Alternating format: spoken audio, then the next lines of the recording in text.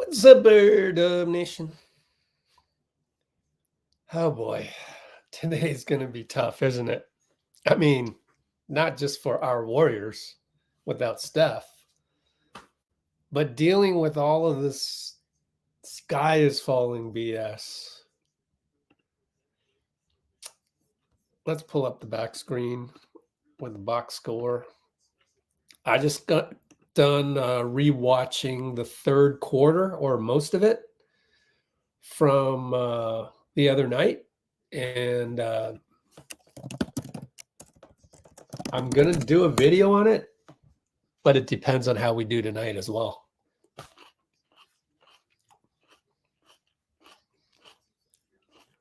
So I said what I said in the comments. Despite me really trying today to counteract the negativity out there, it's going to be hard for me. So you got to cut me some slack tonight. If you're a casual that says something that's off base, if you are a regular that says something that just doesn't jive with all the times we've done a live stream, I'm calling you out. And, but we'll also talk about the other night. And I actually recorded the B-roll of the X's and O's analysis of the other night. Again, third quarter. We'll talk about that soon. So I didn't get a chance to get my pregame snack. I'm also wearing the Anta Klay Thompson 11 hat for good luck because I think Klay is going to break out. All in all, though, love you, RJ. I love the fact that you're on here rooting for the team. There are no reports. You're seeing tweets. You're seeing aggregated tweets. You're seeing bullshit. I mean, I don't need to tell you that. You knew that. And yet you still don't have a 100% grasp on fake news. The good news is that in California, it has become a law. So if you look on the latest article that I wrote, which is, a little harsh on casual fandom, you will see down here that the state of California is going to require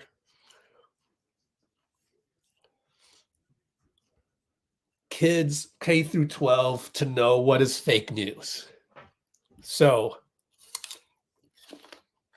sorry for eating in your face, but RJ,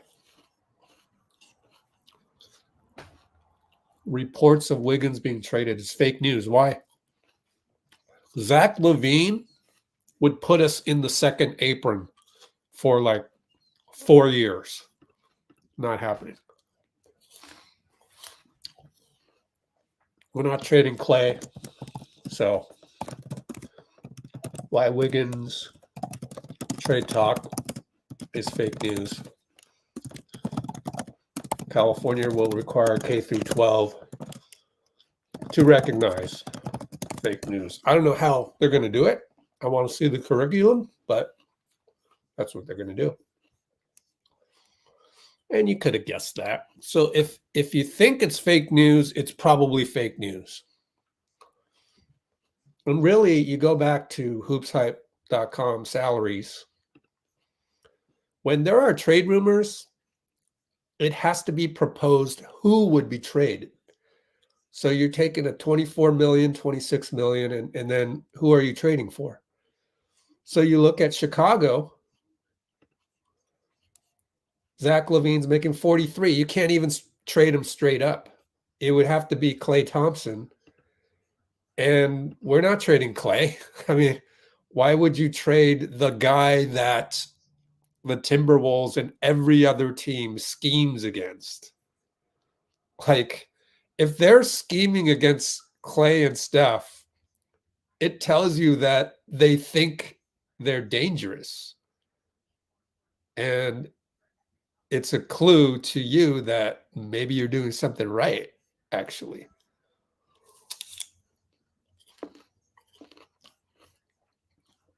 So that's how you do this, RJ. You go to the salary cap table and you see if it's even possible. Wiggins for Levine, not possible. You'd have to throw in another 20 million. Klay, mathematically possible. In real life, culturally impossible.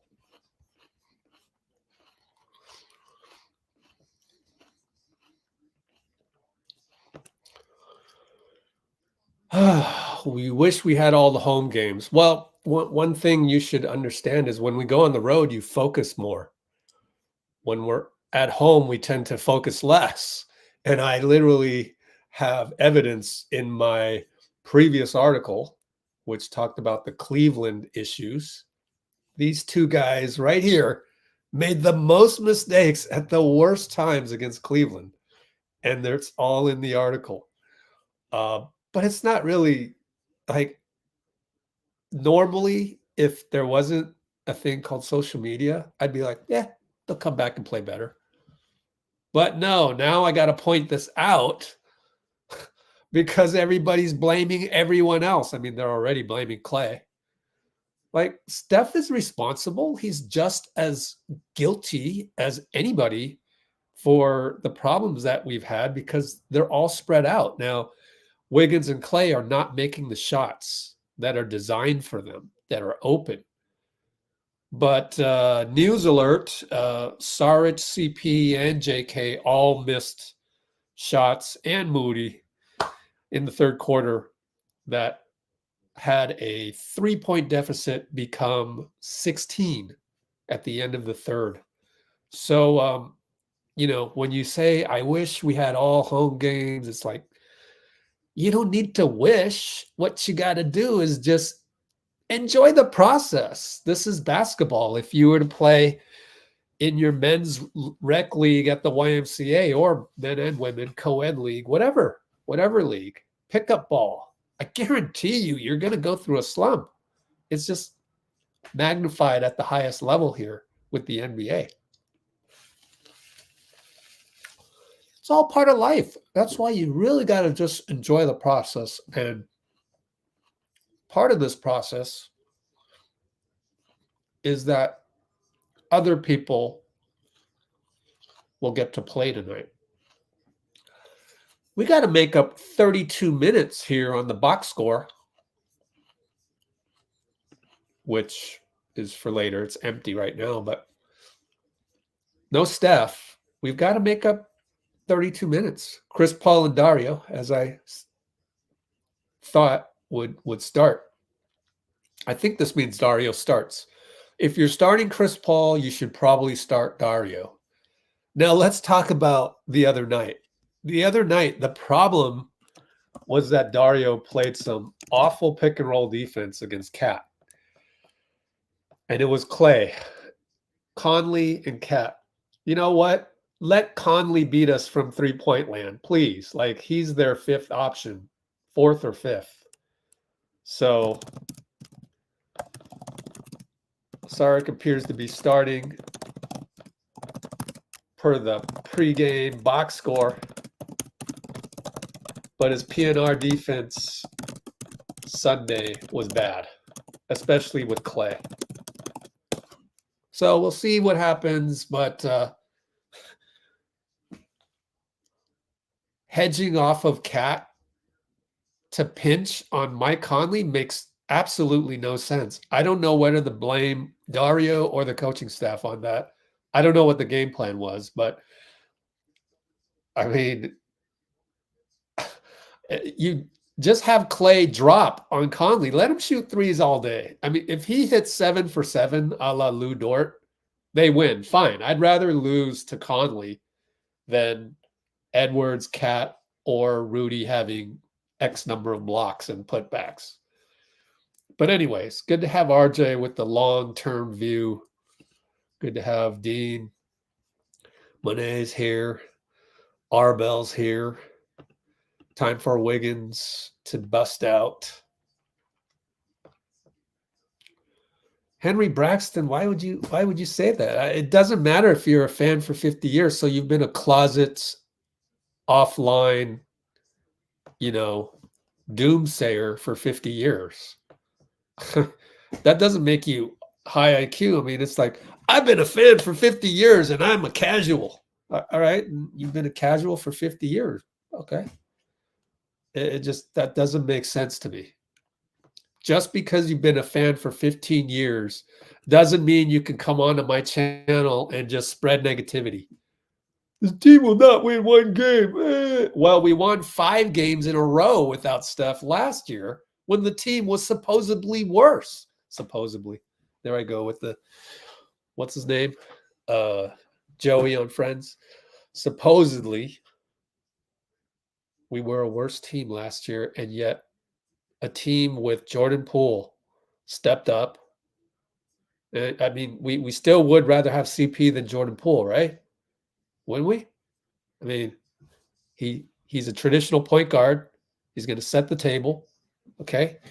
I mean, granted, the argument could be made if JP knew that Steph was out and wasn't as loosey-goosey and really tried to play point guard, then JP is more talented. Okay, I can give you that.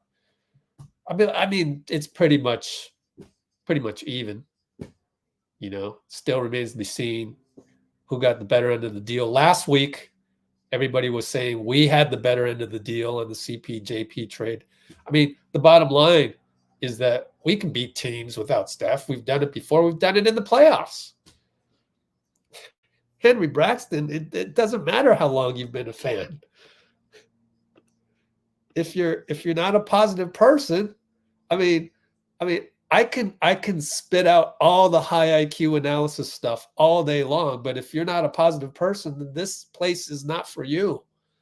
If you're going to just come on here every single time and complain about something, well, you're a complainer, and you've been a complainer for 50 years, I guarantee it, because people who complain now have always complained.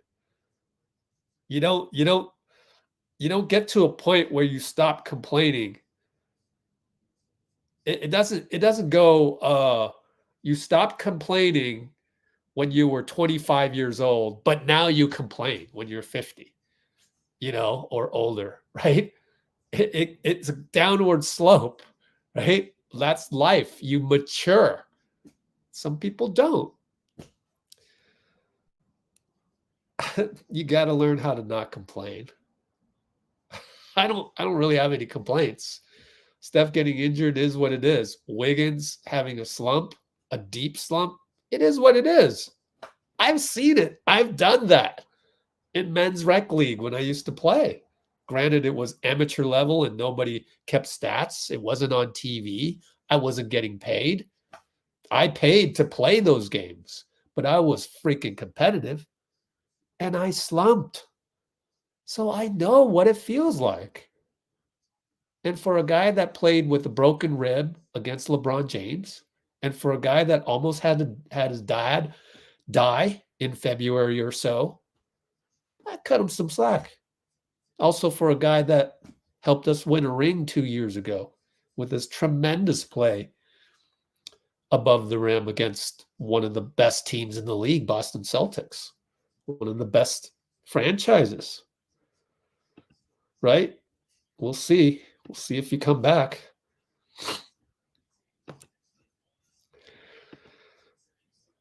All right, Dario. Need more Looney minutes. Oh my gosh. We got a guy that actually wants Looney with more minutes. You don't get more Looney minutes with more TJD minutes. Gui Santos is with the team. You sound whiny, Antonio, and this is not the place for complainers. Gui Santos brought up before tip-off. You can't want TJD minutes and also say you want Looney minutes. That makes no sense. Unless you don't want Dario minutes, and that makes no sense because you're starting Chris Paul, and Chris and Dario have a fantastic chemistry going on. If you can't see that, then I don't know what you're watching. Oh my gosh. Can we just stop complaining? Let's stop spreading lies. You don't stop giving Klay. You don't stop making plays for Klay and Wiggins, two of the most prolific scorers in Warriors history. So you're going to give up on them? Oh, they've missed shots for 3 straight games or whatever it is. They've missed shots for 3 straight games. Let's bench them. Let's trade them. Well, thank goodness you've never been my coach in rec league. What kind of faith is that to have in your players? Good Lord, man. Antonio's not a happy person. I mean, do you really think Antonio came on here with specific gripes? Do you think Antonio came on here with specific gripes about the Warriors that ruined his day? That he had to comment on LetsGoWarriors.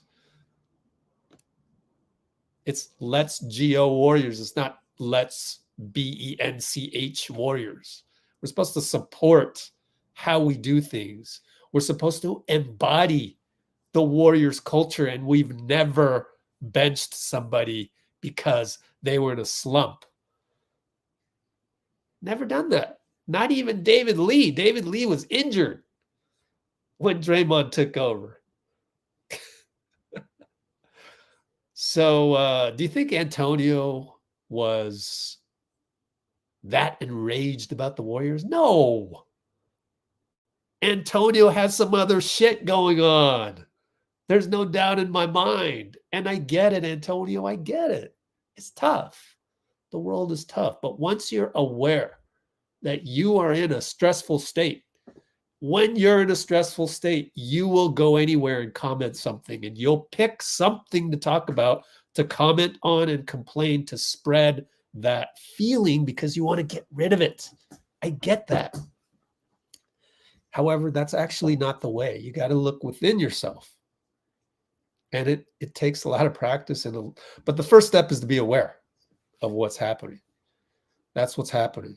So I wish you the best, man, because there's something else going on that's got you in this state. Think about it.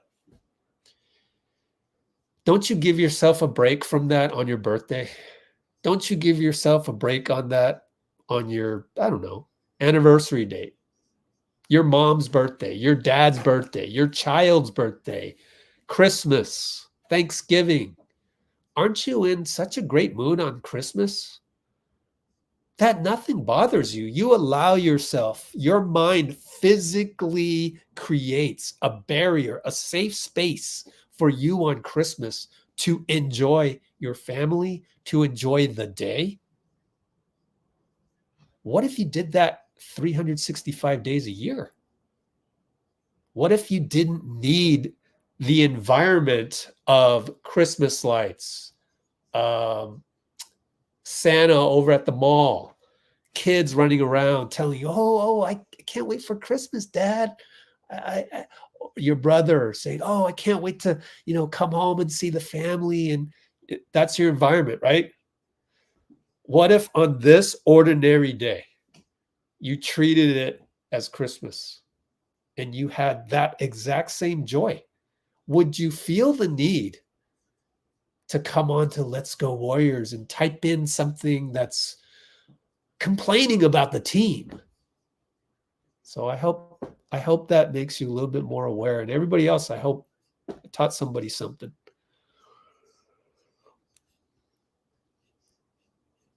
Yeah, hopefully it's Draymond. Yeah, that's a good theory. Wiggins could have not been able to train. You know what? We should get his trainer on here just to talk about that. Luckytrey with the good high IQ comment, the speculation, the ability to be curious, the ability to maybe want to learn, maybe want to, Because then you bring that up and I go, well, you know, I could just go ask Wiggins' trainer. So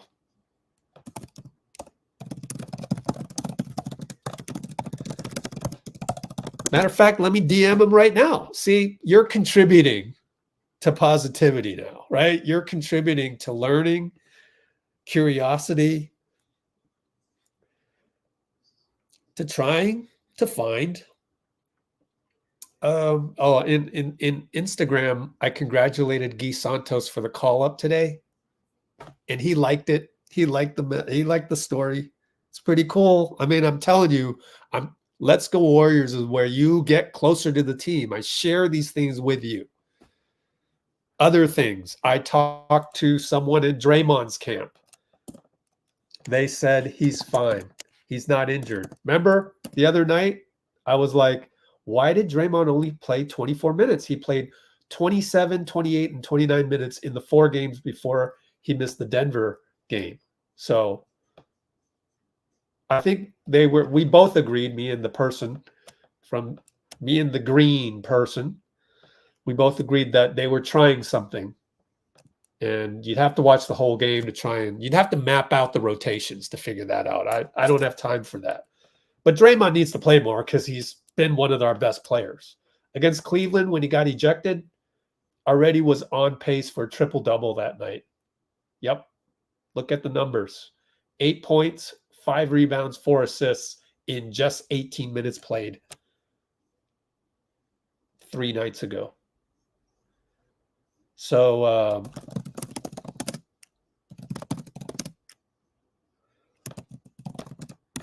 let's see. So I talked about Gui Santos. It's in the article, by the way. Go to LetsGoWarriors.com. Go to the latest article, which is this one, Timberwolves. We're talking about the Warriors after the game, giving us great respect for our system when casuals are throwing our system under the bus and basically saying we need to give up on the Splash Brothers and trade for Zach LaVine. Okay. You don't get it.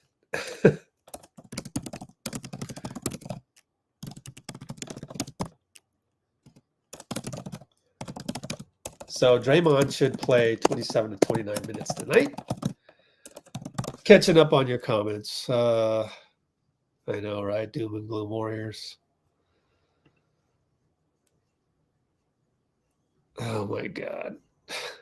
Just because we haven't played a couple rookies doesn't mean we don't trust them. You just don't automatically cut minutes from Jonathan Kuminga, Dario Saric, and or Moody or Chris Paul suddenly after a 3-game losing streak. I mean, good Lord. All the gambling. Oh, really? Wow. Tell me more, guys. We're about to tip off. See, look at me. I'm being curious. Tell me more how gambling promotes negativity. Like, I can guess, but I don't know for sure. I'm thinking that it just gets people more riled up, etc. I get that. What's up, Dean Chambers? Can you come onto the live later? I know, right? You still got to love the team. This is still the best team to root for out of 30. We have the best owner. We have the best player. We have the best supporting cast. And we have the best coach for this culture. We have one of the best GMs. We have one of the best arenas. We don't have the best announcers, so that's why I'm here. No, I'd be here even if our announcer was great. About to tip off, and Draymond won that tip. He really wanted the tip. Hey, Draymond really wanted to win that tip. I'm proud of him. 24-35 mark. Look at us run that wheel. Klay airball. Oh gosh, Klay.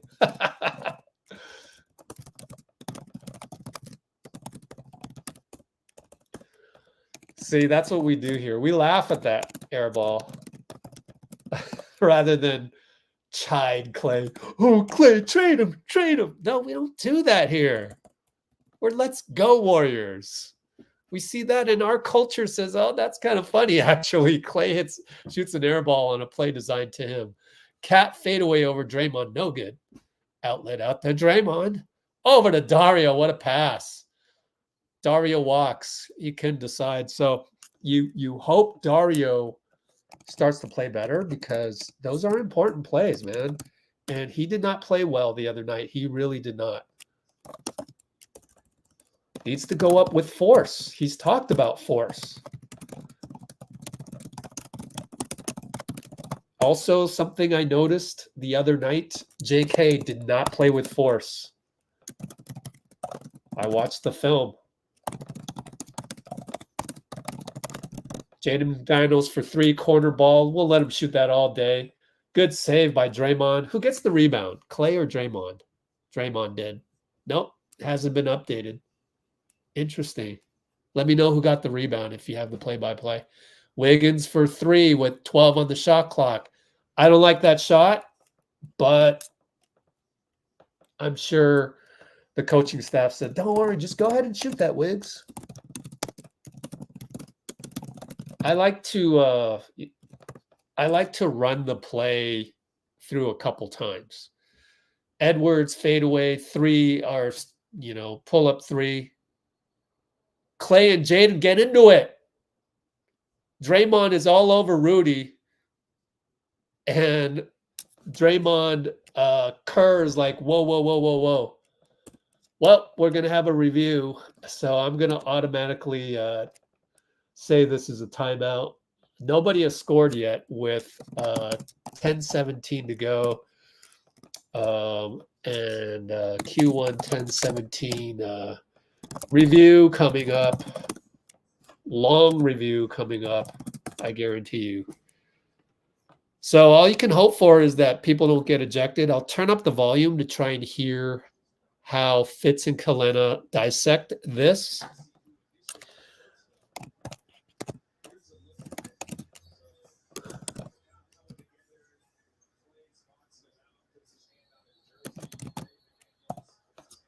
Yeah.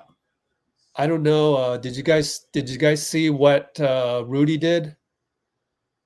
I think Jaden ought to be tossed. That's a clear flagrant on Jaden, I think.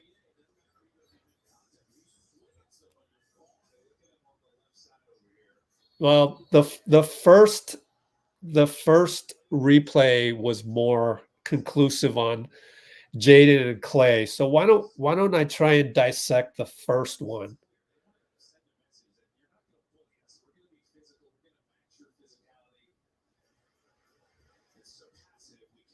Okay. I think Klay and Jaden is quite simply double technical because you can't really figure out who started what. So that's my assessment on that. In my opinion, double tech. Let's move on. But now the issue is Draymond.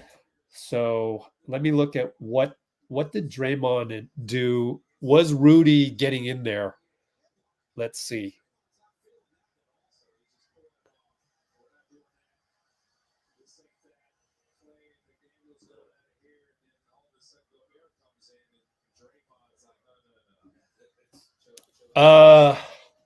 They're gonna give double techs on Rudy and Draymond. They're gonna get double techs on Rudy and Draymond just because. But if Rudy never lays a hand on Klay, then Draymond never comes in. But let's just do double tech and move on.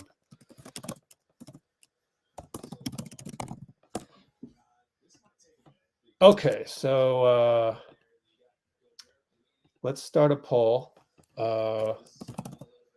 Double text for all and move on. What do you guys think? Jasmine says Dre's getting ejected. I mean, yeah.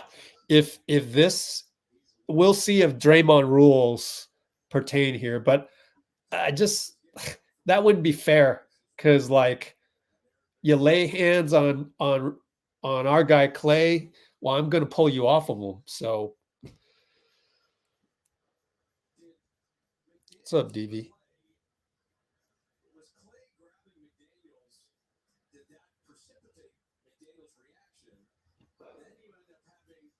I mean, I wouldn't be surprised, but that would be a reputation thing, and that would be Draymond rules again, and that would really be unfair.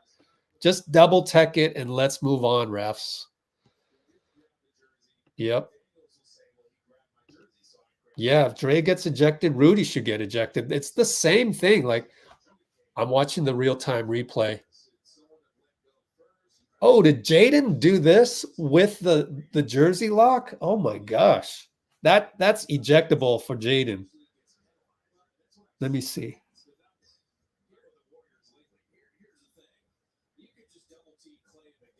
Oh, later on, Jaden does this right in the face of Klay.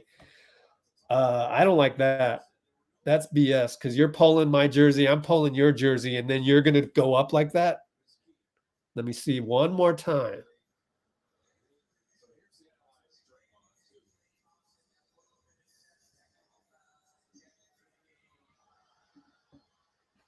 Uh-oh.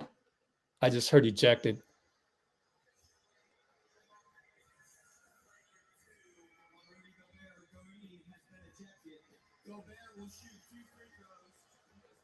Nothing on Gobert. Draymond gets a flagrant 2.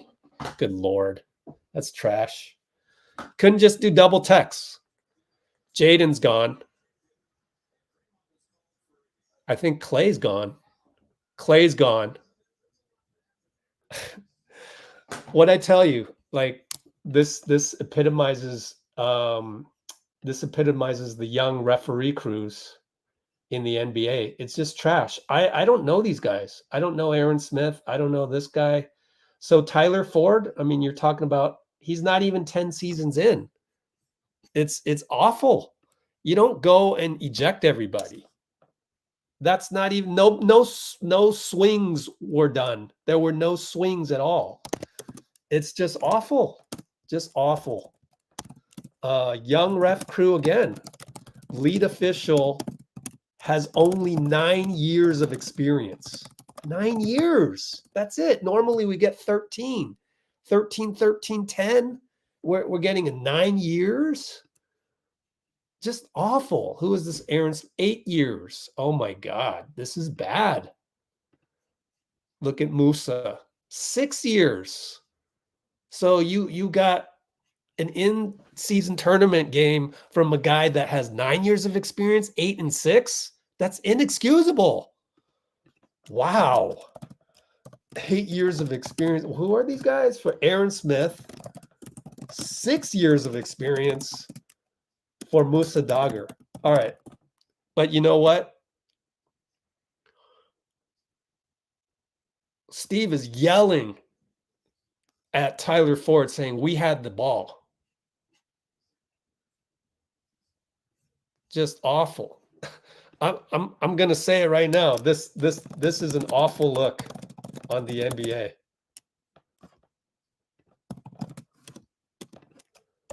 This is why is it Minnesota ball?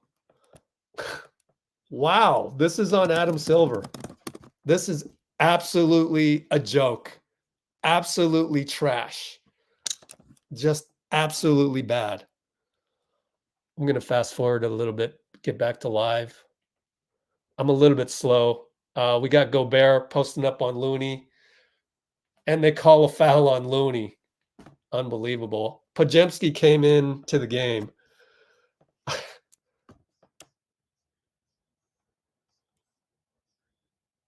This is absolutely BS. Absolutely BS. This, I've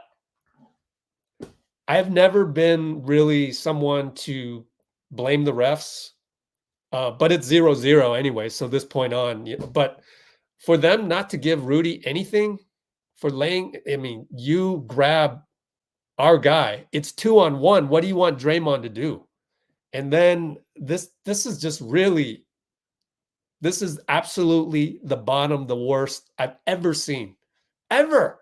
I don't think I've seen anything worse than this. It's absolute trash. I mean, why don't we just send in Trace or Lester Quinones? Why don't you just go punch Rudy? Just go punch Rudy. And by the way, Wiggins drive tipped out. Punch Rudy and have him punch back and let's eject him. You know, I mean, is that what you're making me resort to that? So this is absolute trash. I'll end the poll because it's irrelevant at this point. But absolute trash. There's not a single NBA media guy that's going to agree. Dario for 3. There's not a single NBA media guy that's going to agree with the refs here. Throw them out? I don't even want Jaden McDaniels thrown out.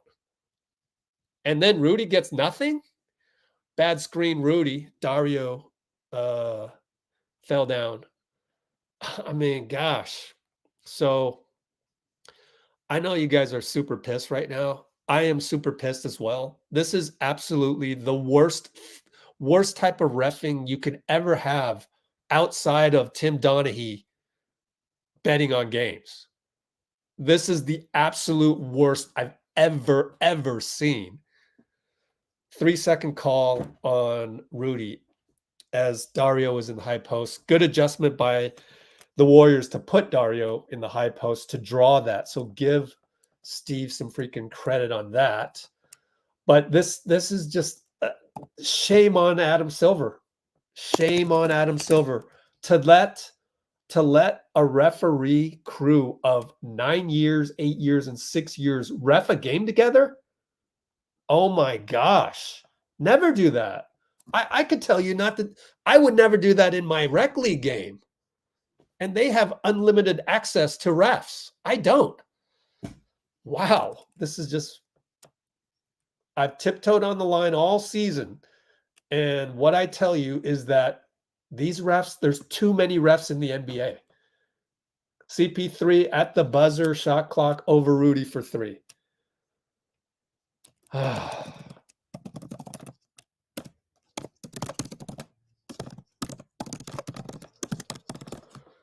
Wiggs with the steal on Ant. Let's just keep watching and let's let the joy of the game get us through this, guys. Let's let the joy of the game get through this. These refs, they definitely need to never ref an NBA game again. BP, beautiful attack of, I mean, CP got the attack. BP got the finish. Good floater finish. I'm so pissed. I don't think I've ever been this pissed. Wiggins with another steal against Gobert. Beautiful. CP loses the ball. He's lost that concentration. He doesn't have the killer instinct anymore. We need the pissed off CP. I would recommend let's just not talk about that travesty. Let's just move on, and for the love of the game, let's just watch the game the way it is. It's like someone came in, ransacked your house. You've got to deal with Conley misses badly, CP rebound. Next time out, I'll talk about this. CP looking for Wiggs, doesn't go to Wiggs, goes to Wiggs. He shoots a 3, no good. BP, I told you before the game, BP would make a difference, and he got a rebound. But Dario misses a 3, and Wiggins, good hustle to force it out on Jaden, who, Nikhil. I was like, is that Jaden? They kind of look like each other. He's like a smaller version of Jaden.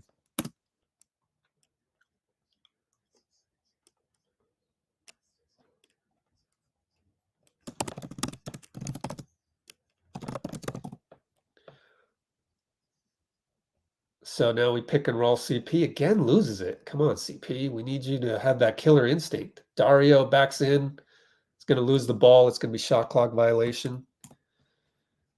So as I was saying, let's just. I'm not going to delete any comments that trash the refs because they deserve it. Adam Silver deserves it. And I'm going to leave what I have on the screen right there. But we got to move on. And actually, I'm going to take it off because we got to just move on and just enjoy the game of basketball. Ant Edwards, no good on the drive. Probably some good defense there. Wiggins was covering him. CP against Ant, pick and roll Looney. CP attacks, but goes out to BP for 3. Missed it. Wiggins tap offensive to CP. Misses it, though. Wiggins again. Gets all over Rudy. Loses the ball. Too bad. I think that was a legit loss of the ball, but Wiggins is playing great. He's playing great. Stick-to-itiveness is what that's called. There's a timeout.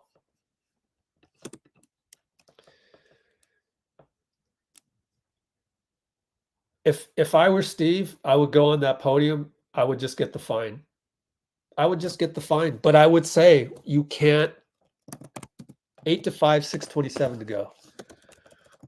You can't put a ref crew with 8 years of experience, 9 and 6. Those are not even one guy has 10 years of experience. But we move on. I told you we should just move on from it.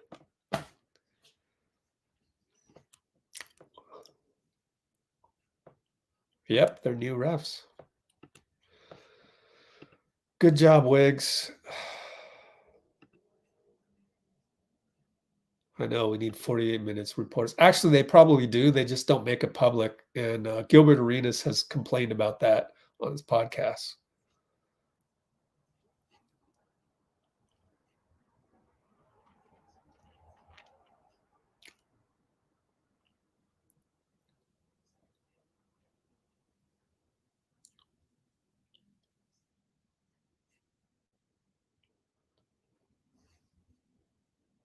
I mean, I guess I agree with this. So, hey, Dray, next time just push him.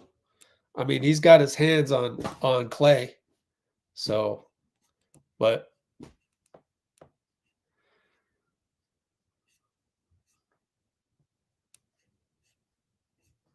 it's not that Adam Silver is soft. He's actually pretty cruel with his suspensions and stuff. But Adam Silver is ignorant. He's ignorant. He doesn't know what to focus on. He's a marketing guy. And that's where the game has suffered. David Stern was a basketball guy.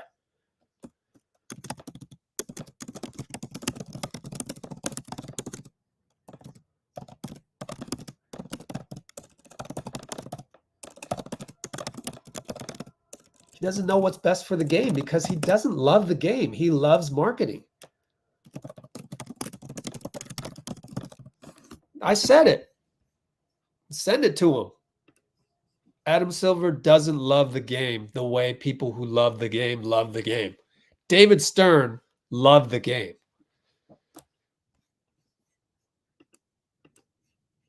We love the game. He doesn't.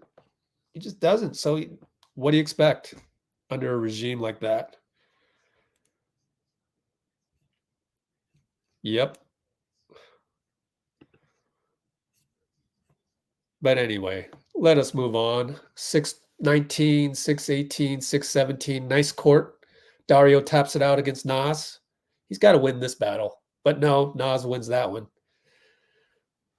I would definitely take out Dario anytime CP's not playing because I didn't like Dario's play from third quarter. I watched it right before this game. BP fake 3 back to CP. He gets fouled by Nas Reed.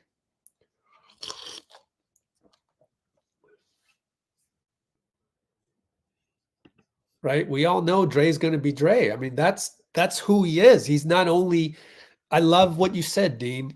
So, Jasmine, that's the thing is that's part of the package. You're going to get the thug in Dray. And by the way, we need that. Yeah, I would love to have a – I don't know. Who was a thug back in the day? Larry Smith, one-dimensional thug. Wiggins finally makes a shot. 20-footer. So good to see him.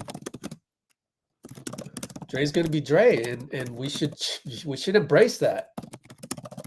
Well, we can't. I think that's basically what I was saying when I said, what do you want him to do? Tell him next time to come in and just shove Rudy. I mean, it is what it is. Dray doing that. I'm glad he did that. We're going to be the one channel where we say, I'm glad that he did that. Cat 94 feet later after the miss by Wiggins, I think it was. So we're up 10-9, 5:06 to go. Down to BP in the corner against slow-mo. 9 on the shot clock. Gets a pick from Looney. Shoots a 3. Tosses it in. BP. I'm telling you, man.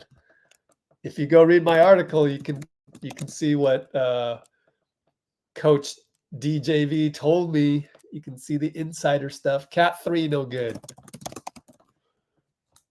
Created just enough space. JK looks at a 3. No. Wiggins will shoot the 3. Back rimmed it again. Gosh.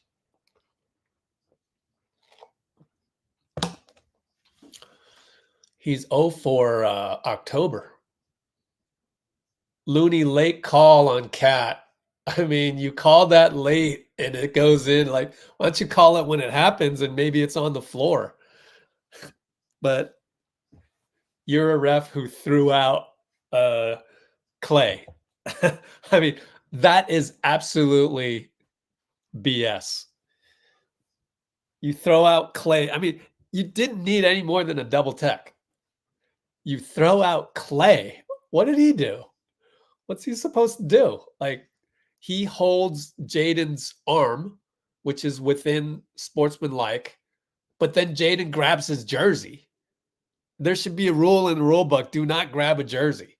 Grab the arm, grab anything. Don't grab the jersey. GP, baseline slam via BP. Oh my gosh. But right, there should be a rule.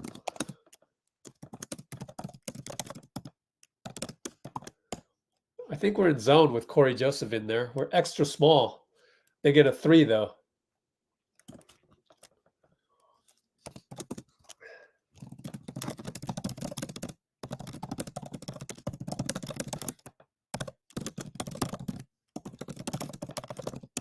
All right. BP right side. Looks like Minnesota's in zone. Looney left open, and he hits a baseline jumper. Loon Dog with the shot outside of the paint. Not bad, Loon Dog.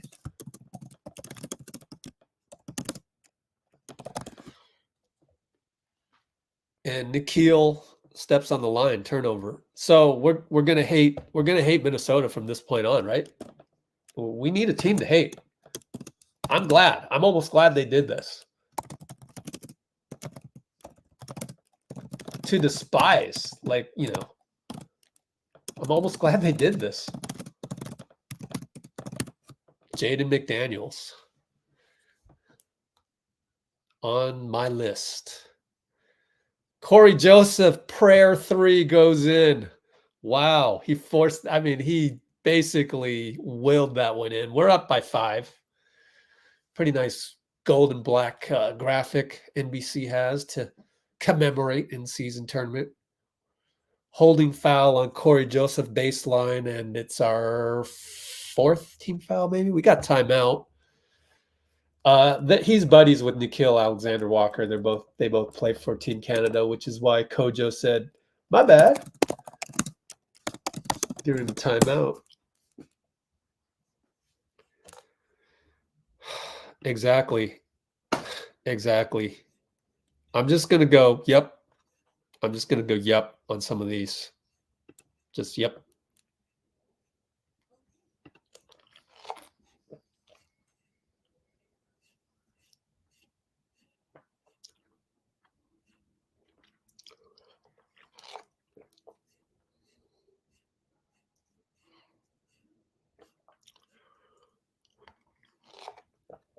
I'll tell you what.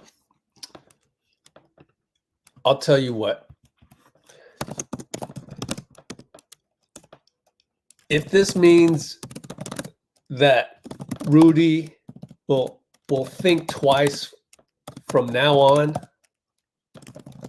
about entering a Warriors confrontation, then that was well worth it. You're 7'2", man. You're bigger than anybody on the whole floor, and you're going to go up to Klay? Come on, man. So Rudy's on my shit list. Like, don't put hands on Klay. Get your guy out of there, right?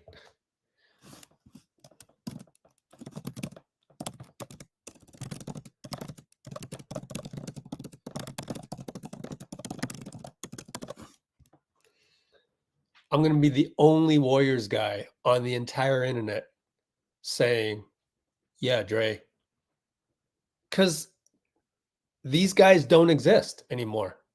Charles Oakley does not get drafted at all. He doesn't get signed. He doesn't get a two-way, nothing. We need more goons to protect our guys. Who's going to protect Klay out there?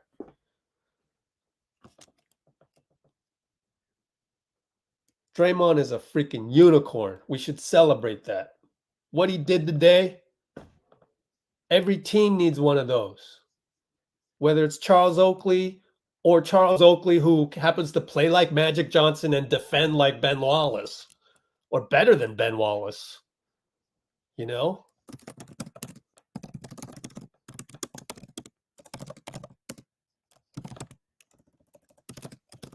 The archetype of Charles Oakley does not get signed anymore. Sad to say. We're back to action. I will rant about this as each time out. Maybe take a restroom break next time. We're in zone again. BP collapsing on slow-mo. Slow-mo shoots that slow-mo three. It's a brick. Buzzer sounded. They let it go because I think that's a new rule. GP gets fouled, tripped up.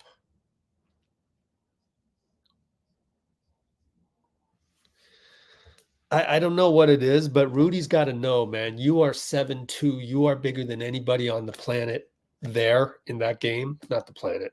Planet meaning Chase Center.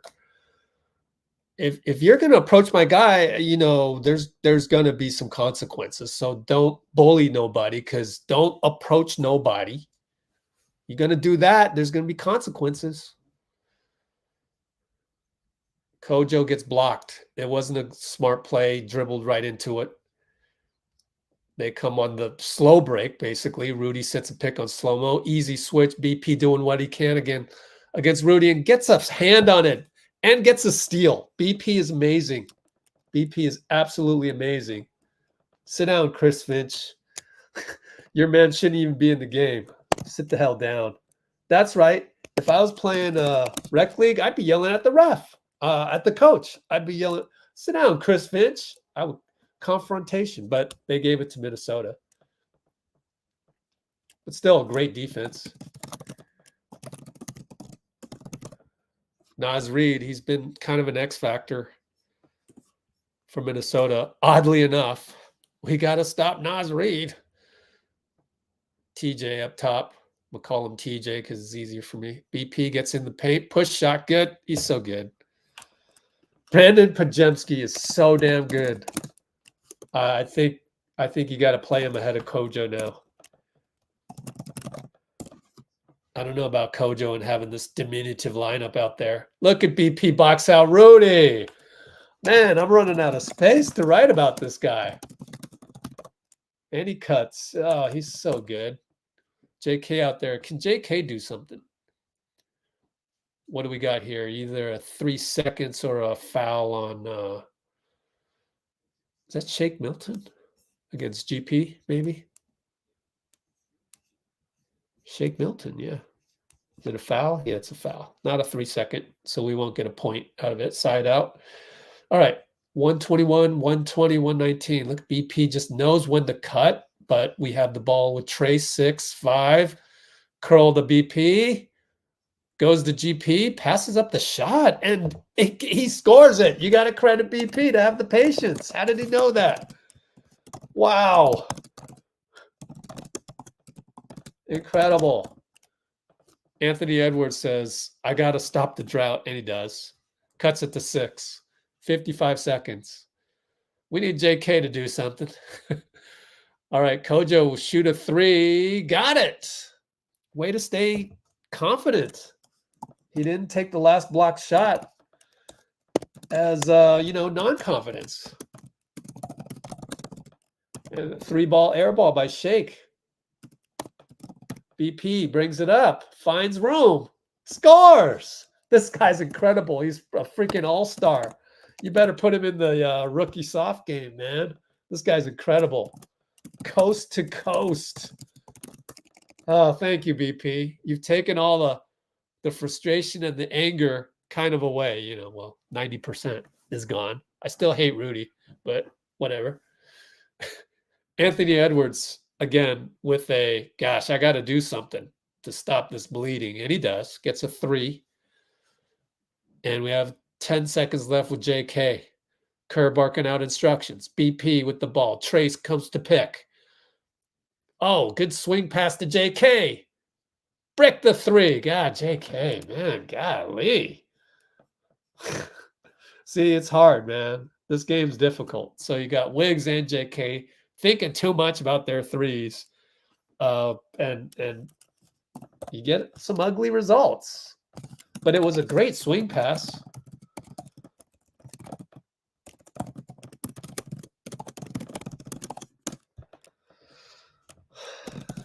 They're thinking too much.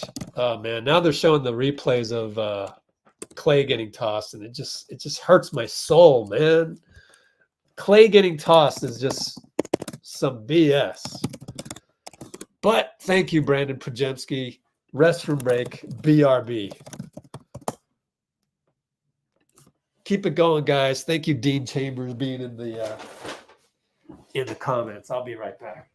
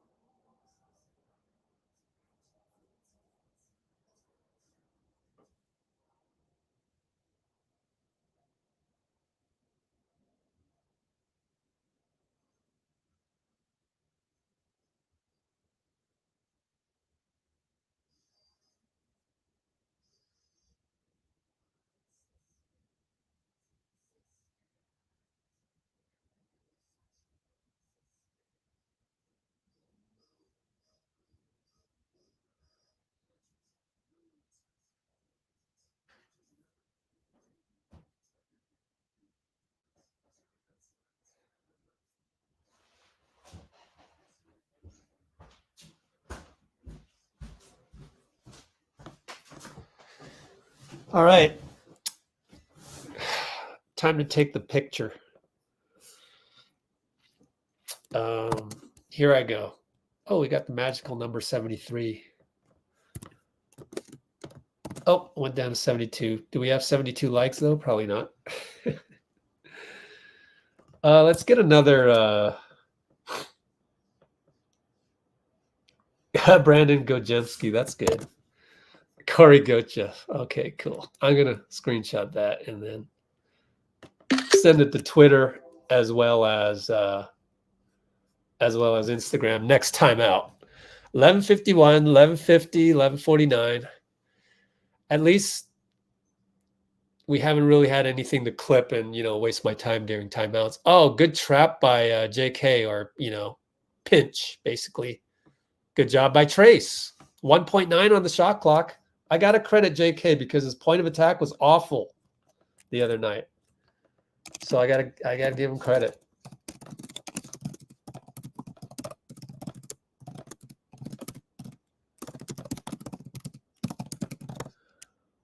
Rudy way in the corner, shoots it. Air ball. I thought you're supposed to let that go and let him play. Oh, but you're a ref who only has 6 years of experience. I guess you got to start somewhere, but I mean, they shouldn't have let go. They shouldn't have fired Eric Lewis. That was trash.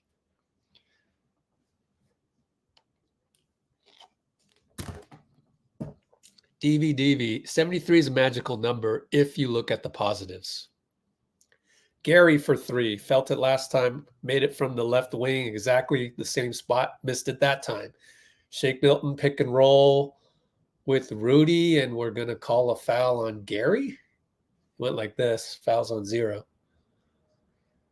Wonder what he did. Let me look at the replay. GP's wondering the same thing. Oh, it's a holding with slow-mo. They're playing games on the opposite court. It was too much of a retaliation hold by GP. Slow-mo against CP. Probably traveled. No call. Carl Anthony Towns from fake the 3. Rudy, tip. Gets 3 tips against Gary Payton. Somebody's got to go in there and hack the hell out of Rudy. You got to just trace. Go in there and hack him. You're a rookie. You got fouls to get, you know. Moody, good attack. Wheeled around. Got the reverse layup.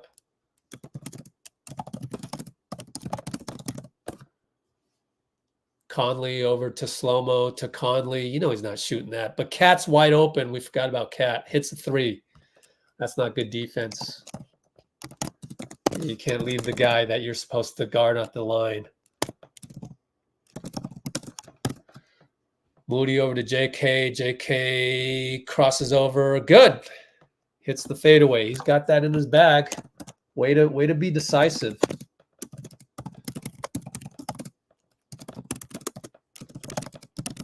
And it was against Cat. By the way, Cat gets an and 1. Spinning baseline against JK. We're still up by 5. It can be 4 now. It's not even any use to argue with that one, ref.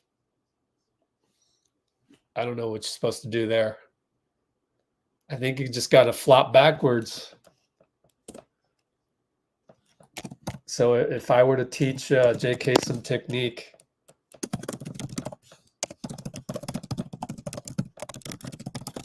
I would get JK in the gym, practice that, 100 times with Trace in practice, and take the flop, take the shoulder, and flop. You got to do that. JK up top, Cat makes some moves, loses the ball completely. Now we got fast break into the corner. We're back on defense, luckily. Well, Cat gets a 3 ball over GP. So now I got to call timeout. It's a 1-point game. 34-33. We're still up, but 9:31 to go. Q2. Let's see what happened over here. I mean, GP just falls asleep. I mean, you got to know where Cat is. Like, do I really need to point that out? Like, oh my gosh. I'm getting a little nitpicky here because you got to execute, especially with 3 Hall of Famers not there.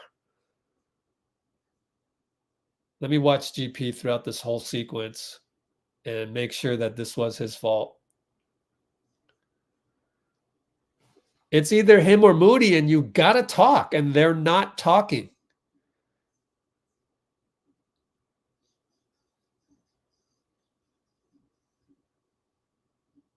That's mentioned a lot on the podium, how guys need to communicate. The guys these days in the NBA, they just don't communicate. They don't yell at each other, and we'll take a look at that right now. So that was what? 9:31, so about 9:40. Q2, Cat 3, GP, Mo, rotation, poor. So let's take a look at that.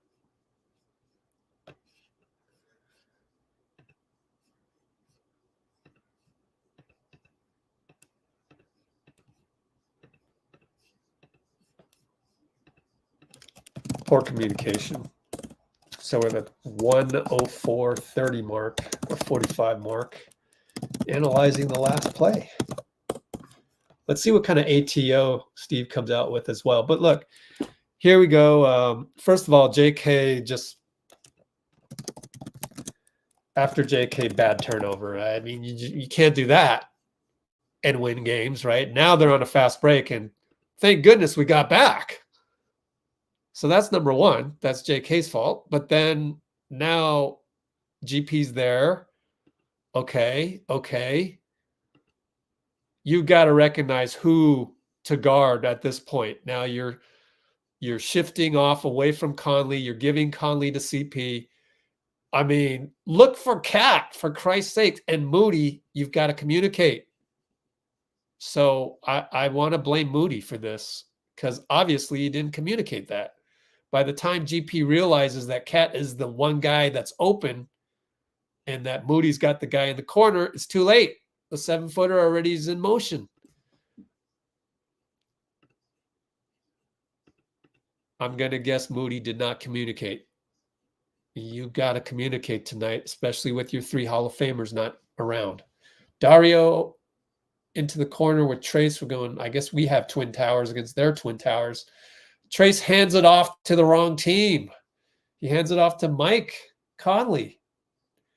Cat with all the extra sauce on the drive. Rudy is taller than everybody. Moody does a good job of closing out. So now Slow-Mo gets the ball down the lane. It's good. And I don't know. You don't have Steph or Klay. I mean, I think this is the right lineup. Ball goes pick and roll, Trace, but goes out to Moody. Good fake inside Moody on the – wow. Didn't know he had that in his bag. That's pretty good. That was pretty good. Mo, good fake pass. Banker, good. Didn't know he had that. All right, we got to figure out our defense right here. Everyone staying home. Slow-mo CP. Post up. Don't help Trace. And he helped, and I'm glad he didn't listen to me because he got the block. I thought CP didn't need the help, but he did. So I'm thinking now CP needs help. BP for 3.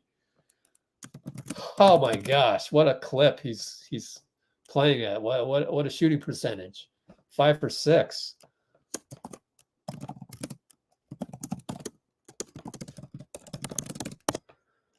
Slow-mo with the easy attack. Our defense is just, we're getting sliced. Too easy there.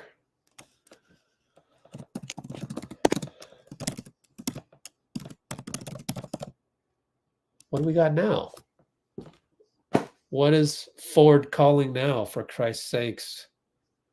Offensive foul on Trace? Yep, we got Dario and Trace are running to the same spot, and I think you got to take one of them out, but then we're super small. Looney comes in. Oh yeah, I forgot about Looney. Bring in Looney. Cat scores under duress. Good bucket by Cat. We've seen him do that for Team Dominican Republic.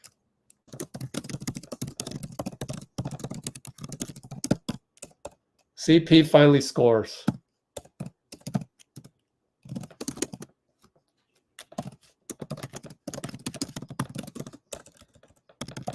All right, let me get my light back on. Cat for 3. No good over Looney. CP rebound. We're in the early break. Pick and roll Dario. Dario gets it. Crosses over on Cat. Over to Looney. Cut Moody. Moody's not moving. BP gets the ball up top. Turns the corner on Cat. Misses it. Oh, good take, though. Good turning of the corner. There's a lot of notes on BP because he's a kind of a variable. Mike Conley gets a 3. We're going to be down by 1.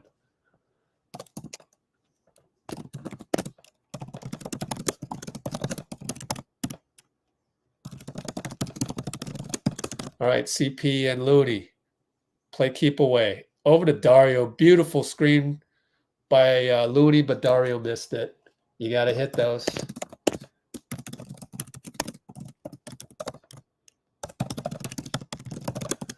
Cat against Dario, right wing. Fakes a handoff. Loses the ball. Moody, 2-on-2. 1-on-1. He'll take it. Fouled. Calls a block. Thank goodness. You never know with these refs. They have it in them to call a ridiculous charge. clearly moving, shake.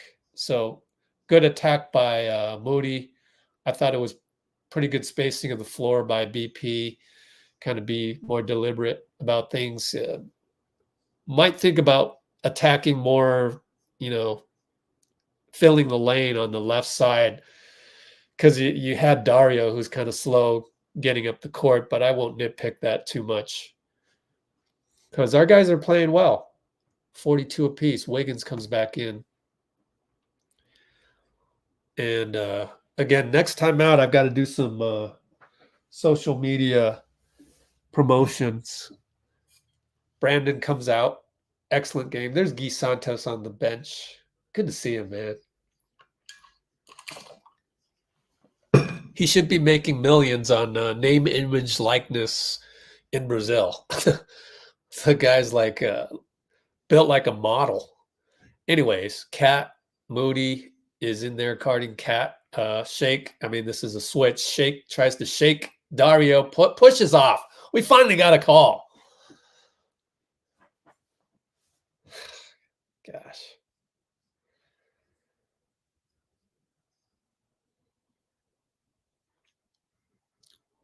Yeah, pushed off clearly on the replay. 5:47 to go. Shake in foul trouble? Is that why he's coming out? Or yep, 3 fouls. Good. Force them to move a chess piece because now they got to play deep into the Tony Brown. He doesn't normally play. Kojo over to BP. Oh, BP came back in. I thought he came out. Oh, CP's out. So Kojo comes in. No good. Wiggins rebound. Yeah, Wiggs. Over to Kojo. Stepped on the line. I like Kojo's toughness, though. He's got nerves of steel. So there's that, even though he's got no athleticism. And you just don't think any of his shots are going in because we haven't seen him play. We don't trust him yet. Cat against Looney. Kojo's there to show. Good double. No good by Cat. What a rebound by BP. Oh, but he gets it stolen. Now going to get a free 3 ball. Missed it. So all of that kind of is forgotten on the stat board, except for the rebound. Rebound turnover. Wiggins, no reaching foul on Brown. Wiggins again on Brown. Gets a second chance. Jump hook. That's goaltending on Cat. Easy call. Still up 3, 4:48 to go. And are we going to go to timeout right here? Or what's going on? I think so. Otherwise, the refs are taking their long time. Okay. No. TV broadcast decided to milk it. Ant Edwards against Wiggs. Pulls up from 3 over Dario. Foul. Kojo wants a swipe through. What? He fouled him? Foul on Wiggs? Let me see this. Oh my God. I don't know. I need a closer replay. Wiggs isn't arguing, but he doesn't show any emotion. Look ticky-tack from the TV angle, but we probably don't have the right angle. Probably did slap him. Give him the benefit of the doubt on that one, even though, I mean, a high school ref, a middle school ref should be able to see that one, so I'll give him the benefit of the doubt. But I'm telling you, a college ref wouldn't have thrown out both guys. Just give him a double tech. This is in-season tournament game, for Christ's sake. Don't you know what's at stake? $500,000. You bum. These refs are a bum. Tyler Ford, bum. BP push shot. He's run out of gas on that one. In and out. We're up by 1 still. BP all over. Ant Edwards. Cat trying to use the DHL or the handoff. Good help by Wiggins, but Anthony goes sort of MJ mode. I don't really like that comparison because he does not have the grace of Michael, but whatever. Dario behind the back against Nas, draws the foul and 1. Lester off his chair, likes it. So I believe with Lester off his chair in street clothes,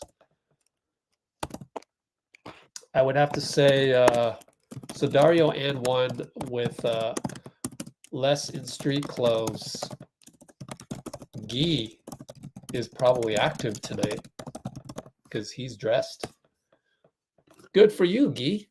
Just getting an active is progress in his career, you know.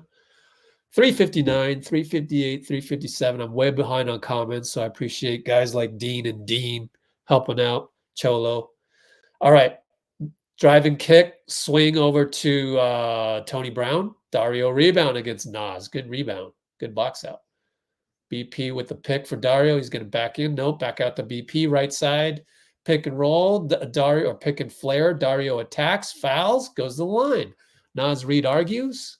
How about giving him a T for going right up to you like that? Draymond would have got a T. Nas Reed, 3 fouls. Good. We need him to be disrupted a bit because he played so well against us the other night. Got to give your props to Nas Reed as I look for my water.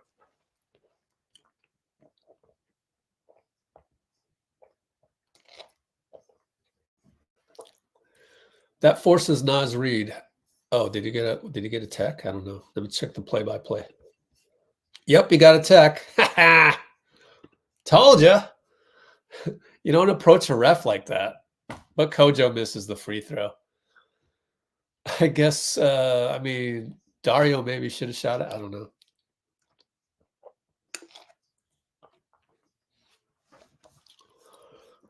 These refs are bums. Yep, these 3. Tyler Ford, he does not deserve to be a lead official. Mark that down. Send it to the league office. Come on, man. 9 years of experience? You need at least like 15. To do the NBA finals, you better have 20. And really, it's 20 years. You got to really understand the culture. And lots of these guys are not from the hood, so they don't understand the culture even. So it takes some time, you know? The makeup of referees should be the same as the makeup of your league. There's a gem. Go clip that one, send it to everybody on the internet. And it's not.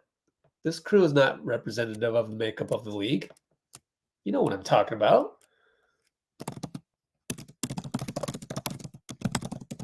That's why, I mean, 3 ball by Minnesota.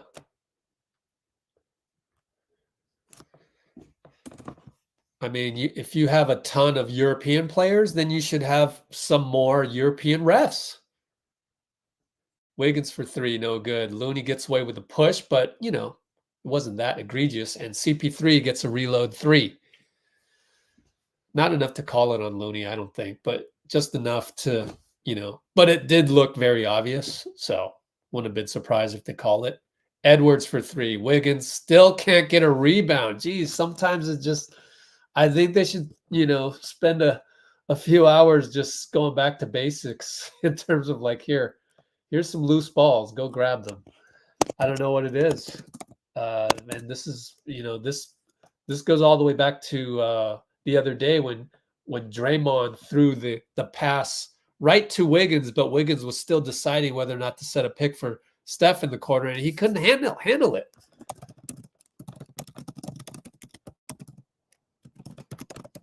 But he gets the deflection this time, so comes right back.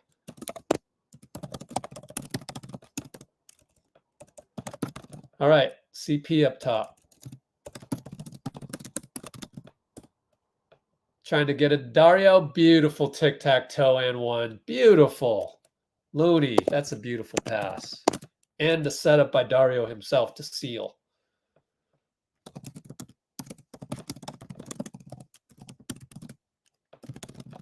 So playing excellent. We go to timeout. I've got to do my social. 55, 49, 214, I believe, with the free throw coming up.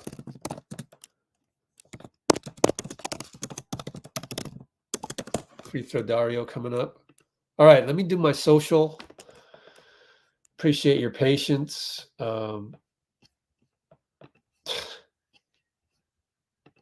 Let's not talk about the travesty. Let's not talk about the travesty. I gotta get this out because I know my viewpoint on referees is a little bit more nuanced than everybody else on the internet. I think I'm qualified. I really do, because I ran basketball leagues. I had 125 teams in the Bay Area at one point. And you have to get refs that represent your league. You don't get guys from that grew up in Beverly Hills to come ref a game at 5151 Union Street, Bushrod, Willie Keys Rec Center in Oakland. Come on. It's ridiculous. And that's why you get, it's like these three refs have never seen what Draymond did to Rudy. You know, that happens on the regular in Oakland. It happened a few times in my league. It's not, no punches were thrown. That's the thing. We literally put that in the rule book. That's the demarcation. We did that. We did the elbow rule. David Stern figured out that it came down to the elbows.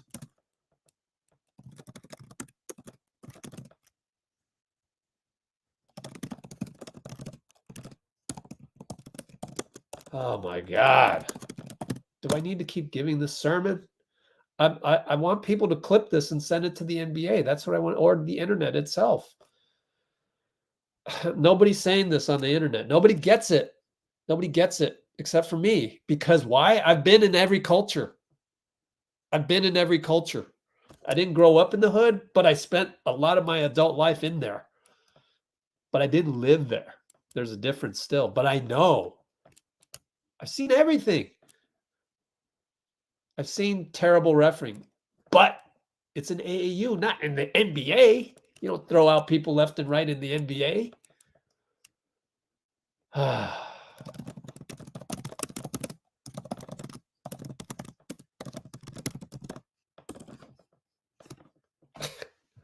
Travesty. Travesty, Adam.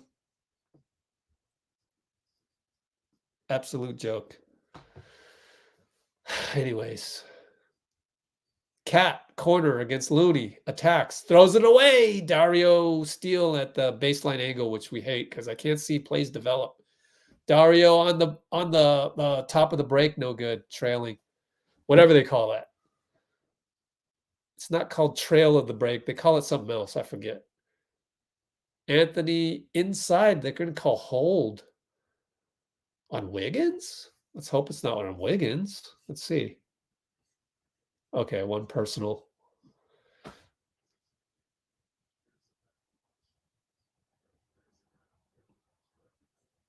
Wow, that's not a major grab. And while they're doing that, they hit a three. So we don't even know how that developed. We need more basketball people doing basketball. See, I mean, again, it's a cultural thing.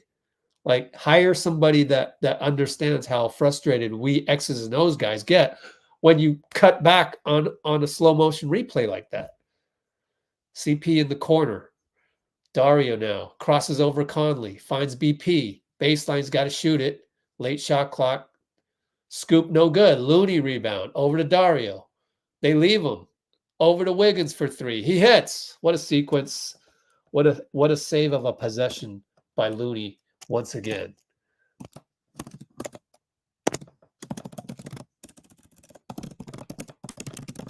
But it's interesting how Dario wouldn't even shoot the shot at the free throw line.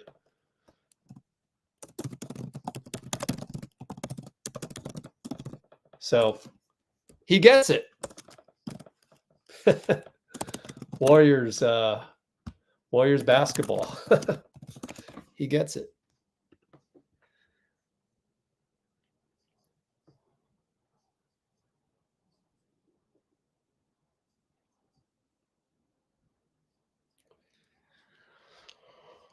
Okay.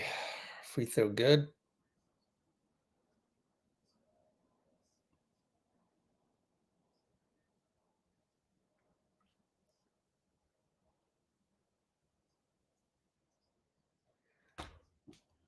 All right, free throw good again. So we're up by 5, 48.2. CP brings it up. Now we're at 20, 19, 18 on the shot clock. So there's a, what, 24-second differential? Oh, wow. It's almost exact.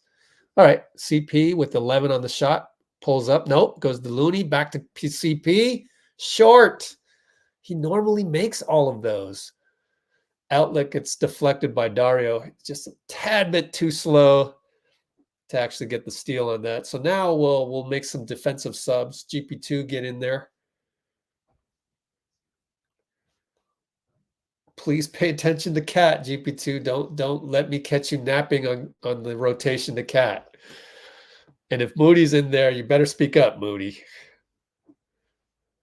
GP on Ant, but Conley brings it up on BP, and no, it's Moody's not in there. GP on Ant. Blitz by Wiggins. He turns the corner still. Bank shot, no good. That was an all-star move. Looney rebound. It's off of Cat. 11 seconds. Pretty good defense. It's all you can ask for is kind of just hope that Edwards misses. I don't know why we don't call timeout right here. Why don't you got 5 timeouts? Call a timeout, draw up something. But that would be, if I were ever to have lunch with Steve, I would say, why don't you just use all 7 timeouts? Like every time they get on in the first half, because you got so many of them. So I don't know. That's what I would ask him, though.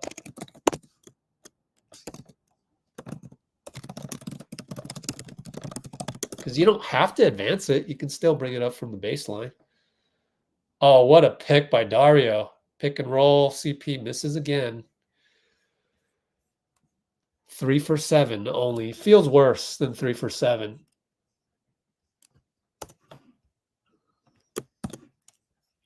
So you can't be mad at the score. You can be mad at the refs, that's for sure. Rudy's going to argue about something. That's where me and Draymond have issues with Rudy. Like, good Lord, bro. What can you possibly be arguing about?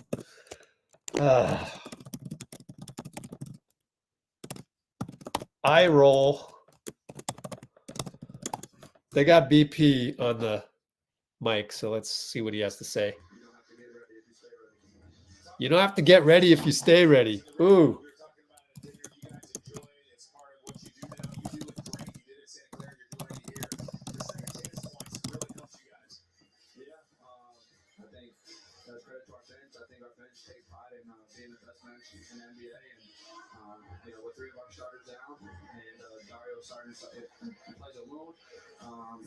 Energy and effort's going to win us this game. Hey, that right eye with the cut and everything, does it make you look more handsome or just make you look tough? Makes you look like a tough, you know what? Thanks for stopping, Brandon. We appreciate it. Yeah, BP. Good job. Anyways, I got to tweet this crap, but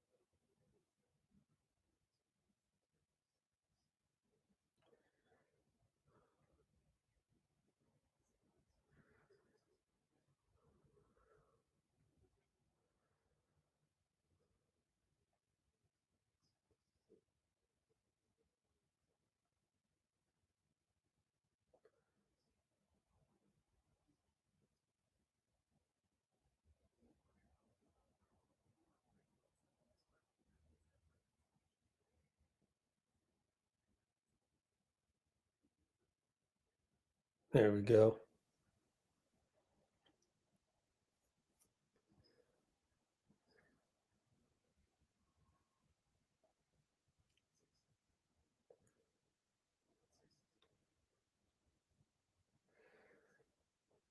All right. I tweeted that.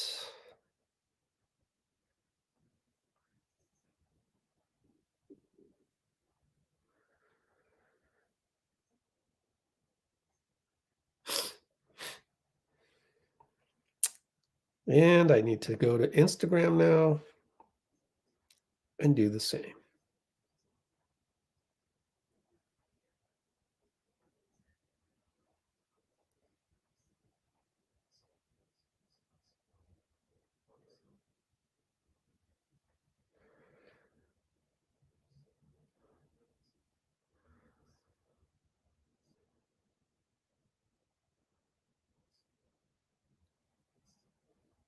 Almost done here.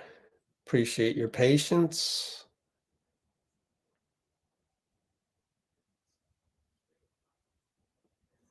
Just got to wait till it uploads in the Instagram story.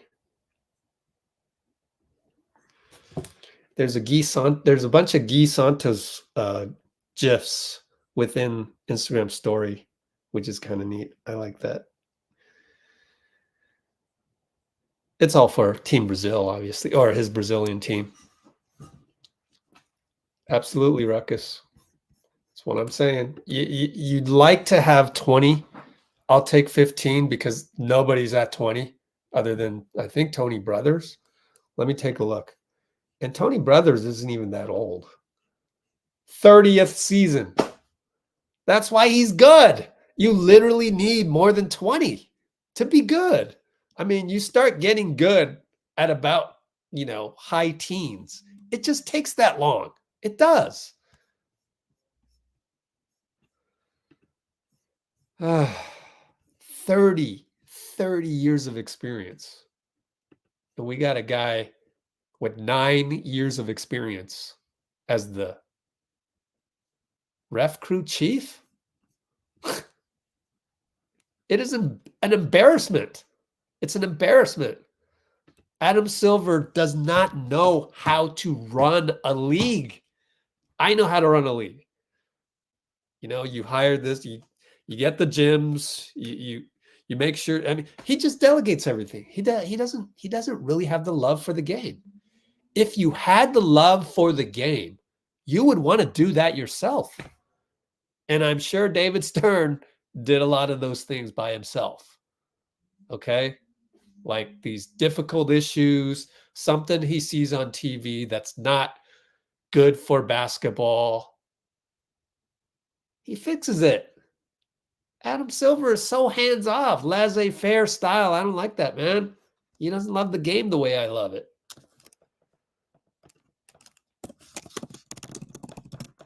So when you love the game, you get your hands dirty and you realize what's best for the game and you go fix it yourself.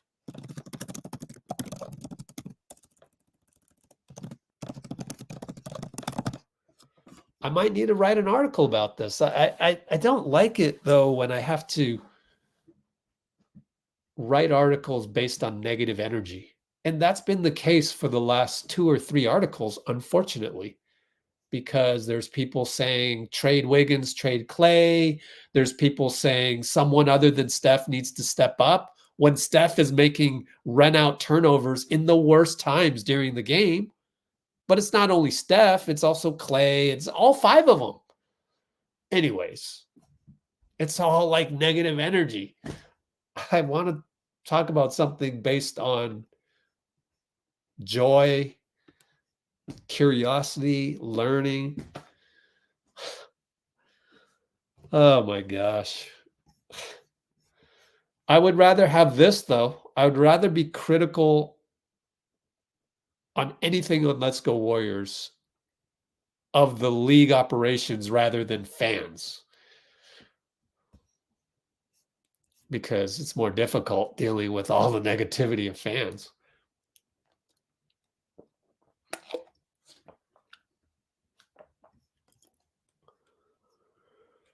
I know, right, Percy? Yeah, Wiggs, by the way, solid. 3 for 8. Still can shoot better from distance, but at least 0 for 0. He's doing well on free throws. 3 steals. So +5 overall. BP +14. You really just got to play him. You just got to play him.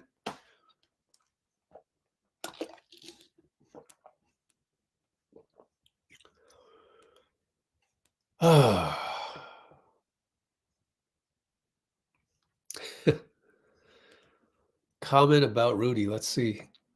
Oh, and then we'll talk about Rudy. Oh, man.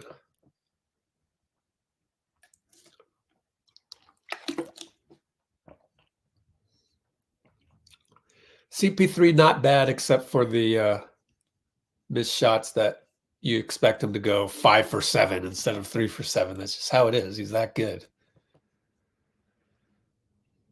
CP3 supporting Curry brand. What does that mean? Literally supporting Curry brand? Or please explain. I don't know what's going on there.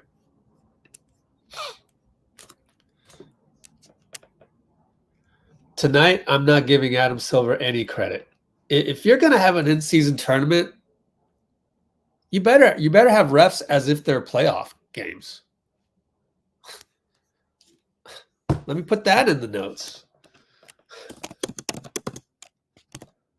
Not cutting Silver any slack tonight. If you're going to have an in-season tournament at all, maybe staff those games like they're the playoffs. Now, granted, Jaden and Klay could have got into that if this was just a regular November game. But it is an in-season tournament game, so there you go. You can't have it both ways. You can't wiggle out of this one, Adam. That's your fault. This is an in-season tournament. You're gonna paint the floor like that, make it like this. Well, if you're gonna paint the floor like that, maybe treat it like a playoff game. Maybe don't eject both guys just like that. I understand. I actually would have been okay with just Draymond being ejected, but Rudy should get a technical because he should not enter the fray either. There needs to be a lesson learned by Rudy that you do not enter the fray. And there really should be Rudy rules because you're 7'2". You're literally always the biggest guy in terms of body mass total. I mean, I know Wemby's 7'4", but come on, look, he's rail thin. Look at Rudy, though. He's not rail thin. Rudy has some weight to it. He just does this, and you're in trouble. So Rudy confronting an altercation, that's got to be penalized. But throwing out Klay and Jaden, I didn't even want Jaden thrown out. Like,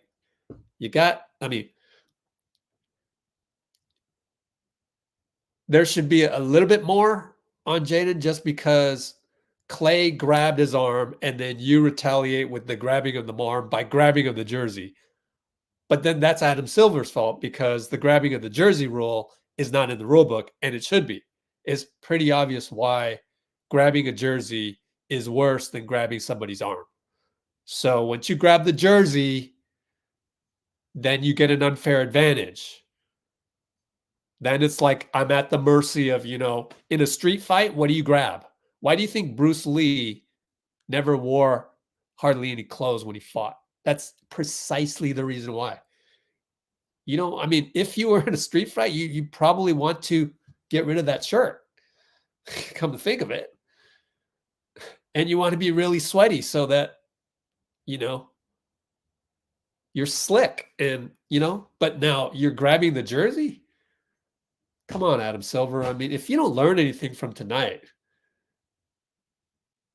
then it just goes to show you that you don't love the game the way I do. I want it to be fair. Again, for those of you coming on board, I used to run a basketball league in the Bay Area, 125 teams. You don't think I was worried about fights breaking out left and right. That's why we adopted the NBA rules. It said you elbow somebody, it's in the rule book. David Stern put it in there because it became an issue.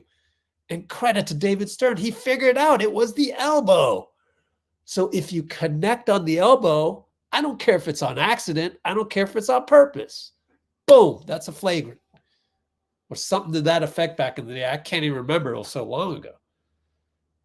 And after tonight, you've got to look at this jersey incident. Is the grabbing of the jersey not in the rule book? We've never talked about it. So I have a feeling it's not in there. You better put it in there. If you're dedicated to this game and you want it in the rule book, and there's got to be a line, because we just saw tonight that Jaden grabbing Klay's jersey gave him an unfair advantage. He shoved back in Klay's face with the jersey. You know how dangerous that is? They ought to review that, and they ought to assess Jaden with whatever you assess with the punching foul. That's just as bad as punching. That's like, oh, I know the rule is that I better not take a swing, so I'm going to grab his jersey and push up with my fists.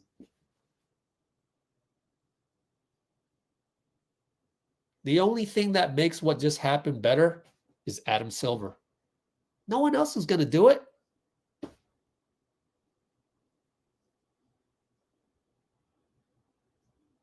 And if I were Klay, the next time any of these three bums, of course, it's really Tyler Ford.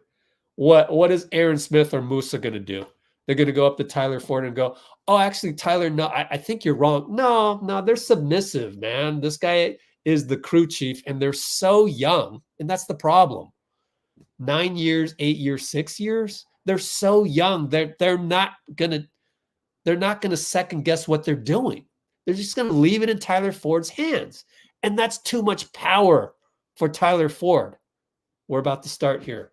So next time Tyler Ford is there, Klay, you go up to him and you say, bro, I can grab a jersey if someone grabs mine, right? Like that's not in the rule book, right? Like tell me about it, Tyler.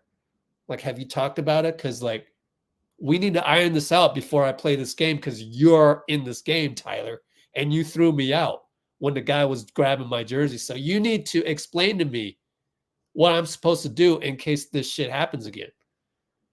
And you just lay into Tyler Ford. You make him feel guilty. That's gamesmanship. That's what you do. But anyways, we're back. 11:34. Wiggins post up against Ant. Hey, that's not easy to do. And I love the fact they went straight to Wiggs right away. And the first one was a turnover by the Wolves, even though I wasn't really paying attention. Nikhil misses a three. Cat versus Dario. Cat got the ball. He's a big dude. Ant gets a reload three up top.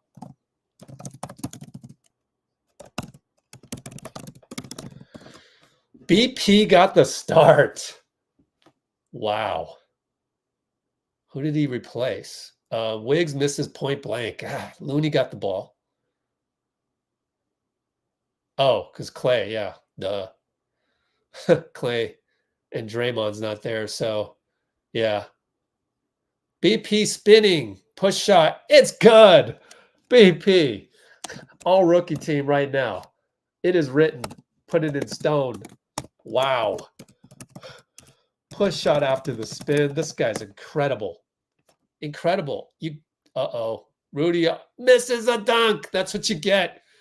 That's going to be on Shaq and a Fool.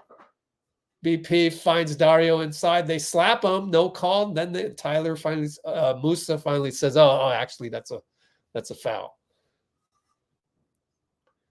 BP talking to Kenny Atkinson. I wonder what about, because that is a beautiful pass. Oh, they're showing the spin push shot over Cat, which is no easy feat as well. Remember, Coach DJV told us it was all about confidence. Wiggins trying to get downhill on Nikhil. That's a foul, no call. Looney rebound. Good job of Looney not to lose the ball, and he got it to Dario. Dario loses the ball,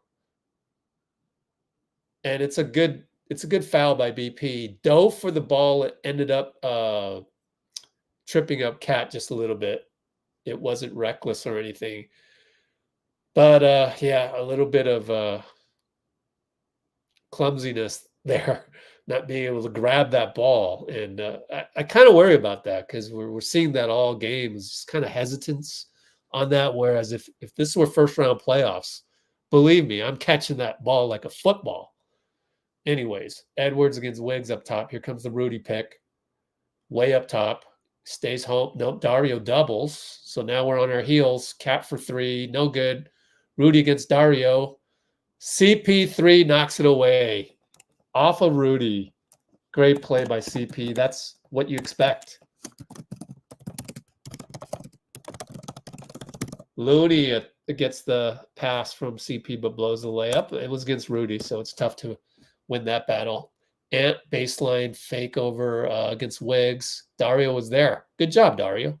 Now he's going to back in Wiggins. Blocked by Wiggs. I hope they give him a block. Definitely deflected.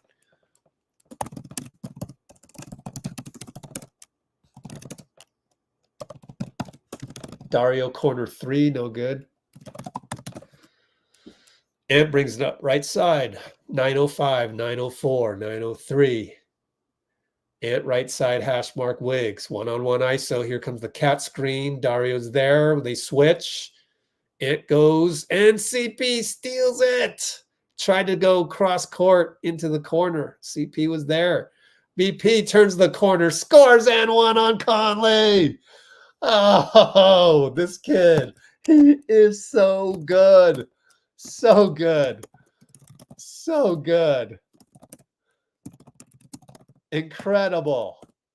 This kid is incredible. Oh my gosh. Steal of the draft. I don't need to see any more tape. We got to get this guy minutes. I mean, he's got to just absolutely vault into the top 7 or 8. I love you, Moody, but BP is producing. And he's scrappy, and he gets rebounds. And when he fouls, he stops breaks. I'm sorry. It's no diss on Moody. This guy's just better. And those are the only minutes. They go alley-oop to Rudy. I didn't see how that developed because of the bad angle from the baseline and not having basketball people doing basketball stuff. CP now feels confident. Shoots from the free throw line and got it. BP against Conley. Love the matchup. Like BP can cover most 1s and 2s. Wiggins reaches in on the Ant drive and gets a steal. We got all the momentum and all the calls our way. We're up by 9. Oh, now it's an offensive foul on Wiggs? I didn't get to see it because I was typing. Kerr saying, tell me to challenge. I want to challenge this. Wow, that's as clean a freaking screen as you could ask for. You got to be kidding me. But 9 years of experience. Lead official, 9 years of experience. We're going to get some trash calls. I feel like I'm at an Asian tournament. Like, golly, the NBA can't do any better than Asian tournament. Unbelievable. There's a hip check by Cat not called on CP. Doubled his Wiggs in the corner. Loses the ball. See, that's the thing. Wiggs has been dealing with that all season long. It's a plague. It's a disease. I would literally get in the gym with whoever's available and just go after loose balls. Just you got to get that back into your. Cat attacks strongly, even with Dario there. He goes past Looney for the bucket. We're up 7. BP up top to Looney, 7:17 to go. Wiggins is open. Looney got the pick, but he hits back rim yet again. Well, the one that he made earlier didn't give him enough momentum. Look at that textbook turn of the corner by Mike, but Conley throws the ball away. Thank you. CP deliberating, throws the ball away. Oh my God, is that CP or Steph? What's going on with the mindless turnovers? Ant downhill, misses it. CP rebounds, so we can forget about that bad turnover. gets manhandled by Ant. Ant's like, what did I do? You fouled the hell out of him. Back to 24 seconds as it was a backcourt foul. I don't know what he's arguing about. How many fouls on Ant? 1. He's got 4 turnovers. We take a timeout. 68-61. Good guys. 6:43 to go. Sorry, I've missed a lot of your comments tonight.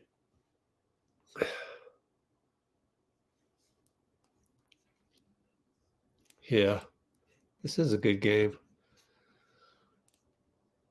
Oh, what did I jinx? Yep. That's exactly me and Jasmine on the same wavelength. BP is, oh my gosh. Oh my gosh. You don't even want to know. You don't want to know.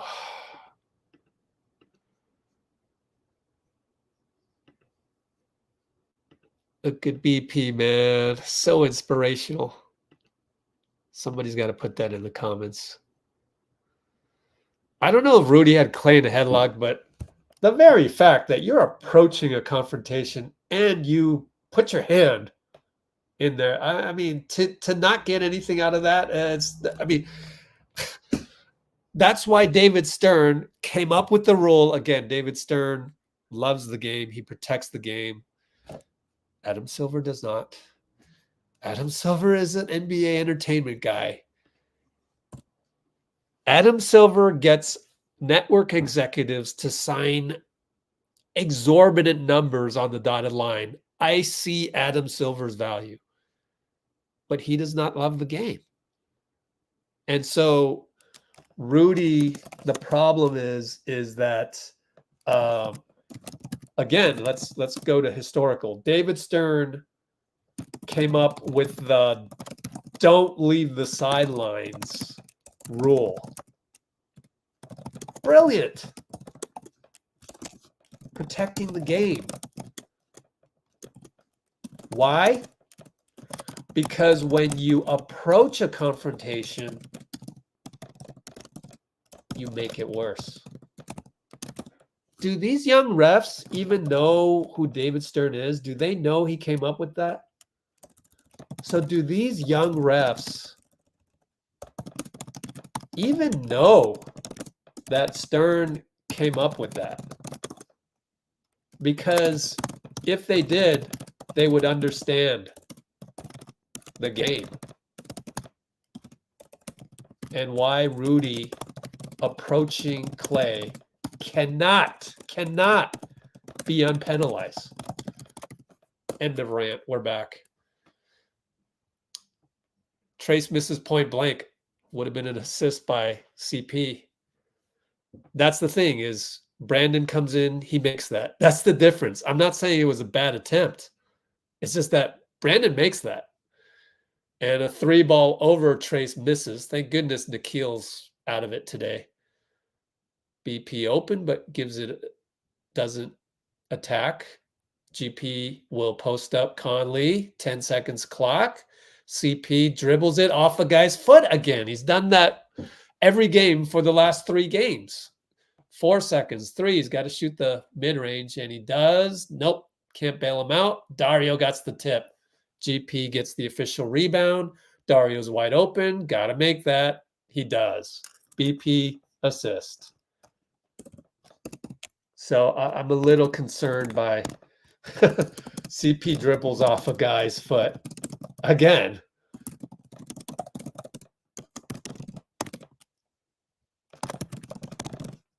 BP assist. Good job, BP. Way to get rewarded on the stat book.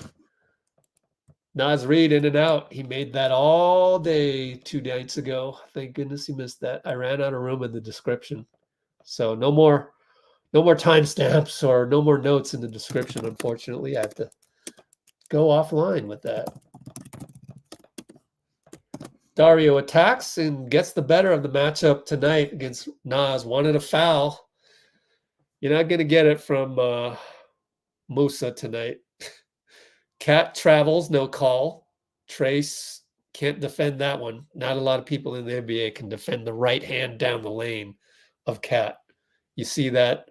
You saw that a million times in the World Cup. Not a lot of people in the world can cover that. CP will pull up for three. It's an air ball. I don't know what's up with CP. He's just not quite 100%.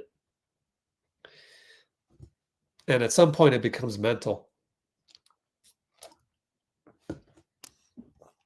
But to airball that is just strange. Strange. What's up, Gui Santos? Anyways, Kojo gets in there to cause some havoc. It's out of bounds on Nikhil. The thing is Kojo knows everything about Nikhil. Team Canada teammates. So he'll get under Nikhil's skin. I love it.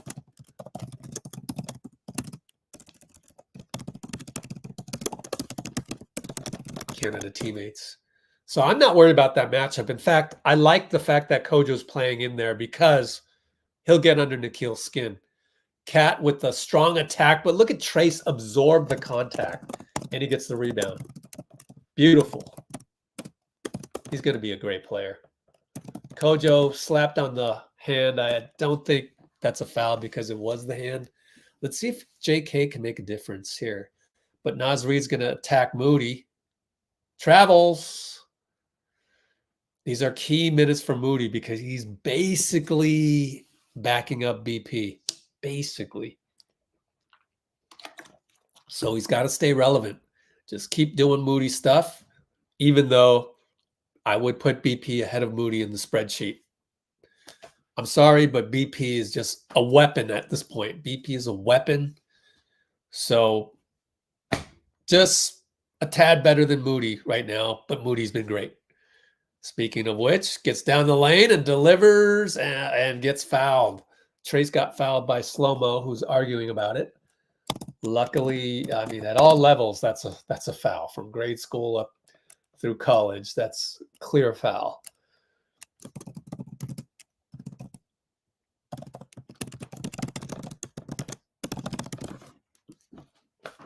Real happy about that. Man, what's Twitter saying? Is anybody else bringing up the fact that our lead official tonight has only 9 years of experience? You'd want double of that, you know? Nobody on the internet is saying that, right? Like, they don't know. You know, I'm tired of taking a back seat on some of this. Sometimes it comes to a point where you just got to pound your chest and say, I'm the expert. I know how this works. I've assigned refs for more than a decade. And you got to get it right. There's no blueprint for it. I can just tell you based on what I know in my brain. So good defensive sequence right there by the young second unit. Good team D leads to a turnover. Trace up top, handoff. JK fakes a three, drives on Nas, gets doubles. Somebody's open. Got to swing that faster. Trace with 6 on the clock. Kojo corner. Gets slapped, no call. So you got to swing that faster.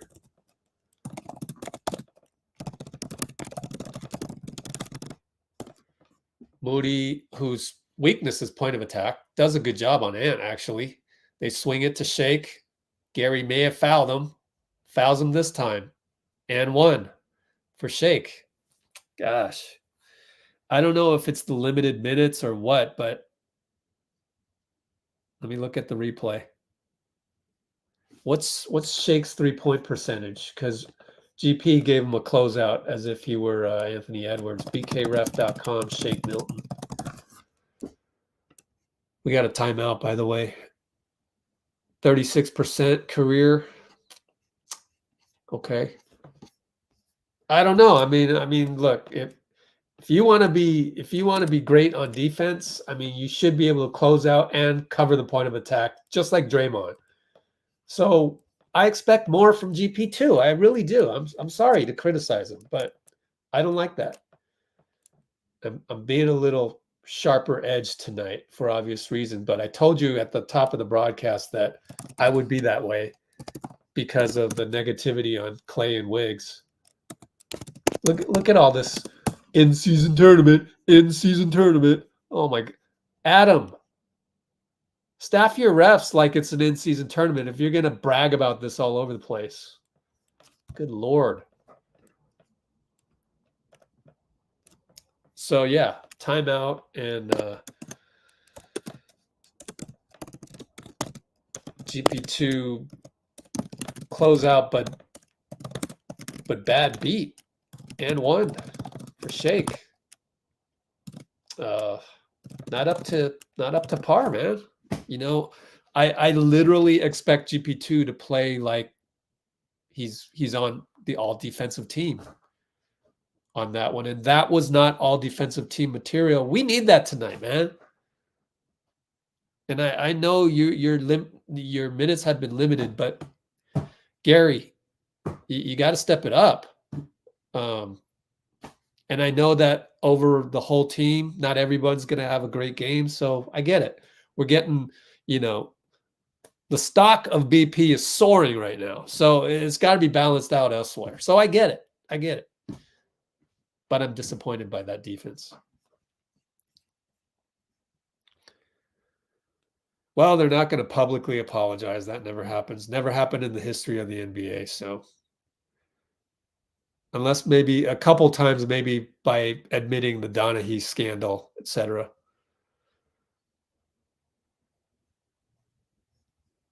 Okay, this guy, you don't come on to Let's Go Warriors and throw Klay and Wiggs under the bus. You just don't do that. We love Steve Kerr, so you're on the ropes. This is not the channel for you. There's this thing called X that Elon took over. That's where you say these blasphemous things. So go over there. And if we hear one more from you, please, Blue Wrenches, take care of it. One more from that person. All right, we're up by 9. Moody turns the corner on Edwards and scores. I mean, maybe you got to figure out a rotation where both Moody and BP play. Just maybe that's what you do.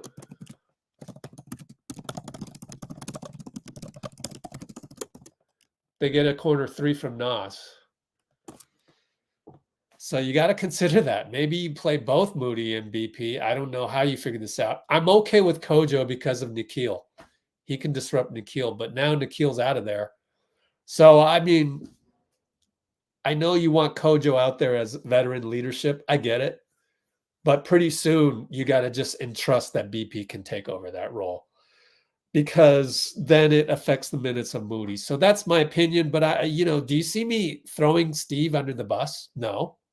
So learn how to, voice your opinion. Moody, Saric, JK now. Good hesitation dribble, draws the foul. That's his bag. It's fun to watch what's in JK's bag.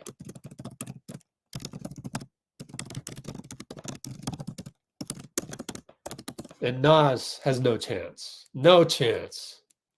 I love that matchup. 4 fouls on Nas. No, I disagree. Disagree. Strong disagree. JK earns it with his bag and athleticism. So disagree with that one.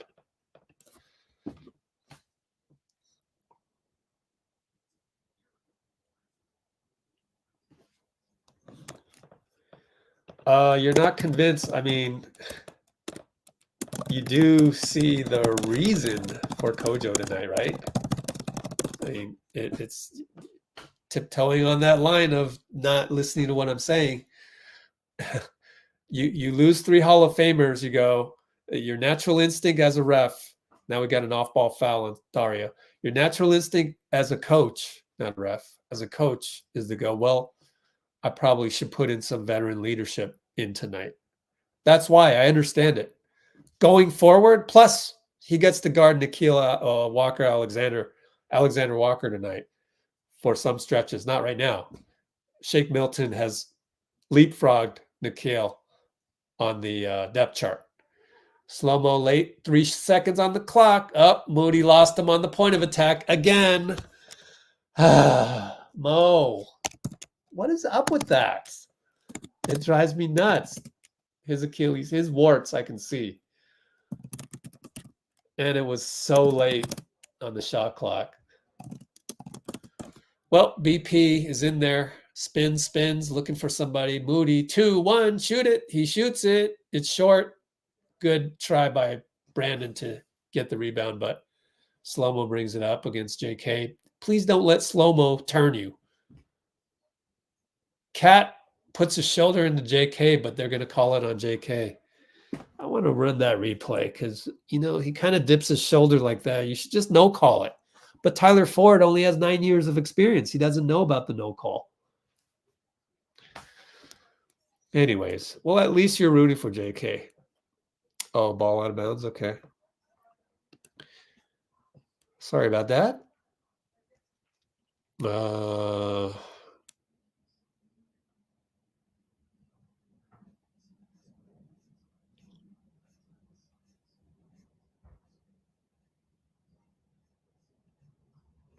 Oh, Robbie. Oh, my gosh. You don't want to know, Robbie. You don't want to know. All right. We're up by 5. It's tenuous, but we still got another quarter. 52 seconds. Wow, my stream just died. I hope my Wi-Fi didn't die. That would be a problem. I better go check it.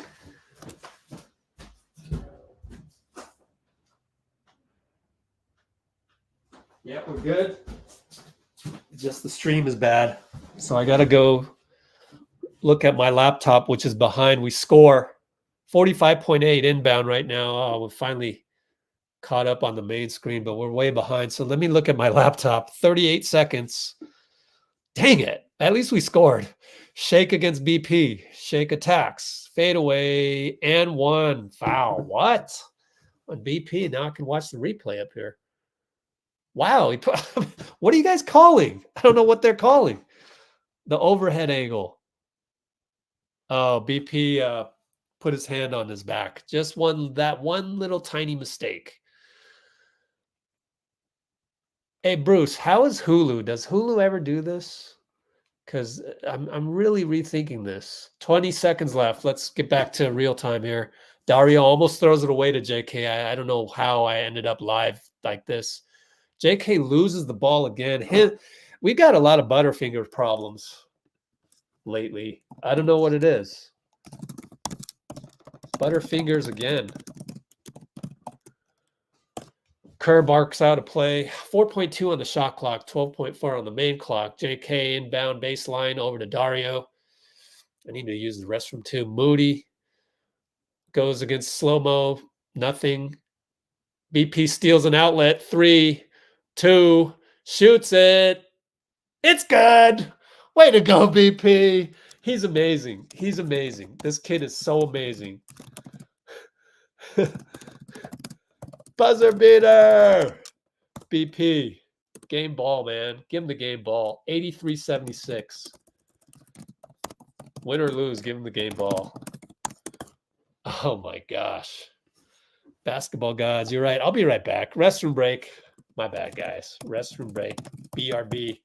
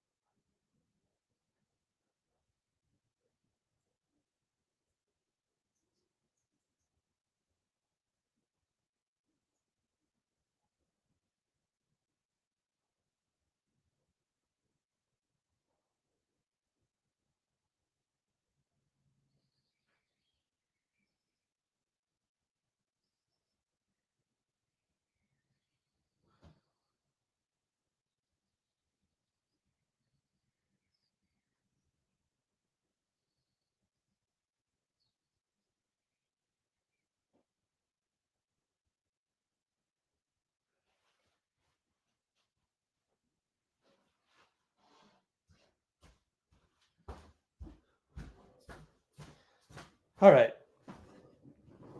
I want to say thank you to a new paid subscriber on our website, Luckytrey. Appreciate you, Luckytrey. I saw your comment somewhere along the line, and I really appreciate that. You know, it's basically a donation type deal on our Substack. You know, $5 a month. It's just to support. If you can afford it, great. If you can't, you know, I understand that there's, you know, different situations across the world. So I don't even know if I'll go long term with Substack because I want to do some extra stuff.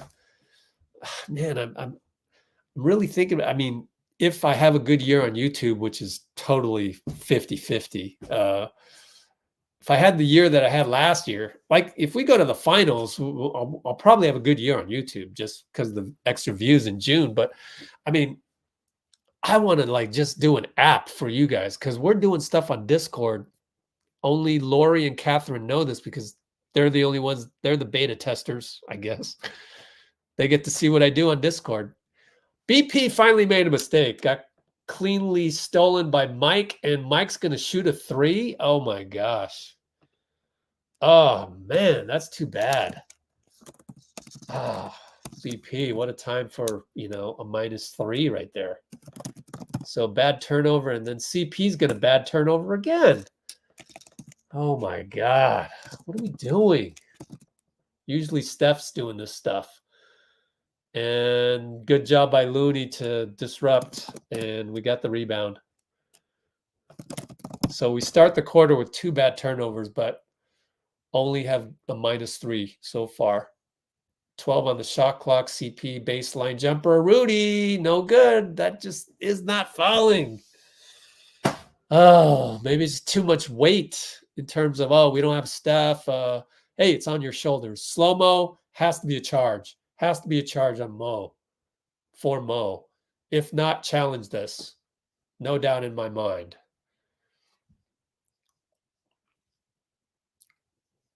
I don't see the bench. Well, they're replaying because we don't have basketball people in basketball.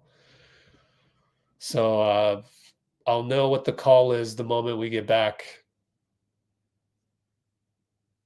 I think it's our ball. Good Lord, get some basketball people doing basketball. And really, I should have the option of muting Fitz. All right, CP bringing up. I mean, this is a good matchup. CP Conley. Okay, I give Conley some credit for disrupting CP tonight. Bad screen by Wiggs. Again, wow. I thought this one was more of a bad screen than the last one, though. Let me watch closely. I mean, I feel like Conley's flopping. I feel like he's flopping. That's 4 personals on Wiggs. But Wiggs, you got to adjust. You got to adjust. That's what I would say to him if I were coaching the team. I can't blame the ref on that one. Cat against Wiggs. I don't know how this happened. He's got 4 fouls. You guys got to. Okay, they're in the Twin Tower mode. That's why. So Wiggs did an amazing job of holding his ground. Awesome. And then he attacks Rudy, gets a block.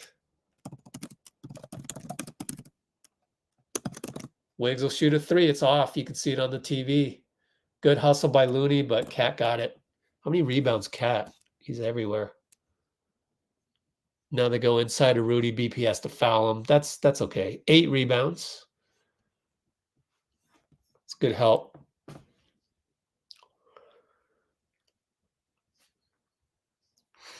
Was the Conley bucket a 2? You might be right.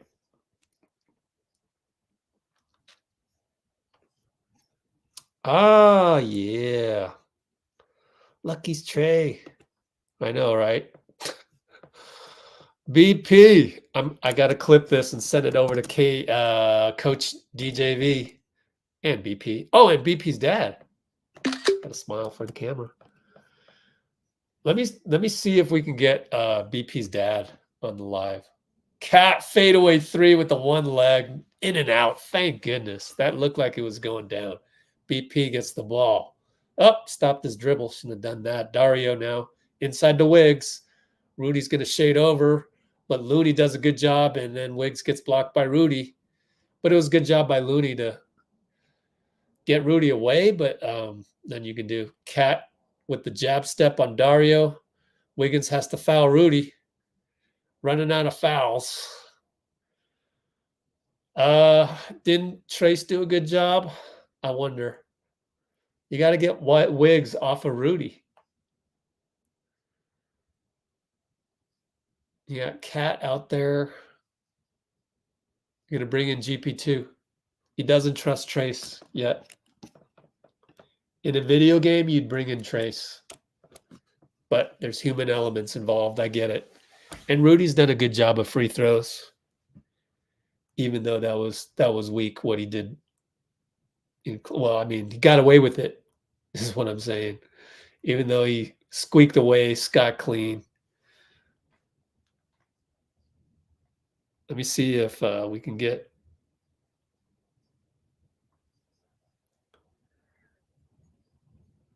See if we can get John Pajemski. All right, BP. Speaking of CP high post, or no, left wing gets a screen from Looney into the lane. My play-by-play is a little slow, honestly, as the stuff is happening. Pick and roll with Dario. Thank goodness no foul call. Over to corner, GP2 for 3, no good. Looney got the tip out. Great job. BP corner. Short, no, long, I mean. Rudy rebound, 853, 852, 851. Kyle against Looney left side. Here comes the Cat screen. GP's going to be on Cat. BP doubles him. Now it goes away. Cat GP. Goes to the corner, slow-mo with the slow-mo release. No good. BP rebound. How many rebounds? It's 6 rebounds. CP brings it up. We're up by only 3. 8:30 to go. CP turns the corner. Finds BP. He's running out of bullets out there. Misses again. Good chase by GP, but it's Minnesota ball. GP saying, I touched it. I touched it. I mean, they didn't screw that one up. 83-80, Q4 823. Don't use the challenge. Somebody can hear that on the bench, right? Okay. Steve goes, yeah, I know. Don't you love that? I mean, I love the interaction. Oh, gosh. So what was I going to do? Oh, yeah, we were going to DM.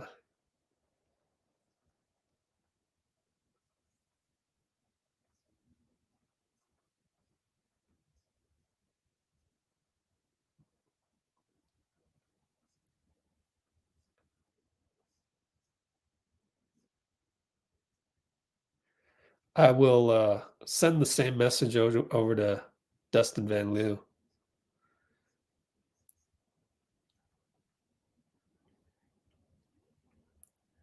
Do I need to write the article that I think I need to write the article? Maybe it's a dual article on Draymond, because I'm probably the only guy saying I'm glad Draymond did what he did, because that's what we do. You got to protect when there's no rule on grabbing jerseys. There's no rule on grabbing jerseys, and there's no rule on guys on the court confronting an altercation between two people. It should be the same rule. Should be the same rule. If it's one-on-one, you must not confront. So yeah, let me put that in the notes, because then maybe I'll remember to write about it. So should I write about Dray and refs on the website? I'm probably the only Warriors guy saying I love what Draymond did, because there's no rule for jersey grabbing, and there's no rule for an on-court player approaching an even confrontation. It's one-on-one, and they're replaying it right now. Lo and behold, it's one-on-one. Look at Rudy get in there. What are you doing, Rudy? If anybody, you go, there should be a rule. If you confront an altercation, you got to pull back your man. You do not touch the other man, because by you going to the opposing guy, you are escalating an altercation. But there's no rule for that. And even if there was a rule, the 9-year veteran ref probably won't execute the rule properly. But there's no rule for it. Therefore, what Draymond did was correct. When there ain't no rules, I'm sorry. I got to protect my guy because you don't have a rule for it. Because you don't love the game the way David Stern loved it. Cat for 3 hits it. You knew he was going to wake up and start hitting those. So tie ball game.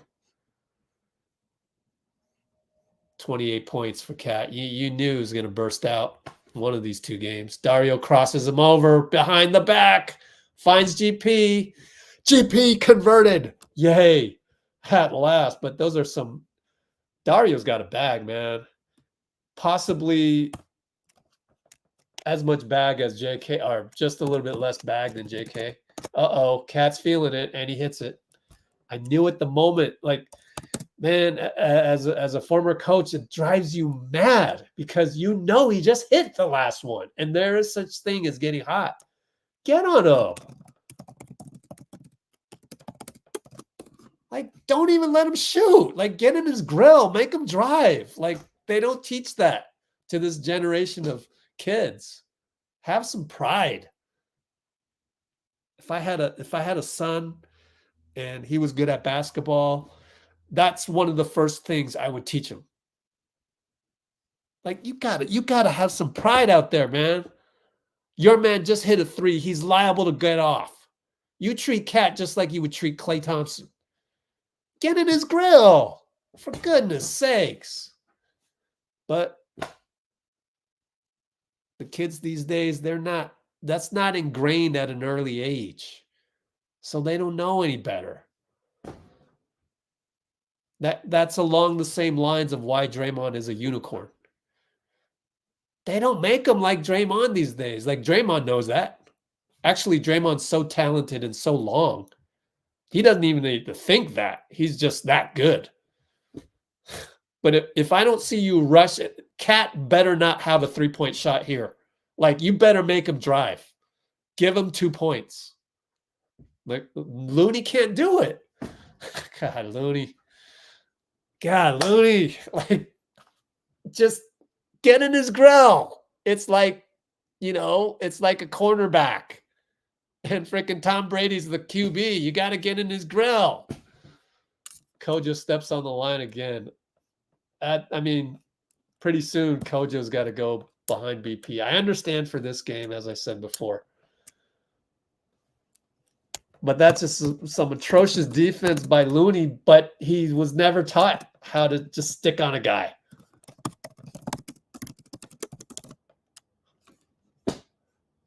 So now we're down 1.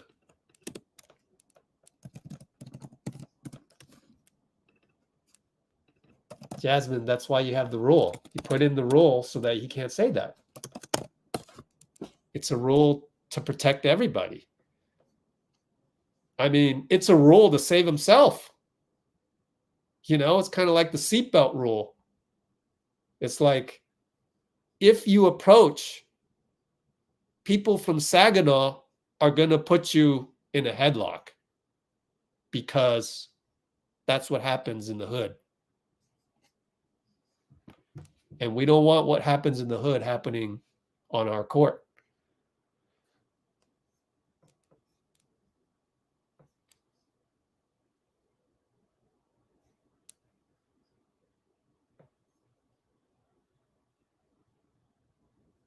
I don't even know what you're saying, Jasmine.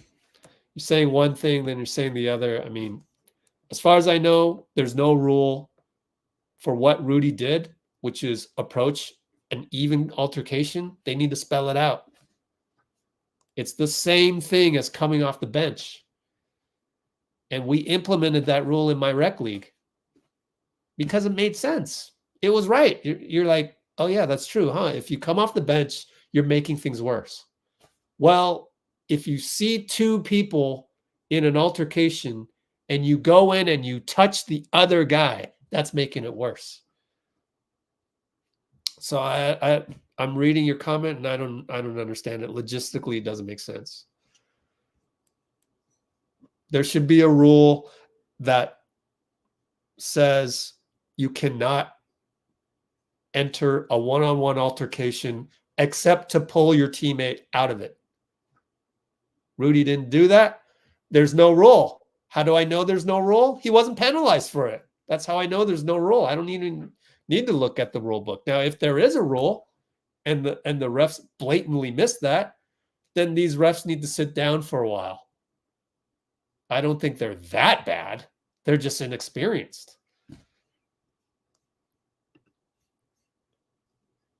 Easy there, easy there. Jesus, don't do that. Don't just come on here and throw Kojo under the bus like that. Ask it as if it was the actual ask. Jesse, I just said 2 minutes ago, I know you joined late. You're a coach. You're looking at this game. You're missing 3 Hall of Famers. You got to put a guy like Kojo in there as a veteran. Yeah, he messed up. He messed up. From this point forward, we put in BP instead. Okay, but I understand why he was in. So we don't need to throw Kojo under the bus like that. Or Steve. It's understandable. We understand why he did it, and it's plausible. Well, Ant missed a 3, and now Moody couldn't really get open, and so Ant got the steal, and BP's going to draw a charge. He's amazing. He's absolutely amazing. This kid, on a fast break, draws a charge on Ant. The problem is they're probably going to challenge this. But still, at least you're burning a challenge. I don't know whether it was. NBA benches these days are pretty good at figuring out whether they should challenge. So I don't have my hopes up high on this one, but I will clip it just in case we happen to be faster than the broadcast, which is on commercial break right now. But first of all, come on, Moody, you got to execute that better. Yeah, that's hard to tell. I have no idea. So let's airdrop that over.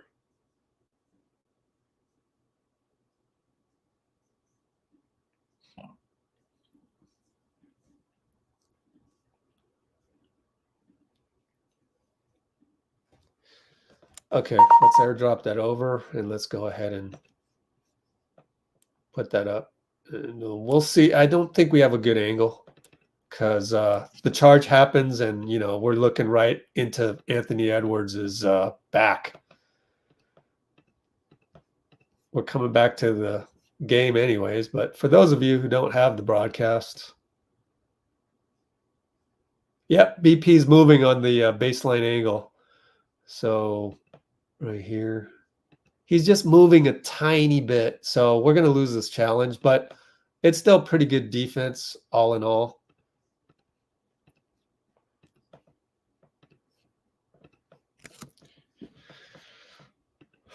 Good stuff by BP. How many fouls does he have, though? 3, which will go to 4? Or is it 2, which went to 3? Now Anthony's talking.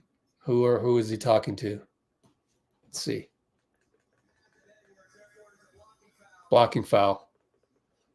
You got something right, but you should get these right. It's those difficult ones that you get wrong because you're too young. I'm just going to completely throw every one of these 3 under the bus tonight. I will. That is warranted. Anthony Edwards. Okay, 2 fouls, 5 turnovers. Short on the rim there. Brandon has 4 fouls now. That's what I was looking for. Hey, everybody, thanks. How many likes do we have? Probably very low because we're too angry. 55 likes. 102 concurrence. 55 likes. Please hit like 47 more times. All right. CP3 finally hits an elbow jumper. Took long enough. I disagree, Dean. He's moving. Simple. You got to be set. There's no 65-35. So, Cat, swing pass, Nikhil, over to slow-mo. One-on-one CP in the paint. He's taller than him, and he misses it. Rudy's there. Looney does a good job, but it's out on Looney. But good job on Looney. He wants a foul. I can rewind, or yeah, let me rewind that to see if it was a foul. Whoops. Oh, the 15-second window is a little bit off for me. Oh, JK's in the game, covering Cat. Yep, Gobert got away with a push. Come on, refs. God, man, they don't look at the forearm. And with the superstar 3 at the buzzer of the shot clock. So we're down by 3, 5 minutes coming up even.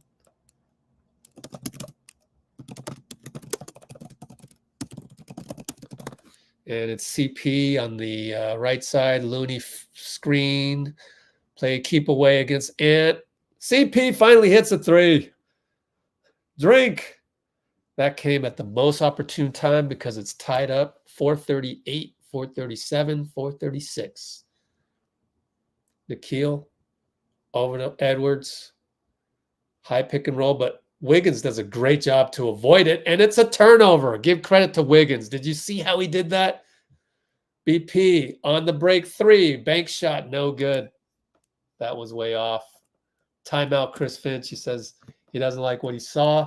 However, you got to just credit Wiggs for that last steal, but I can understand how Finch would be like, you threw the ball to the other team.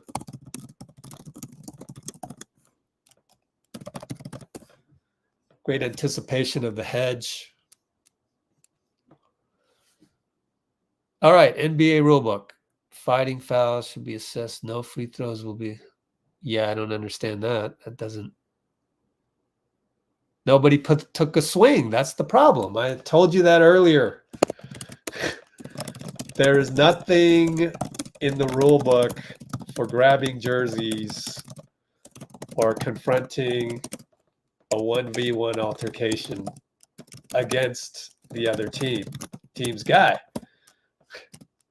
There is a rule for swinging punches. No punches were thrown tonight. There's also a rule for elbows, but we didn't have to use that rule tonight.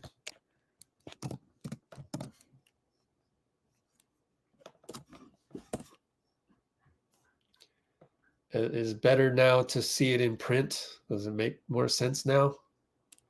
I've really gone through it thoroughly. I'm a little on edge, so I'm a little bit more of an asshole tonight to you, but I'm in the state. I'm in the fighting state. I fully admit it. I've explained it. All dimensions. Don't know what else I need to explain. Cat, right side, Looney. JK's there to contest, but Cat's too good. And it's a fadeaway. You can't really defend that. So they're up 2, and he actually did say something to our bench, which is funny. Because Cat's not really, I mean... It's funny to me. High pick and roll. CP baseline gets doubled. Nobody's moving. So 5 seconds on the clock, and BP has to save the day. And he does. And 1. How does he do it? How does he do it? Oh my gosh. How does he do it? This is unbelievable. Was Steph Curry this good in his, how many games is it for BP?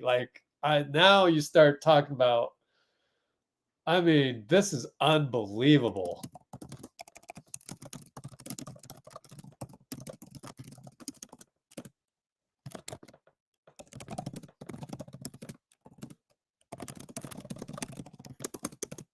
Was Manu this good? There's a direct comp. Manu Ginobili. Wow, we're up by 1. Thank you, BP. This got to be the best, 4th game played in the history of non lottery picks. Put it that way. Cat tried to draw a foul on the scoop. It was a nice finesse move, but he missed it. 317, 316. CP turns the corner. Beautiful turn corner, but he throws it away. Just take the layup. And now Wiggins has to risk his sixth, but Ant is so athletic. Thank goodness that he's that athletic. He just scored normal way over Wiggs. Thank goodness. Like, we should be happy Ant is so athletic. So timeout by Steve, 96-95. We're down. Hope we have enough timeouts too. Something's wrong with CP. In my opinion, he doesn't feel like this is his team, which is crazy because tonight BP's mentality is stronger than CP's. We got a keeper, man. We have a franchise pillar in the wings. I don't want to say he's a franchise pillar just yet. Something's going to have to drastically go wrong. Whether they start game planning against him, I don't know. He starts dealing with an injury, that's a nagging injury. I don't know, but BP is playing like a future pillar of the franchise. Now, I've said this before. I said that of Jordan Poole, and technically I was wrong. Bottom line, I was wrong. But Jordan Poole's the franchise pillar of the Washington Wizards, so that was pretty close. Anyways, what BP's doing tonight is just mind-blowing. Just mind-blowing. And he picks up a foul on slow-mo. Good job. Like, he gets it. He knows the game, man. Some of the things he's doing, I used to do in high school with some of these. And when I was 20-ish years old in the rec leagues, like, foul he just took, like, it's just smart. You just got to play smart. Takes a smart screen foul on slow-mo. Now it's one-on-one. He's against Ant. Gets rid of it to CP. Got him on downhill. Out to Dario. Out to BP. Fakes it. 5 seconds clock. Short push shot. No good. Dario. What are you doing? Shoot the ball. Come on. You're Dario Saric. I know BP's playing great, but I mean, dude, you're Dario Saric. Slow-mo misses. Dario holds down Rudy on the rebound. Rudy with a little bit of acting because he's good at that, but it was a foul. We're still down one thanks to the Edwards downhill fast break conversion.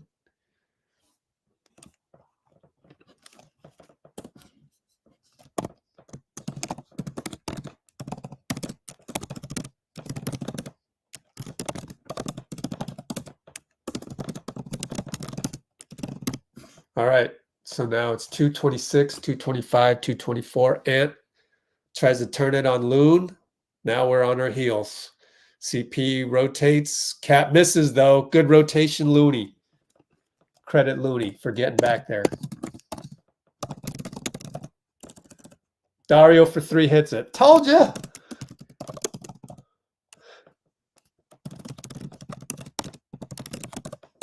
So we're up by 2. 158, 157, 156. Let's go Warriors.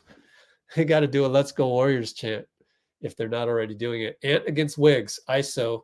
Ooh, he passed that. Oh, wow. That's a mistake by Ant. He should have just took Wiggs. Thank you, Ant. Only his, what, 4th or 5th year, which is good in that case.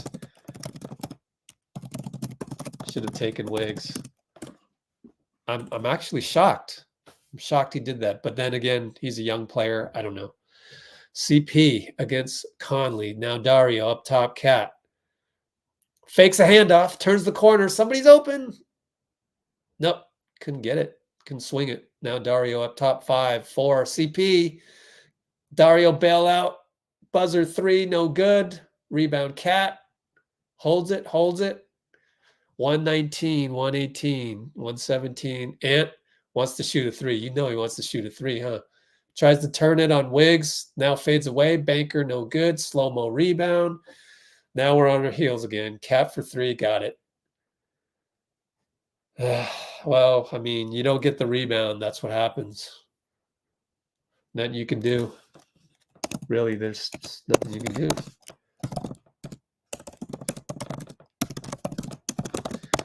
CP will fade away on the elbow. No good. Looney touches it.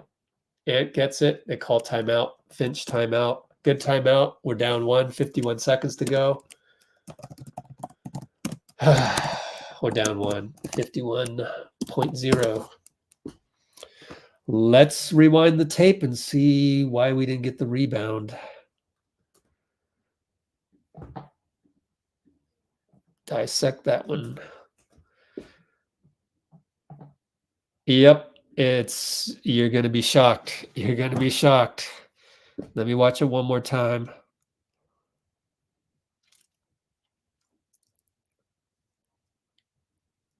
We're in zone.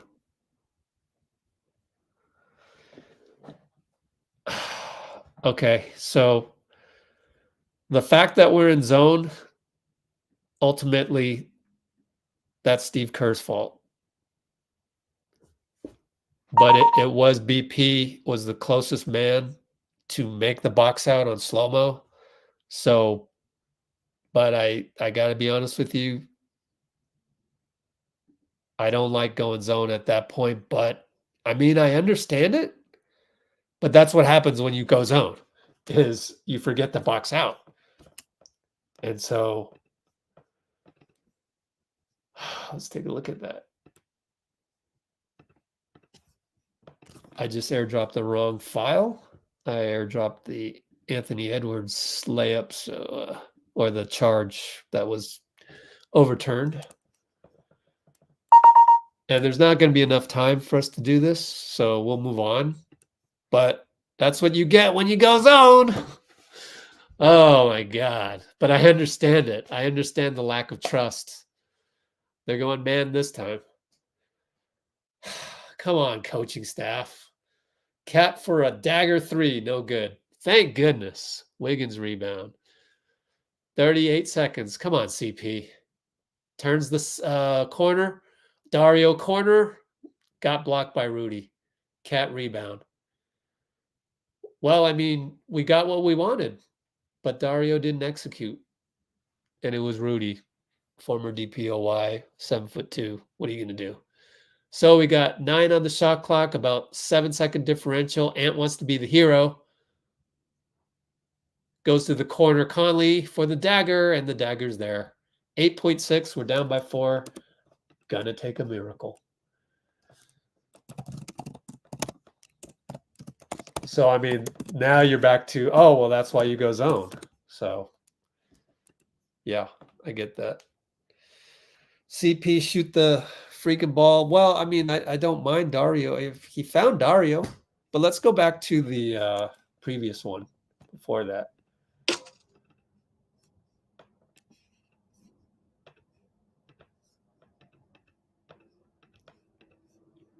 Analyzing the go-ahead bucket at the 2:43:45. Analyzing the oh, when was that? 51 seconds? Yeah. Shoot.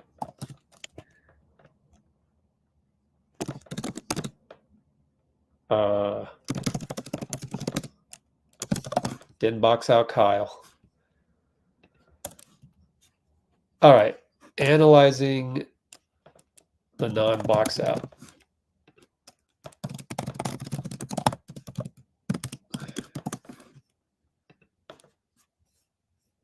.6. I don't know if we'll have time for this, but we come down.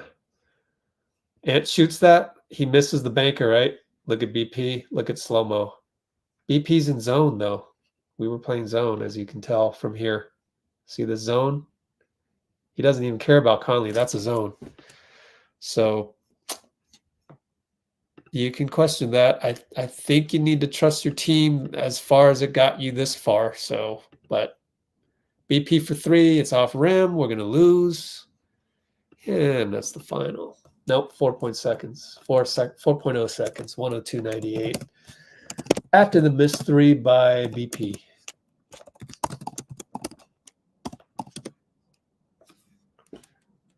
I don't know what you can draw up, but Steve's thinking about drawing something up or something. Oh, we're going to do free throws. Okay. Well, valiant effort. Again, really a travesty by the refs to throw out Klay and Jaden McDaniels when really there's no need to throw them out. Just give a double tech. If you want to make it more severe, give it a double flagrant, which is double flagrant 1, which is the same. Like a flagrant 2, actually, isn't that a misinterpretation of the rule? Doesn't it have to be excessive and unnecessary? Like it has to be intent behind it. But whatever, they interpreted that as flagrant 2, which I strongly disagree with. It's a flagrant 1 that stayed a flagrant 1 the whole time. It's like, nobody took a swing. Nobody did an elbow. I mean, actually on the replay, Jaden McDaniels, in my opinion, did the flagrant 2, which is he grabbed the jersey and he shoved with his fist up to Klay's face. All you got to do is just look at the replay and see that he did that and Klay didn't. So, but the refs haven't been briefed on that.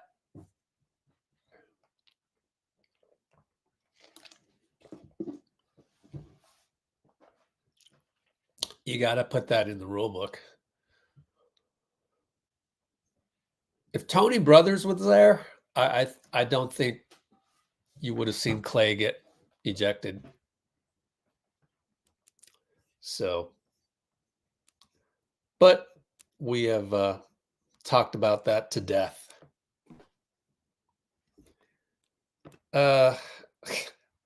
Dice, really? We're going to do this with 3 Hall of Famers not there? You can't just go, you can't just say, oh, I appreciate the effort there as Moody hits a 3. I appreciate the effort with 3 Hall of Famers gone. Instead, you're telling our guys to wake up? Come on, man. You wake up. Good Lord.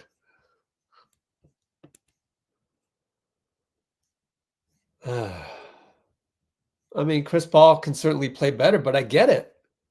I mean, don't you get it? He needs to be just like BP, but BP doesn't care, which is great about him. But CP needs to be like, okay, this is my team now. But he didn't do that. But you understand why there's some hesitancy to that, right?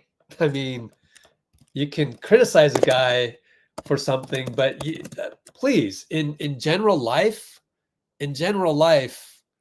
just understand why somebody did something.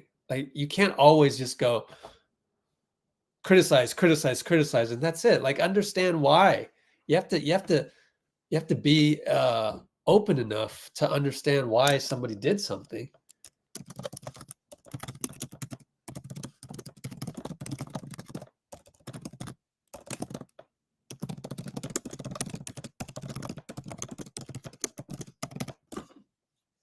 Okay.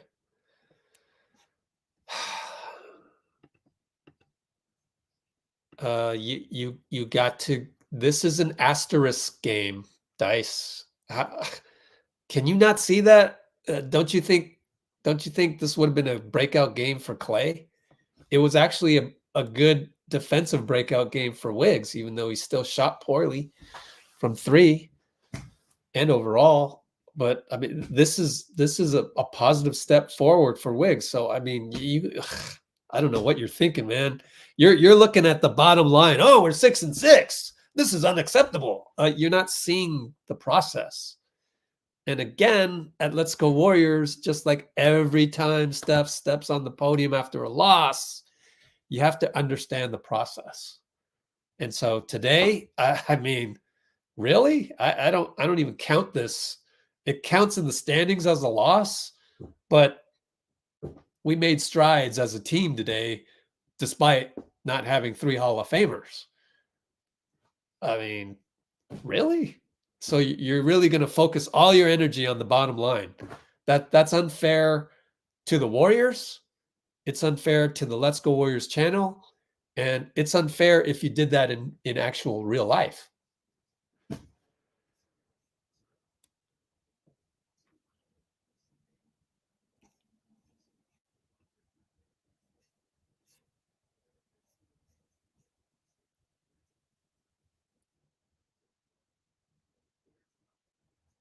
Yeah, I mean, it's good experience.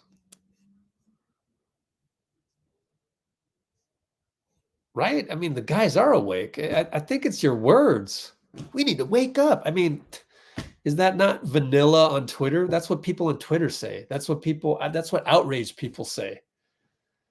Wake up, Wiggs. You know, I literally have a problem with that. If I'm playing basketball with you, Dice, we're on the same team, and I make a mistake, and you say, wake up, Rich. You know what I do? There's a confrontation. I go up to your face and say, you don't use that words on me, bro. I'm trying my best right now. Right? Come on, man. Would you say that to your teammate? Good Lord. We got the standard opposing fan who doesn't have nowhere else to go. So he goes to the Let's Go Warriors. Like, would any of us ever go to Let's Go Wolves? Like, why would we do that? Like, we have lives. Like, we have stuff to do. You clearly don't have anything to do. So you go into Let's Go Warriors. That's weak. That's like, you know, in real life, you're that guy, huh? You're that guy that is lurking because you ain't got shit to do in your life. You're just lurking. Don't be a lurker. Don't be a lurker out there. Man, we got enough boys on Twitter right now. We got a boy running Twitter. And you're gonna come onto my channel? Like, I'm looking for men and women on this channel, not boys. And for some strange reason, I'll bet you're a male species, because there's a lot of people of the male species that aren't trained how to be men these days. And it's sad. And really, the only way to do it, I can already tell, you don't play sports either, because that's the only place, unfortunately, these days. That's the only place where you learn how to be a man. You got to go play football for Deion Sanders to learn how to be a man. So sports really helps in that regard. So that's telling me you probably don't play sports either. Oh, well. Bye-bye, Ruben. We don't say, I mean, are you 12? Looney sucks. Oh my God, dude. That's just telling me you're not mature. So I only want, let's see, we have 99 concurrents. Let's cut it to half right now. All you boys get off right now. All you haters, all you bandwagoners, all you people that want to throw one of our guys, anybody, Steve Kerr, anybody, me, anybody in the chat, throwing them under the bus, get the hell out of here. Unsubscribe. Or go ahead and comment something so I can block you, because I literally don't want your revenue. I don't want your views. I don't want my stuff to go to people who have no sense of appreciation for the moment. So if you don't have any appreciation for me, for the other people on this chat, for all of the Warriors, 1 through 19, for all of the coaching staff, the owners, the organization, get the hell off of my channel. What are you doing giving money to me? Don't give me money. Go away and put your negative energy towards something else that will make you scratch the itch of the negativity. But you know what the problem is? It's within you. You're not happy.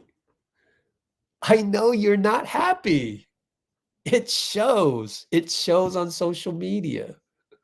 And so I know there's something in your life that you can't figure out. Well, I tell you what, you're going to hate me for this, but until you deal with that thing in your inner world, you will always be trapped to the addiction of commenting negative shit on social media. And that's a sad life. Anybody else I need to block? Just go ahead and block. I mean, if people can't behave, I don't need your revenue. Anybody else? Let's cut it down. 93, that's not enough. We should have what? 63 people. Oh, okay. Kirk Reed doesn't deserve. I don't deserve your revenue, Kirk. Bye-bye, Kirk.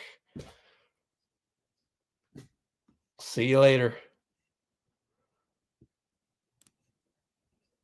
Oh, I'm paying attention to anybody that want tonight. Tonight we're going to be doing some cleansing. We're going to be doing some cleansing. It's when there's the most adversity when I know who's with me, who's family. This is an opportunity. I love it. Let's lose some more so we can get even more negative people blocked, because you make life worse, like out there. Like you think you make life better by commenting negative shit on social media? I'll give Kirk some credit for at least putting his face and his name behind what he says. But Kirk Reed, we don't want you on here. To blame, let me just, Nicole deleted it, but I'm gonna block you. Just go if you want to come back, if you're sorry, apologetic, which I don't need. Someday in the future, just make another account. But I don't want your revenue coming on here, blaming everybody, blaming Steve. It's not Steve's fault.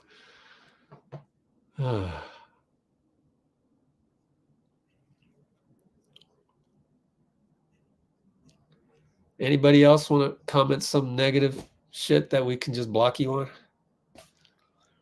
Oh, Dean's going to come on board. Yeah, I finally got to that comment. A little bit late there. Oh, before you come on, Dean, let's check the DMs. See if they're willing to come on board. Oh, Coach DJV is typing. So I look forward to what he has to say. And we're probably not going to get Pajemski's dad. That's a pipe dream, right? That's a pipe dream. Okay, Dean, let me search you and then send you an email. My bad, Dean.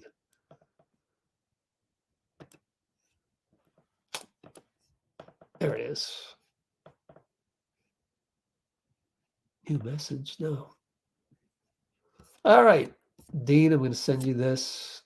I hope you can be on a laptop. That way you can put the background. But no worries if you can't. Oh, and we still got that last play going zone. I mean, I criticize the coaching staff for going zone on that one play. But am I going to say we lost because of Steve and this and that and blah, blah, blah, blah, blah? I'm complaining. Come on, man. Can you be an adult? The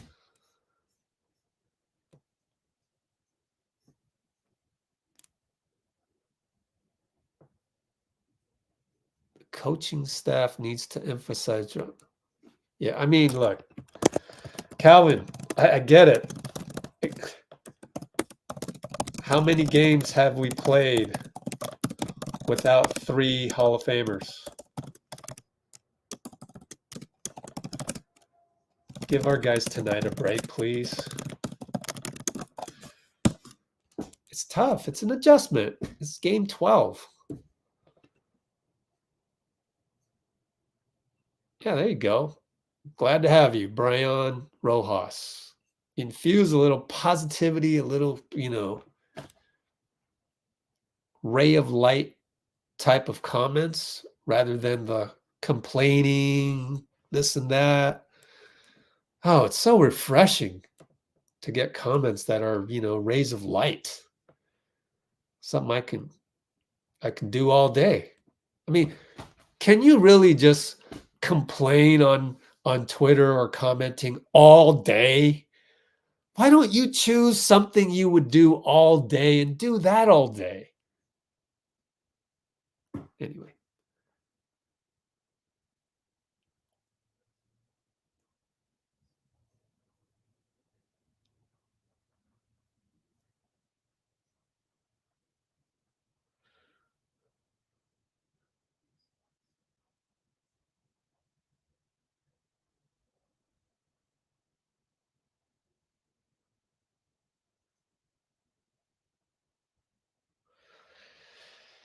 Okay, Coach DJV cannot come on board. He's on Eastern time, so that's why. Oh gosh. Anyways. Oh, Diane, cool. Glad you're here. Yeah. I hope we get to him too.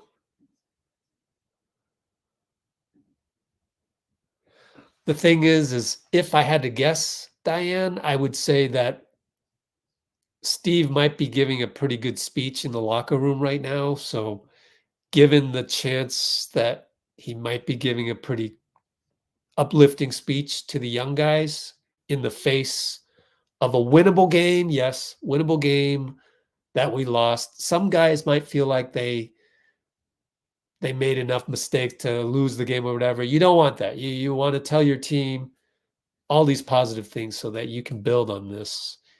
And so it might take a while for Steve to get to the podium, but we'll see. Did you get banned? I don't know. You're on Twitch, and so we don't really have anybody on Twitch unless Bruce gets the motivation to go block you on Twitch. What did you say earlier? I don't think it's you, but I don't know. I hope you didn't say anything foolish, but you're on Twitch and I'm not blocking anybody on Twitch. Why am I not blocking anybody on Twitch? Because they can't see your comment anyways. So, all right, to answer your question, saying CP3 was walking up the ball, that's the style. That's just the style of CP3. I mean, what are you going to do? That's what we do. You can't expect him to rush up court like Steph, shoot a three. Nah. What the guy does is he gets into the paint, draws people, and he kicks out. We got the shot we wanted. Dario and Rudy blocked it. I mean, it's all good. Hello there. Tim Kono. He's a dead man on Members in the Building, though. Oh my gosh. So officially you did not get banned. Actually, what you said wasn't all that bad, actually. You did you didn't throw CP under the bus, and there's no hard, fast rule for that. It's just you didn't throw him under the bus while criticizing him, which is great. You were sort of just wondering why was he walking up the ball, and I would say CP was walking up the ball because that's who he is. There, I smiled, right? Let the kids play. BP for sure. Trace, it depends on the matchup. I'm gonna say it depends on the matchup. Against a team like this, yeah. Against OKC, probably not. We got Finch. Let's see. Coach Finch. He's not gonna know. So, but it was right from the jump. They put their hands on us, and we got, got physical right away. And I thought the referees did a really good job of cleaning it up. I thought the suspensions or the ejections rather were the right ones. Well, of course you're gonna say that. And I thought they did a good job of getting control of the game from that point of view. I mean, the game was very physical, but it wasn't like a dangerous and out of control game from their point of view. Well, I know he's forgetting the fact that Klay got ejected, but that wasn't fair. Getting Klay ejected, that's some bullshit. Like, why don't we just grab a guy's jersey every single game to get rid of him? You know? So that's why, back to the rule book. You got to put it in the rule book, Adam. The grabbing of the jersey, you don't do that. No. Way too much of an advantage. And yeah, it was Jaden that instigated the first grab. I believe. I mean, if it was they gotta go way back to the beginning of the altercation. NBC. There it is. Yep. It's pretty clear to me. Klay's got the hand on the chest. Jaden's grabbing it. He grabs it back. And then Jaden grabs Klay's jersey, both by the collars. Absolutely ridiculous. And then they got the ball. Doesn't make any sense.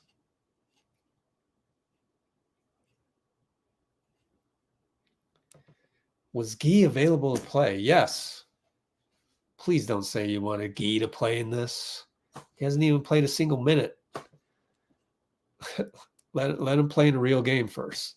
All right, Steve Kerr's at the podium, so it's time to hear what Steve has to say. And we are at the 3:06:30 mark. Steve, post-game audio now on. We'll skip a bunch of comments. Sorry. And hold on. Give me about 5 more seconds.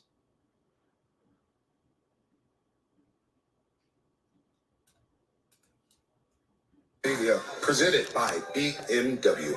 Obviously a different kind of game there from the start. Just the initial sequence, did you see it? And what did you think of the whole resolution of it?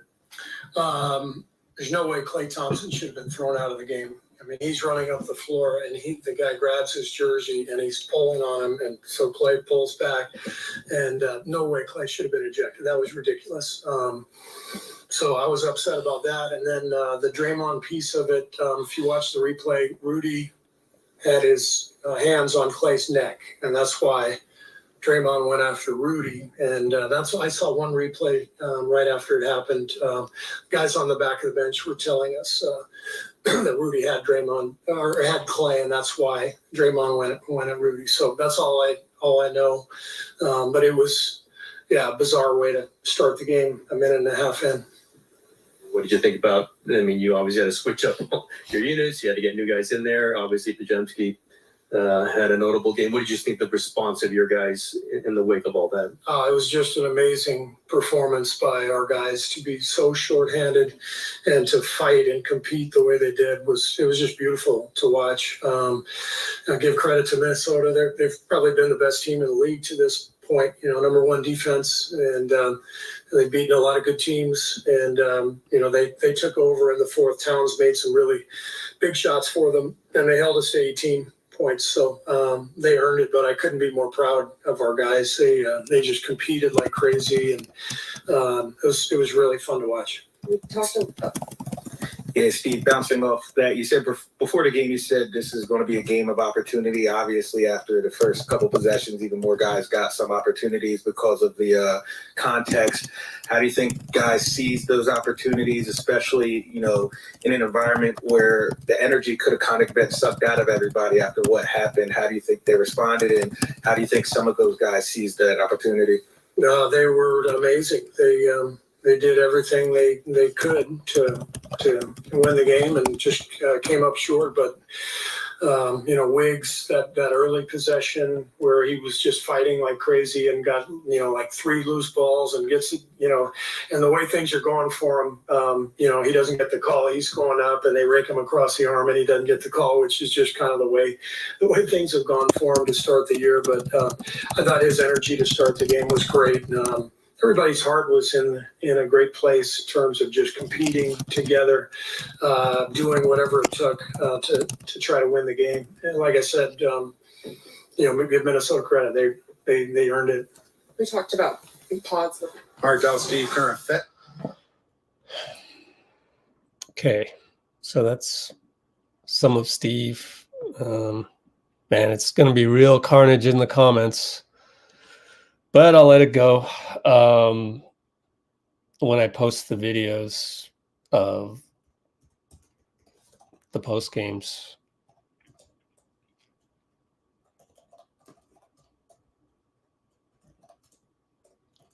So we'll have to see.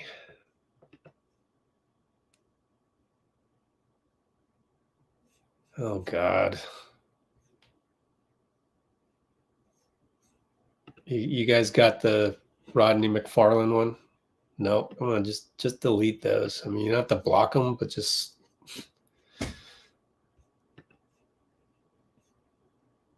we should have won the game. It is just disrespectful to the guys that almost won the game. We should be giving them some credit.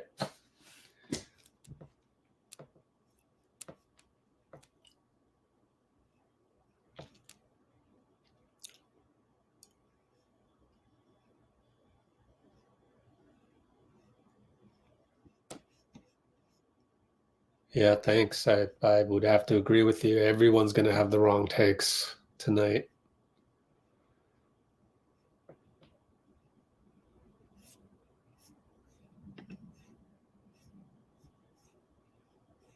There's no positive about losing, then you're on the wrong channel.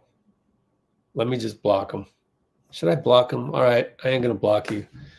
You have like maybe a chance. The way you did all caps and everything, it just tells me that you have no chance. You have no chance. Nobody's going to want you to play on their basketball team, bro. Like, try saying that and trying to join a basketball team. I challenge you. You go show me some proof. You go show me some proof that you're playing on any basketball team. Any basketball team. Go have your 4, 5, 6, 7, 8. Go have your coach sign a little thing that says N on YouTube is actually playing on a basketball team. And then send that to me, because I don't believe it. Like, nobody's going to want you as a teammate. Gosh, you guys really are stuck in the NBA 2K video game world. You are really addicted to watching this team from so remotely, as if it were a video game where you can chuck rocks at the Warriors. Don't you want something better? This is better. I'm getting you closer to the team. I'm telling you, having gone to every practice, every game, credentialed every road game for the last 2 years out of 8 years, I didn't miss a practice. Maybe I missed 1 or 2, illness or what have you. If there's anybody other than, I would say, Monty Poole, me and Monty Poole have the most tenure with the Warriors since 2009. Easily. I can tell you what they're thinking. And so, don't you want to be closer to the team? Or do you want to stay up on your thumb type of mobile device and throw rocks? You want to throw another rock in? How ironic. Go show me a picture. Email me. I don't hide behind anonymous shit like you, because you're a boy. Rich at LetsGoWarriors.com. Email me. Show me proof. And you're only going to be able to email me because I'm about to block you. Do yourself a favor. Try to find some positivity in life, because it's clear to me that I did not make your life terrible. You come on here saying this and that. It's not because of me. You don't know me. You just found me randomly on the internet. Therefore, there's something going on in your life to say stuff like that. And what you're doing is the habit of this generation, which is to transfer that negative energy you're feeling in your life for whatever reason onto a YouTube channel, onto a Twitter page, onto wherever you might be. So whatever that is, you got to work on that. Because it's clear to me that what did I do? What did I do to you? I didn't do shit. But you're on here all combative and stuff. What got you in that combative state? That's the question.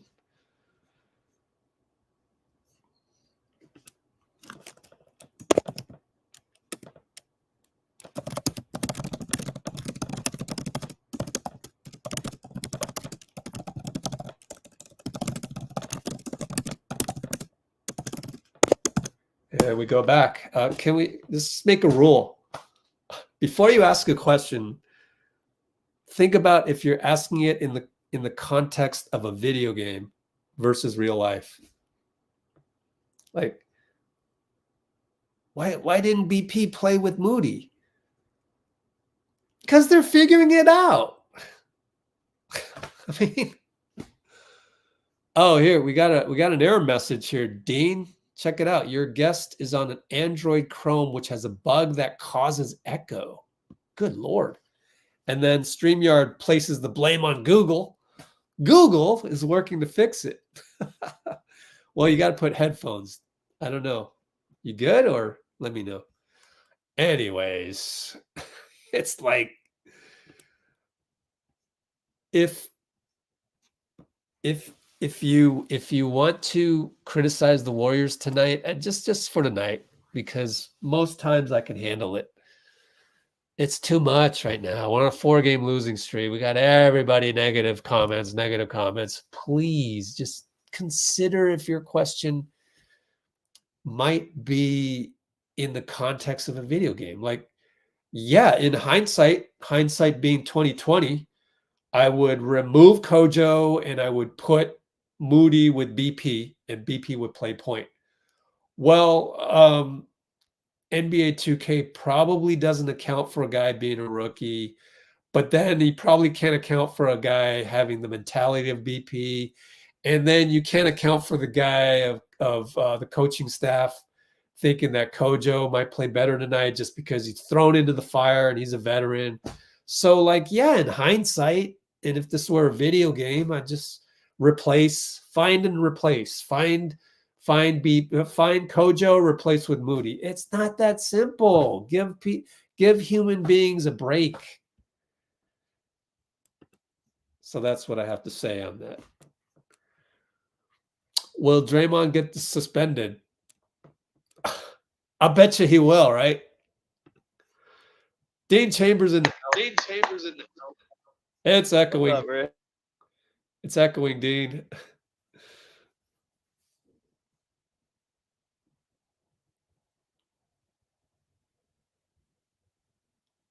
Oh, yeah. That's no surprise.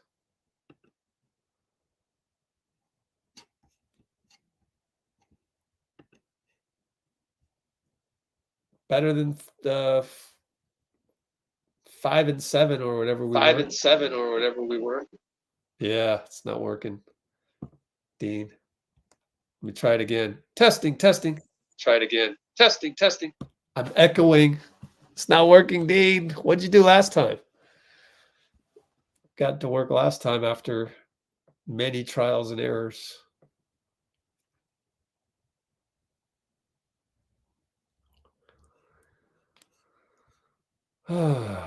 There we go. Is it really that hard to say something like this? I mean, I think it really is that hard for some people to say this. Sandow Beats, just because it's so hard for the average person on social media these days. I'm still echoing. To say that, it's okay, Dean. Just if it doesn't work, it doesn't work. Let's see. Oh boy. That's an echo. Yeah, if you're on Android, it just doesn't work. And you know what you should try? a different browser on Google, whether it's Firefox. BP is at the podium anyway, so you can go see if you can go download Firefox or something on Android, because you're obviously on Android. But anyways, we got BP post-game audio now on. I don't know. I don't even know if it's worth doing post-game interviews at this rate. The negativity out there. Obviously, things happen very quickly, but once all the commotion's over and you know you're in the game, what's your mindset from that moment on? And how do you think it went? To win, and I think we did a pretty good job. Playing without 3 Hall of Fame guys. We battled, we fought. Carly Towns played really well for them, but it sucks we couldn't get it done. Steve said you're going to play every night going forward, that you earned it. To hear that from your head coach, what does that mean to you? For me, just being a confident individual, this is what you work for. But, I'm happy to contribute to the team in any way I can. And if that's in a rotation or it's not, you're going to get the same me. But, yeah, I'm excited to go forward. Brandon, how do you see your role on the team going forward? Like, what do you think you can bring to the team? Yeah, I think I look at myself as like a spare tire. Whenever something is wrong with the tires, I just go in there and fix it. And whatever coach asks me, that's kind of what I have to do. I'm not going to say I have a particular role, but just whatever coach asks me, whether it's starting, coming off the bench, or not playing, I'll be ready for all 3. How's your eye? Feels great. Looks bad, feels great. How's your your confidence growing as a scorer? Because first couple games maybe you weren't getting involved there, but how's that growing for you?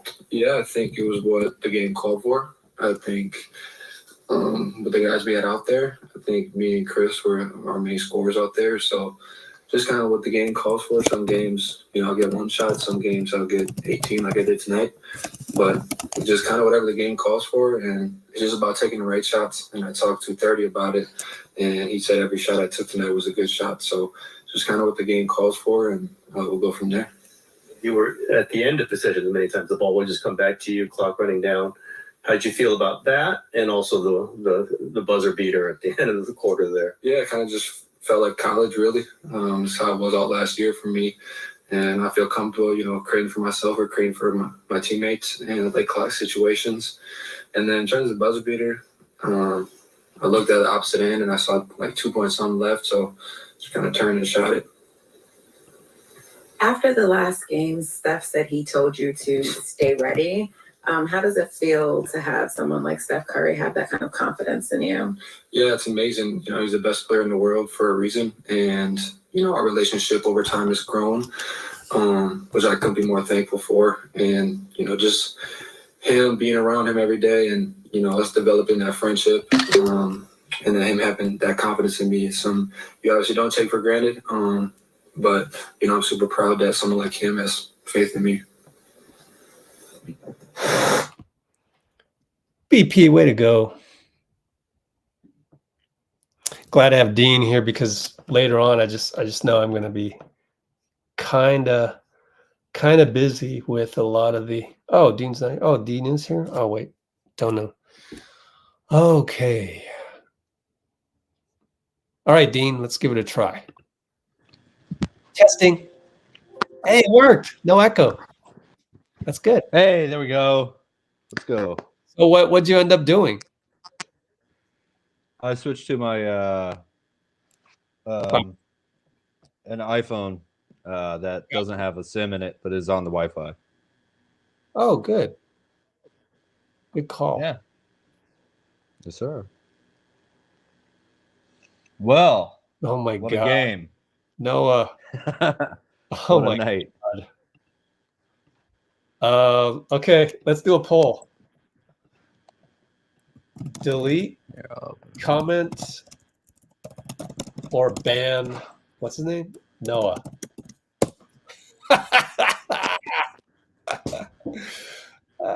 Yeah, oh, this is fun. We should do these polls more often. Why? Because we can. Yeah, why not? Why? Because we can. You want to rephrase that, Noah? You want to rephrase that? What did he say? I can't see it. I deleted it because it's false. He can't defend. Oh, he can't defend. Oh, he was the guy with the best defense after tip off 2 nights ago. He got an immediate against Rudy Gobert after the tip off. In fact, Looney after tip off wasn't that good. And if you just read my website, you would have all this knowledge. But no, you're a rando and a low IQ rando. So it looks like we're gonna have to ban you. I'll wait till 20 votes. Yeah, you ain't got no chance. Let's see. Yeah. Bye-bye. It's mathematically impossible. Besides, this is a Klay hat. And we root for guys on here. So I'm gonna go boom, hide. Yes, it's done. Bye-bye. He's gone. If you want to come back, just make a different user ID or email me. My email's in the comments. We got Dario on the DVD. Got Dario. Sweet. Let's go. Okay, we'll go to Dario. Let's do this. Mute your mic. Dario, post-game audio now on. And we will switch to, let's just throw up Twitter for some reason. But, you know, my Twitter's more safe because it has media people on it. And I can just kind of do this and go over here. And let's get ready to roll on this Dario post game.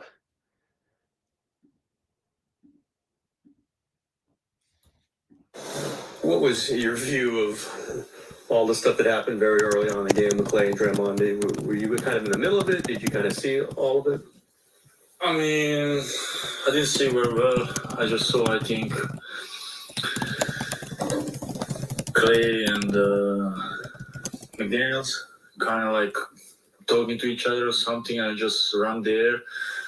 And it was a moment, I really don't remember like what's going on, but like kind of guys step up, you know, try to protect their own teammates. So, you know, early game, you know, sometimes like that, it's better, you know, beginning of the season, kind of like go on that kind of hedge. You know, I don't say it's a great thing, but I think, you know, to show, you know, the team is alive, team is ready to play, team is ready, you know, to bring some energy. So, you know, in one way is a good way, another way, you know, it's, you know what I mean, not the basketball, but like to bring that kind of edge, you know, it was good. You know, I didn't see what was going on between and what was the reason they kind of like go at each other. I think he was like pushing Klay or holding Klay, something like that, you know, but this was everything what I saw, you know, but it was a, you know, energy to bring us energy, you know. I think team step up and play very good, you know, after that, you know, competitive wise. Dario, obviously moral victories don't mean much in this game, but to see so many different guys step up, Brandon included, despite not having three of your top guys out there, how much value is there in that?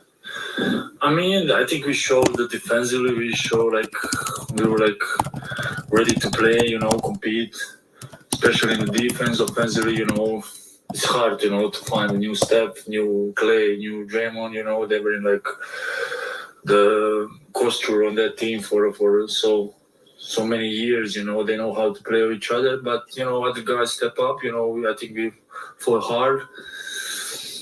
You know, we were so close, we lost, you know, everybody kind of like sad right now, but, you know, that's a basketball. I think next game we need to show up and try to play as best we can, you know, together, like a whole team, you know, who will be healthy. What do you think? All right, go. All right. You can bring yourself back, Dean, if you want, as I do some more setup on this stuff.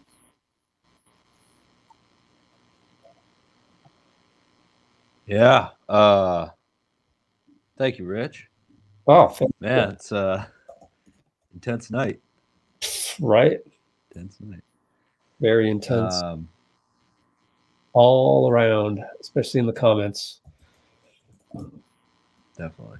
We should be united, but people are going to make comments online that separates us.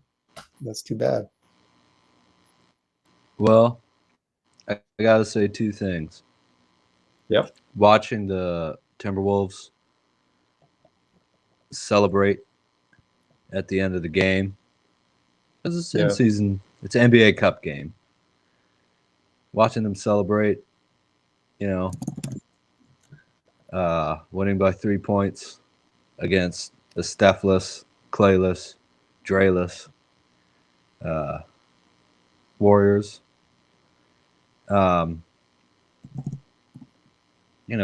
That's I just sat there and smiled, because I think this is a if there's anything, this is a spark plug game, for this team.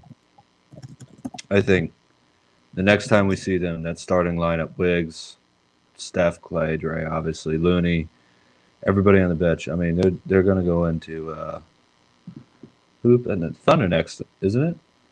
On Thursday, Yep. so I should be available Thursday. Yeah, I'm happy to get on there if you'll let me.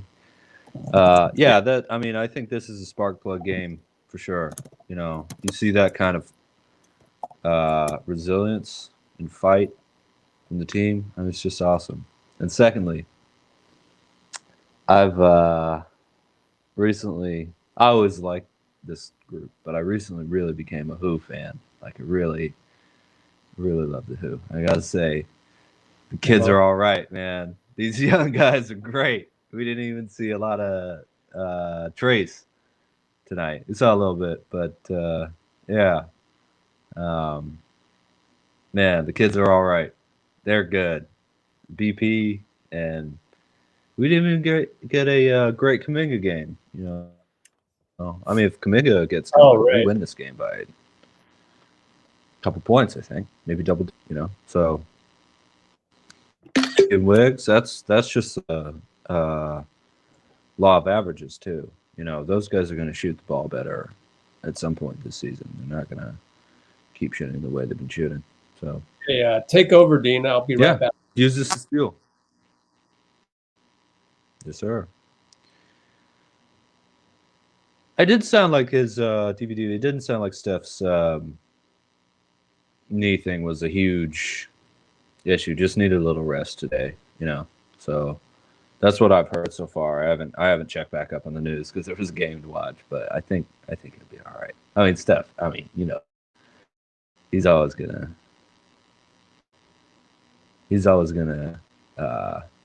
not play on injury, but if there's a little pain, I'm not gonna feel it when that. Fully healthy and consistent on both ends. Best and West make the finals. Still figuring out rotations. I wanted to look that up. Here, I'm going to do it right now. I'm going to look up 2017 Warriors. 2017 Warriors. Do Steph.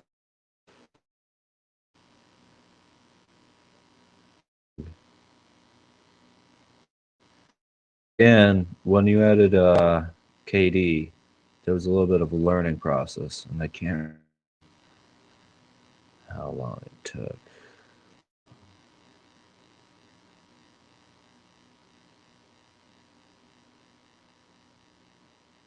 Maybe it was KD that was out. All right, that's okay. I'll look for it later. But yeah, I mean, the team is still, the team is still getting used to this style of basketball. Getting used, I think something that people haven't talked about enough. Is just getting used to the amount of minutes. I mean, most of the gentlemen on this team are playing less minutes than they played throughout, their career. So they're trying to figure out, they're trying to figure out how to get going in that amount of time too, and I think that's to 27. remember. Once everything gets going, they'll be good. I only know that it took 2 months because Steve has said it over and over again, that it took 2 months for KD and Steph to feel comfortable with each other.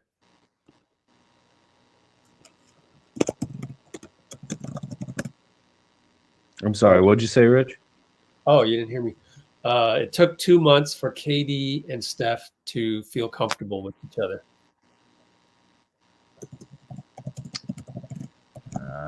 My audio's waiting out. Here, I'll type it in.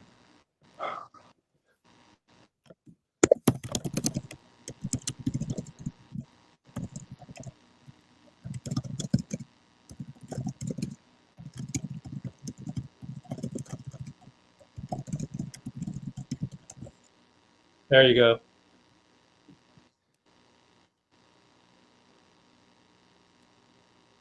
Two months. Oh, right. Yeah.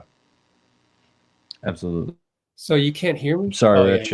I'm going to try and restart this or something. Okay. They're wigging out.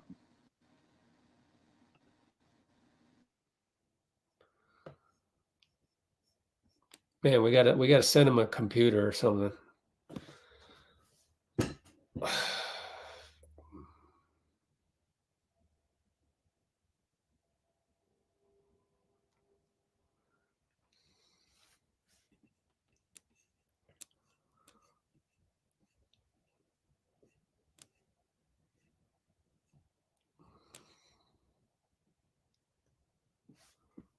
Slater. Okay.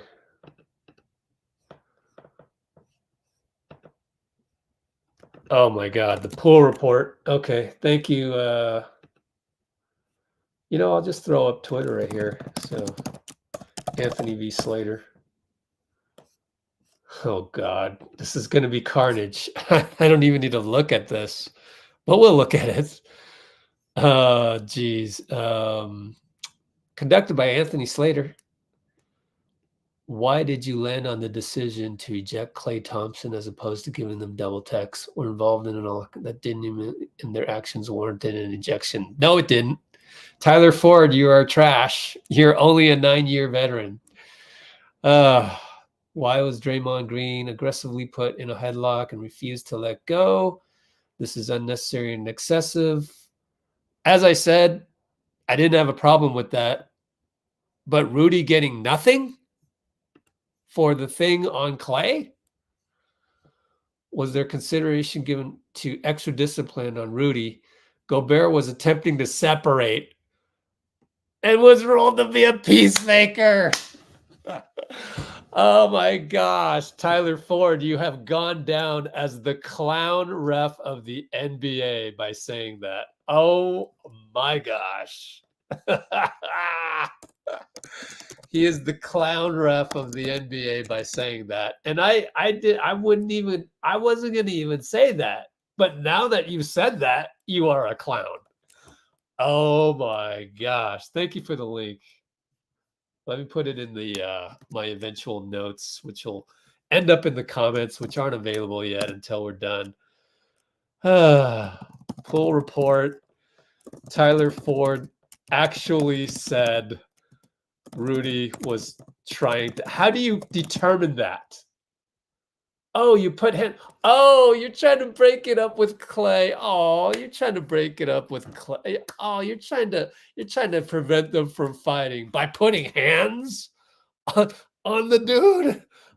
Oh my, what a clown. Oh my. Thereby becomes the clown prince of refs. Oh my goodness. What an absolute clown. And I don't say that people are clowns much. Aloha on Arbel. on Twitch, email me the pick, rich at LetsGoWarriors.com.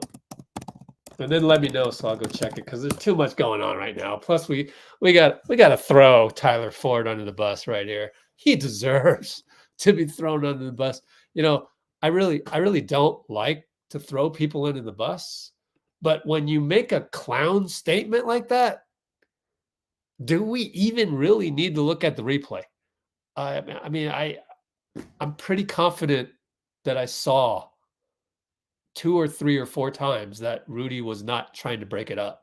You cannot make that determination based on that mess. What you can make a determination on is when Rudy puts his hand on Klay, that's only going to make things worse. That's a no-brainer. When does a guy touching an opposing player in an altercation equal calming down after that? Who in their right mind would ever think that? And that's why he has no experience or not enough experience. 9 years. They don't have a process for altercations of the Jersey kind. This is a complete breakdown of Adam Silver.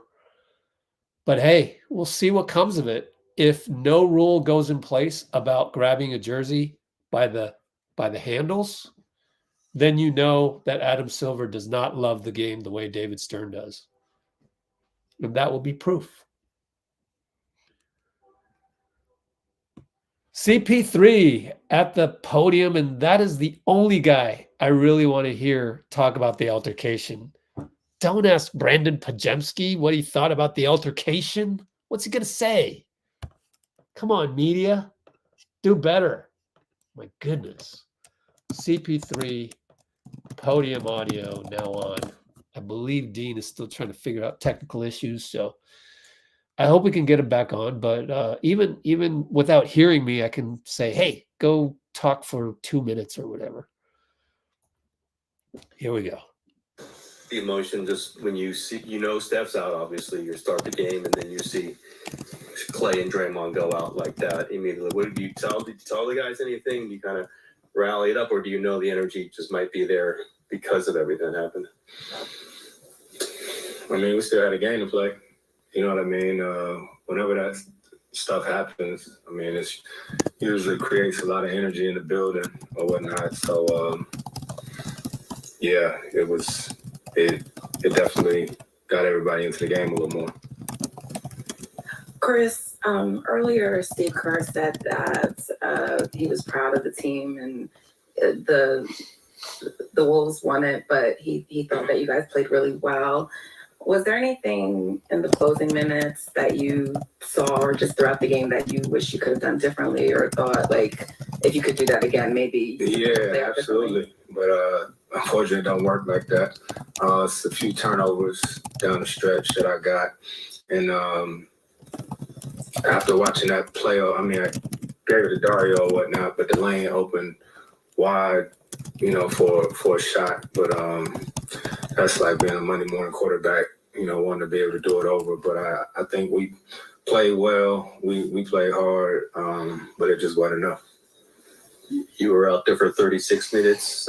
Feel okay? Did you like getting all those minutes? Absolutely. You know what I mean? Not given the circumstances, though. You know what I mean? But it's a long season, 82 games, and we already knew coming into the season that it was going to be everything is by committee. Different guys getting an opportunity to play and step up. And that's what kind of team we have.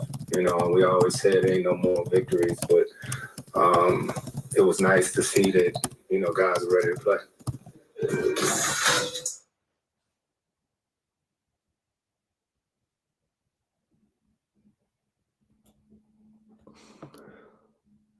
Well, Gobert with some pretty incendiary quotes.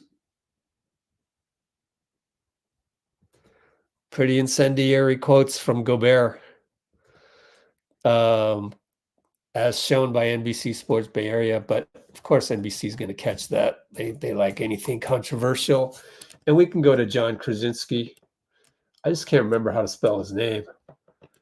But we can look at my GSW list, and he'll probably be on there. And it's probably getting retweeted.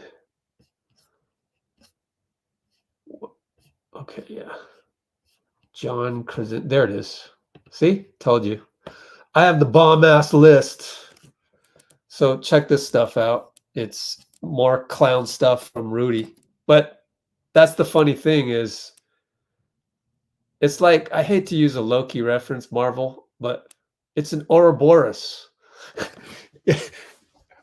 Rudy, by saying that, you're the clown now. So we can go on and on. Ridiculous. Absolutely ridiculous. But anyways, as I was saying in the comments, first of all, before we get back to Rudy, who is the clown prince of the NBA, it's proven right here. Before, I was kind of like, man, Dray, you're kind of mean to Rudy, but now I can see why. His personality is coming out. Like the way he thinks about basketball, it's coming out. But anyways, one thing I did want to say is what I told Nicole, is I totally agree with Nicole in that there's not a single person in the hood that wouldn't have done what Draymond did. I just, how are you even going to get European players to agree with Gobert here? Like, European players have gotten into fights on the court. You go to my player, I'm going to do something about it. That's the law. And then I also wanted to add Filipinos. They get that as well. Oh, Morant. You know, I asked some questions in the chat. I asked some questions, and I forgot to check if there's any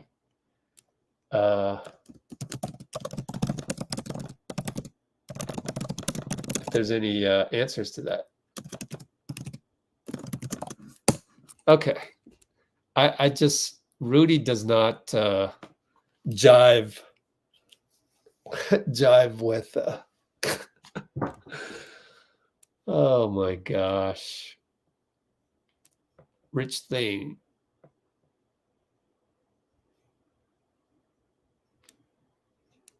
Well, I'd have to scroll up. Somebody all right. Can a blue wrench please scroll up and unban Noah original account? I give you permission. He has decided to come back, and he has decided to try and learn some more about why we all think trading Klay is just absolutely ridiculous. So if the fact that you even came back tells me that there's an ounce of curiosity. All right, now I got to check my email for Noah. Not Noah. I just told you the resolution of Noah. I got to check my email for Arbel. Aloha Arbel sent me something. Let's see. Oh, right. You're showing the replay. Okay. Look at the hand he grabs his jersey with. Then I played it back. He let go. Then Jaden got pissed and held on to Klay. Right. Both his arms on his jersey. He was trying to run back, but Jaden got in his feelings and pulled him. Yep. Yeah, I know. I saw that too. I believe you, man. And then what about, you sent one of Gobert. Oh, are you talking about Gobert? I don't even know what's going on. Oh, right. Gobert's got Klay in a almost headlock. Let me download this. Thank you, Aloha. Oh my God, dude. Seriously? Tyler Ford becoming the clown prince of refs as we speak. Let me show you this. Thank you, Aloha, on Twitch. Let me get rid of it. I have Draymond's Instagram post from the other day as well. Dean Chambers, are you good to go? Let's see. Testing. I can hear you. I can hear you. Oh, good. All right, Yeah, absolutely. Let me get the picture up here. Oh my gosh. He's trying to, come on. Tyler Ford is right in front of your face. Tyler Ford, what are you doing? Come on, man. I got to put this in the notes. We're at the 3:15 mark. You notice how Rudy isn't grabbing his own team's player? Yep. Not a call. Not a call. And you know what? The Warriors should have done what Donovan Mitchell did and foul one of their players, run up and just elbow him, have the refs go back 2 plays before, and give Rudy Gobert at least a technical, right? I mean, at minimum, that's tech. I know what you can I mean, do. look at that. That's a They tech. already reviewed this. You can go back like 2-3 plays before, right? Why not? No. Oh, 2, 3, 4 plays. I don't know. Yeah. How many plays can you go back? Seasons? I don't know. This is bad. No. Well, it wasn't Draymond, so that's not what happened. It's not.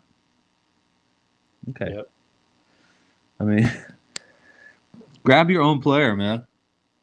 Don't grab our player. What do you think's going to happen? That's the picture. That's amazing. Isn't that? Hold up, I got to screenshot this.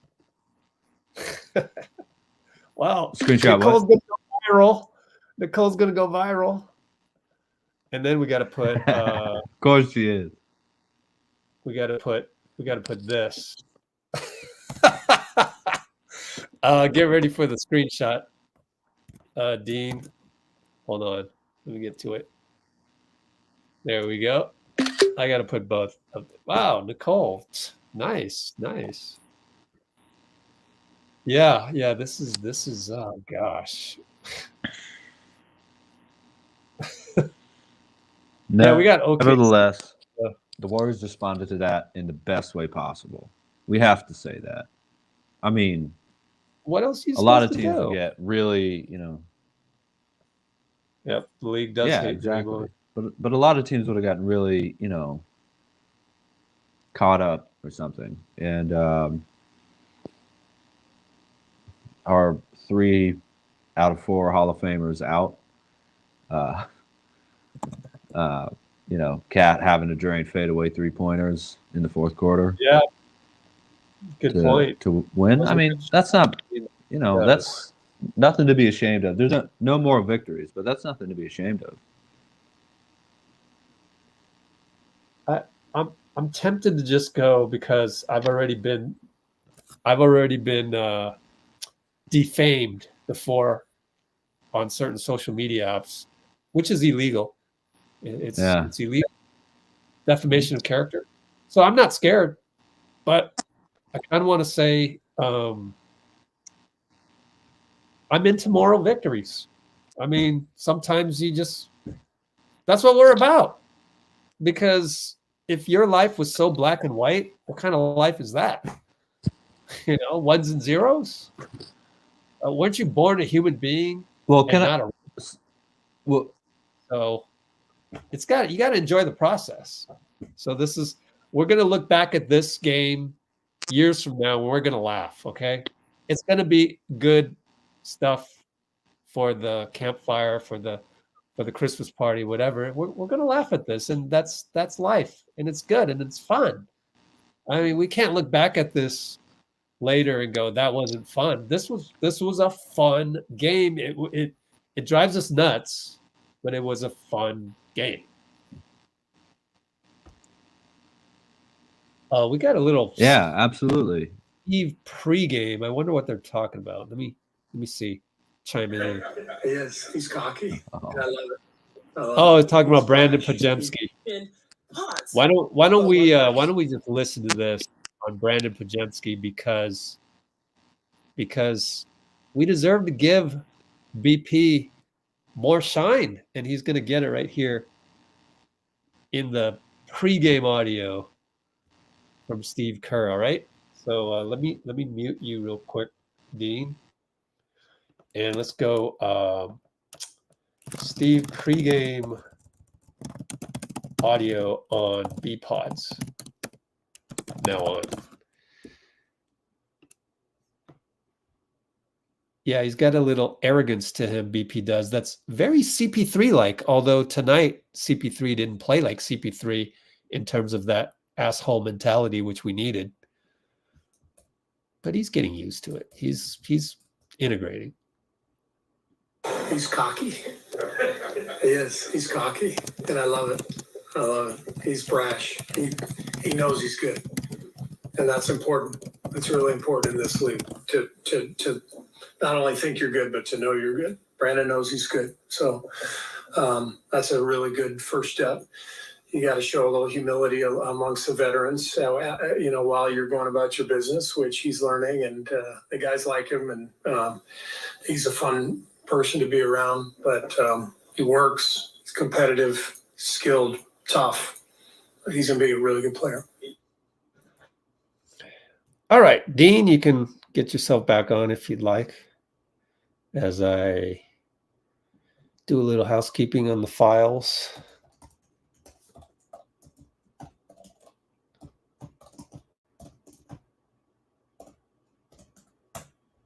B-Pods. I love that name, B-Pods. What a nice nickname to have. All right, Dean. You there? You good? Oh, you're frozen. Is it your internet? I don't know. I'm cutting out a little bit, Rich. Well, here I am now. We're good. Are you on your Wi-Fi or? Wow. I don't think you can hear me. Okay. Not quite getting it, but if you can hear me, go ahead. I would like to say something about moral victories. If you only say that stuff when you lose, then I'm against it. But to win, you need a lot of moral victories, and you're doing anyway. You know? So this was a moral victory in the way we played. And if we keep playing that way, we're going to get a lot of victories, you know? And, this is what every game should look like, energy-wise. You get the Hall of Famers, our three best players back on the court with that kind of energy, playing exactly the way we played today. With that kind of energy, man, we're gonna not be 500. We're not gonna be 6-6 the rest of the season. That's been tough, man. Look, we were 6-3 with the loss to the Nuggets. Then we played 3 games in 4 nights, back-to-back with the Cavs and Timberwolves, and played the Timberwolves again, a team that all spent with. Oh, I can't hear you.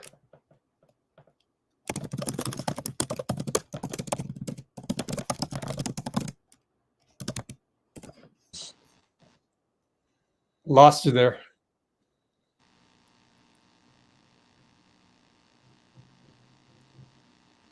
Oh, you can't hear me. Oh, crap.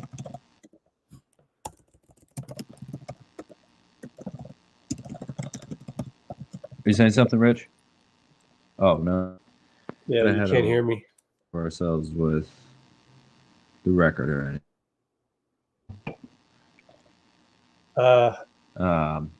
You're cutting in and out, so I don't know. Too much cutting in and out, unfortunately. All right. I know Kojo had a tough time on that sidelines, but now, you know, I let you go the one time. Now, coaching staff, you got to play BP ahead of Kojo, and it would be a bad look if you had the same rotation tonight. It's going to be a bad look. I'll say that much. So yeah, so I love how in the comments you guys are just saying, yeah, BP, BP, BP.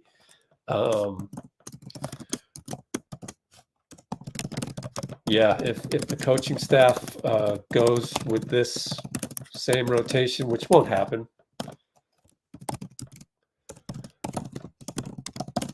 then you got to wonder what they're doing. Oh, we got a little bit more Chris Paul on the podium, so we can listen to him while I kind of catch up, get my bearings straight, kind of see where we are in terms of some of the uploads happening on the NBA database. So I'll get there.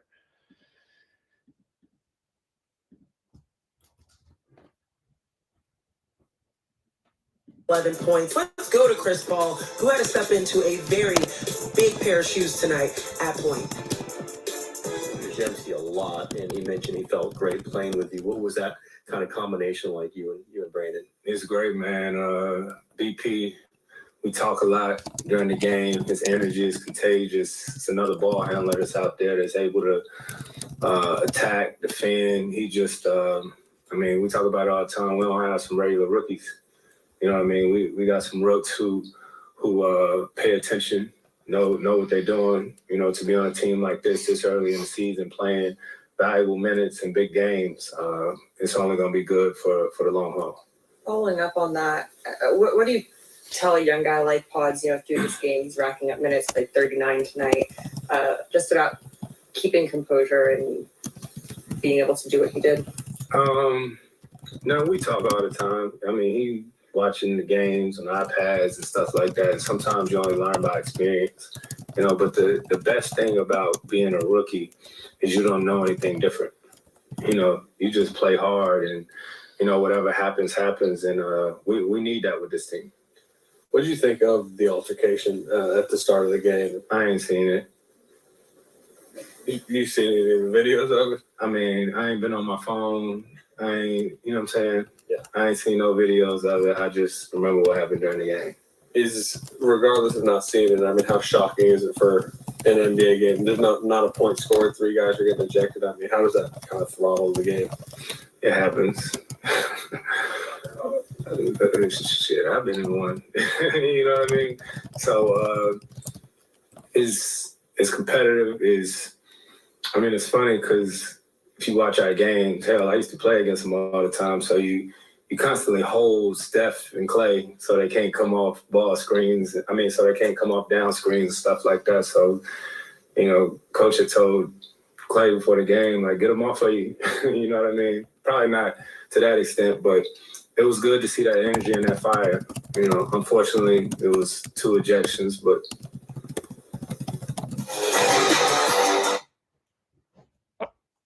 I want to shout out Anthony Slater. That's the KD of reporters right there. He got something out of nothing, and he kept trying, got something out of CP,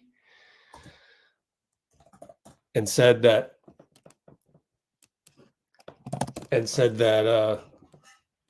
the coaches told Klay that, hey, Jaden McDaniels holds you, so you got to really do stuff, and he did. Unfortunately, it was with the super young ref crew that completely screwed up.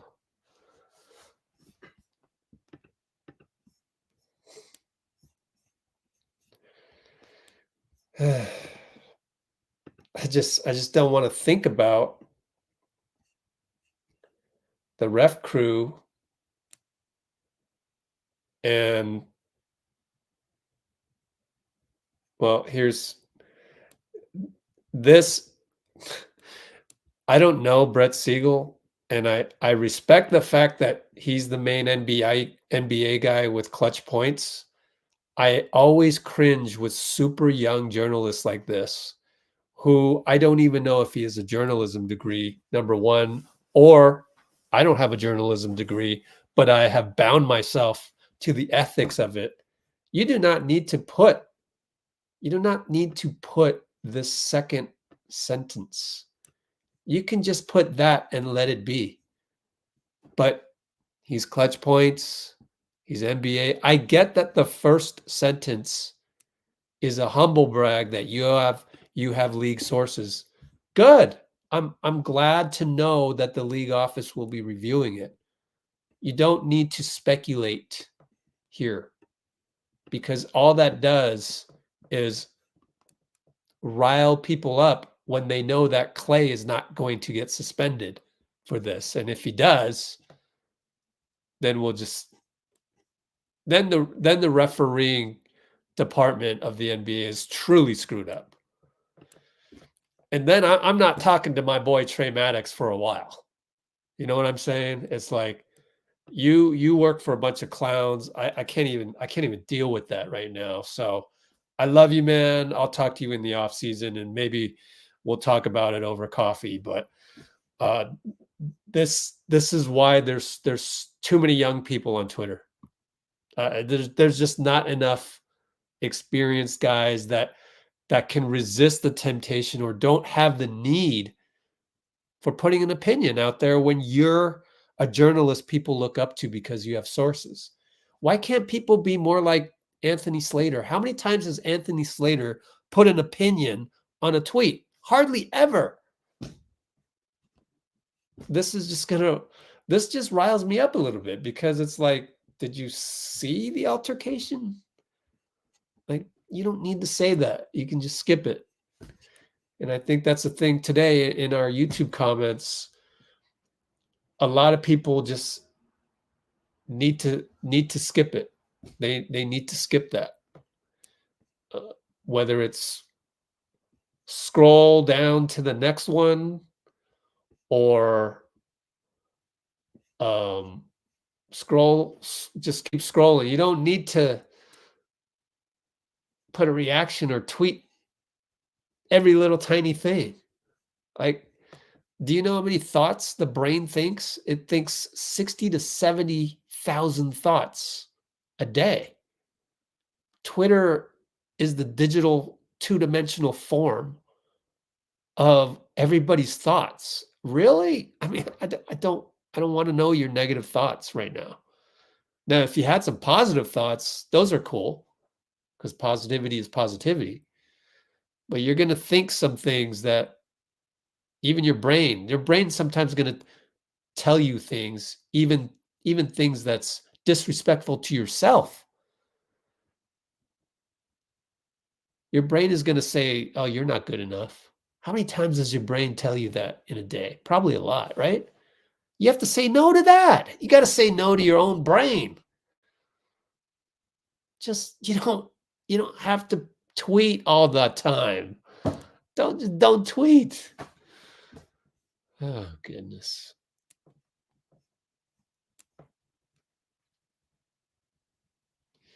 Oh. Well, let's take a look at who reffed their game. Let's see. Oh my gosh, Nicole. I look at these names. And guess what runs through my mind? Let's take a guess. How many years of experience for lead official Josh Tiven? Let's take a random guess. Is it single digits or double digits? Boom, 14th season. That's still not enough. You need to have 15.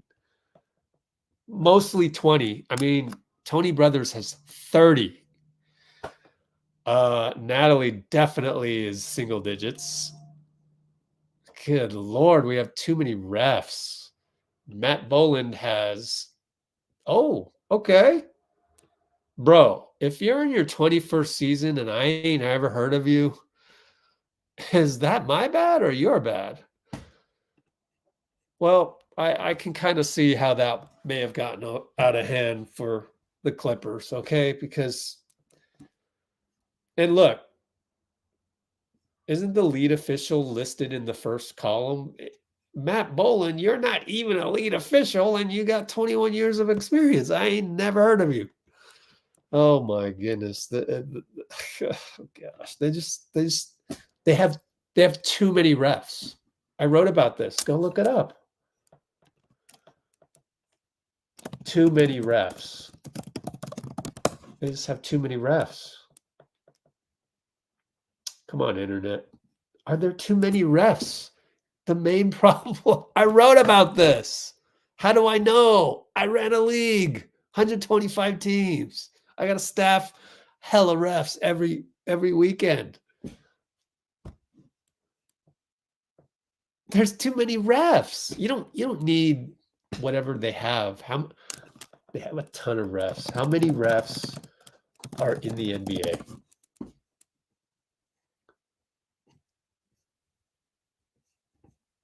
Not in an NBA game. Overall, 70. No, in 2019, it might be even more. So I got to do this in 2023.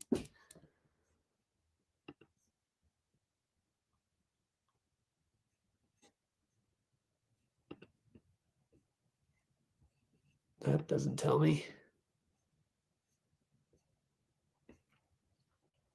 Oh my gosh. Tyler Ford was an alternate in the finals. Yikes.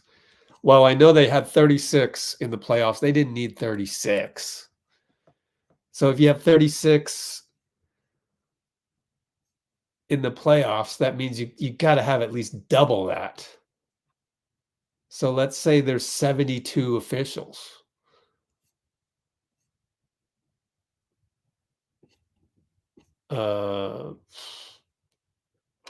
Anybody know? Oh, but there's 30 teams in the league. You can't have more than 2/3 of the league playing on any given night, right? You don't have 15 games a night, right? How many games do you have a night, right? Let me go through this. Let me show you the math why this just does not compute.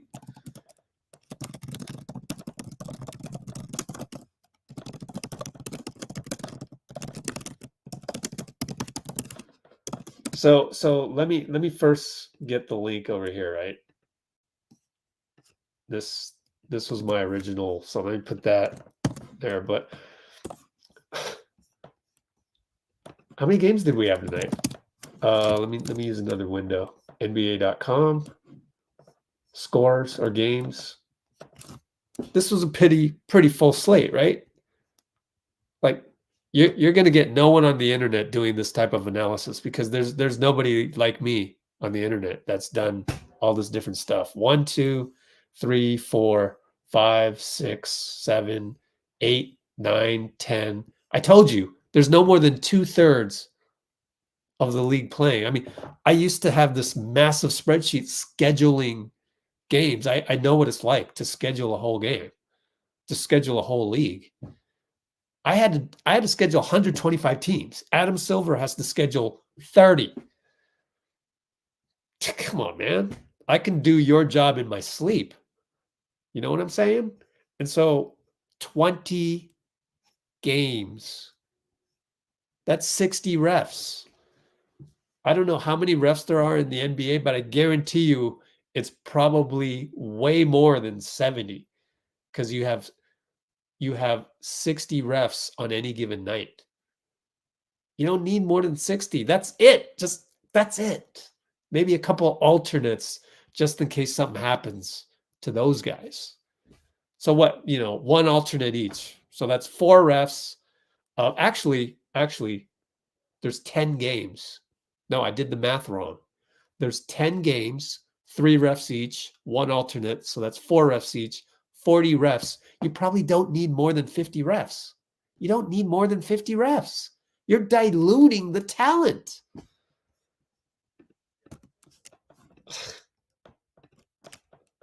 It's just, why do you hire more than 50? You don't need. When you do that, you dilute your own talent. It's the reverse of what you're doing with expansion, you still haven't expanded. You have all these second rounders getting contracts. What does that tell you? It's time to expand the league to 32 teams, idiots. Like there's enough talent to go around now. So you're doing the opposite. Oh, there's not enough refs. It should be the opposite. Total. I mean, who is running this stuff? Like I could go in there and staff every game of the NBA every day using a spreadsheet. Like that's what I did for over a decade.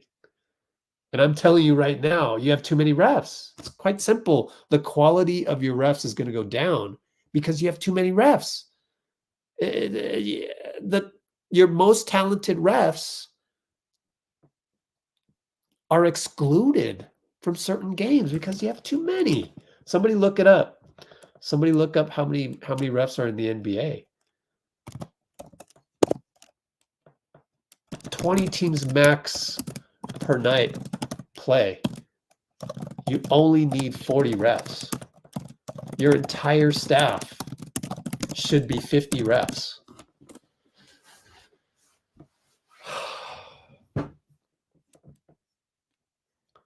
Yep. It should be a representation of your league. If you have guys from Europe, find out the ratio and then get that ratio of European refs in.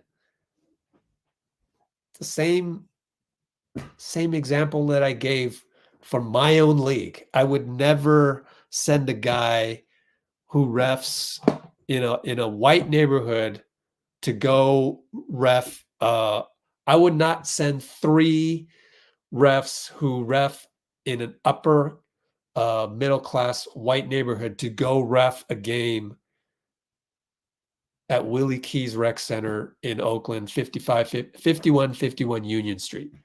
That's ridiculous. They don't understand the culture. They wouldn't even understand that a couple, yelling back and forth. Literally, it's happened to me. How do I know this? I learned from trial and error. But I've been doing this I did it for what? I think officially 17 years, but I did my first tournament. I believe I was right out of college. So if you consider that, I probably did tournaments after that, and then I'd started my league. Wow. Been doing this stopped around 2020 pandemic. Couple decades. I got more experience than a lot of these refs.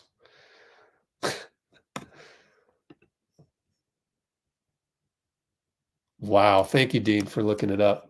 You only need 50 refs. 74. Wow. Dean finds out there's 74 refs and 8 non-staff officials, which are in the replay booth. Also, why is our replay booth so trash, our meaning the NBA, compared to NFL? Why don't you just hire some guys from the NFL replay booth who love the game of basketball? There's got to be some football guy in the replay booth of the NFL who loves basketball. Like, just hire him to run the show. Like, you need to hire people who love the game.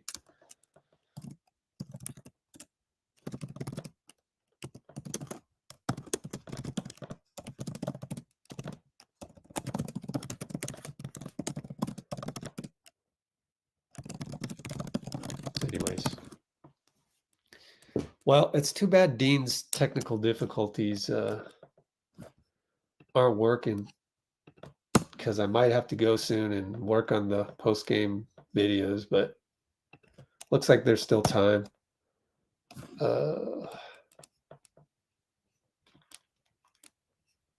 Looney talked for 5 minutes, Dario for 3, Chris Paul over 6 minutes, Steven Pajemski.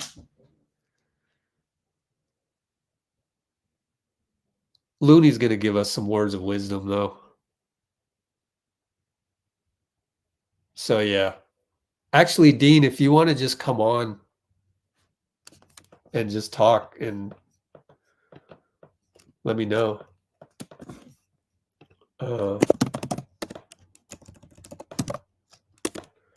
Can you log on and then I'll go silent and do video work? That would be great if we can pull that off.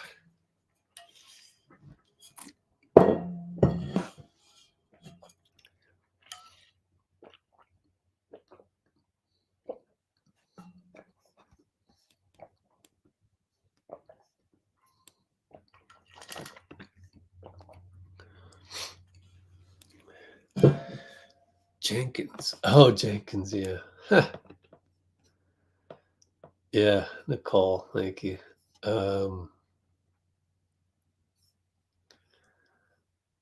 Yeah, look at that. Who wants Klay to be ejected from that? Come on.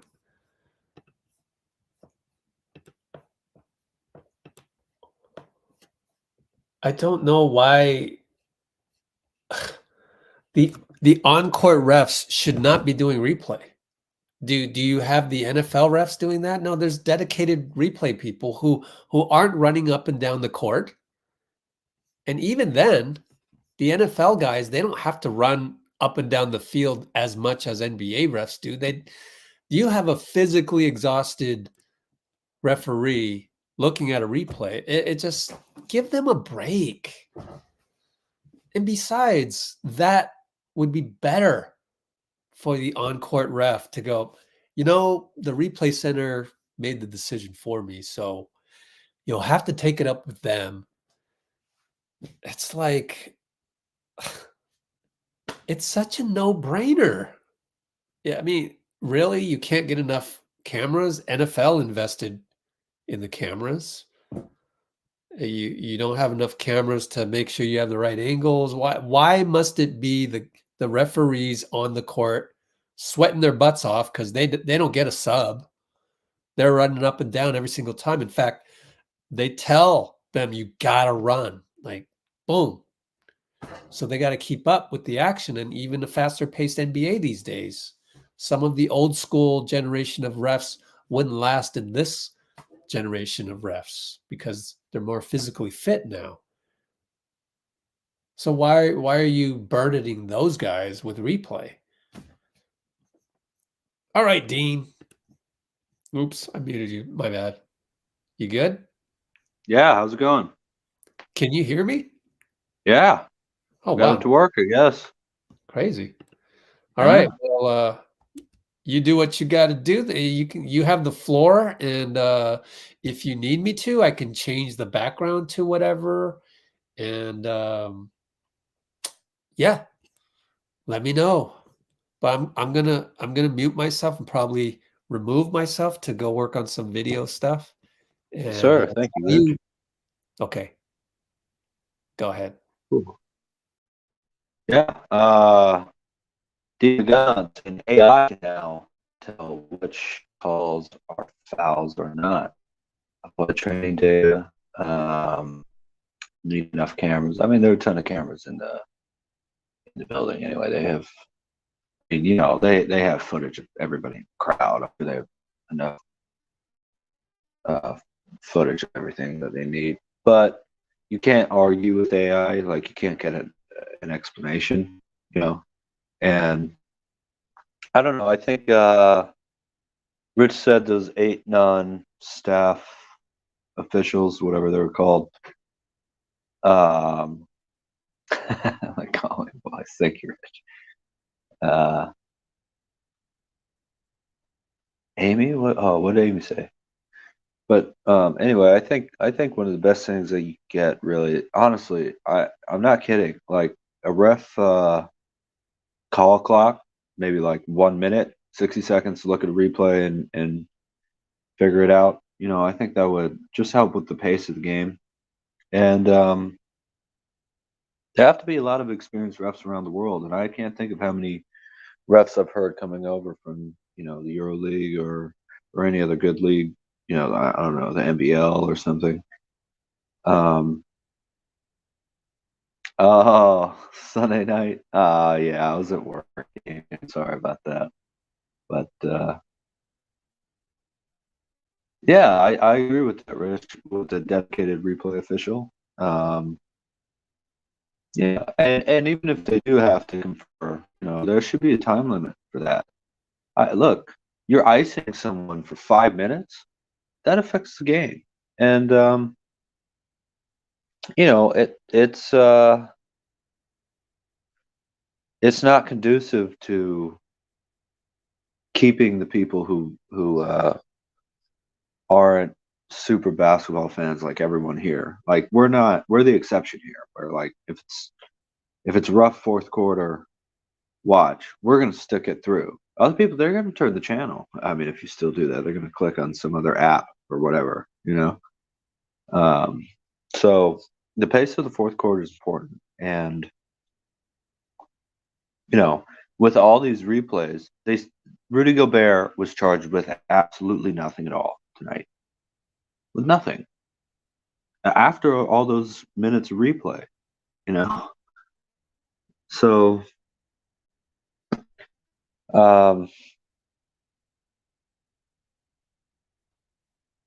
I don't like criticizing refs either. It's a very difficult job. You have to understand these guys are watching the biggest, fastest, sneakiest, I think, probably, basketball players in the world, and they have to make split-second decisions. That's a very difficult job. But there does seem to be an issue of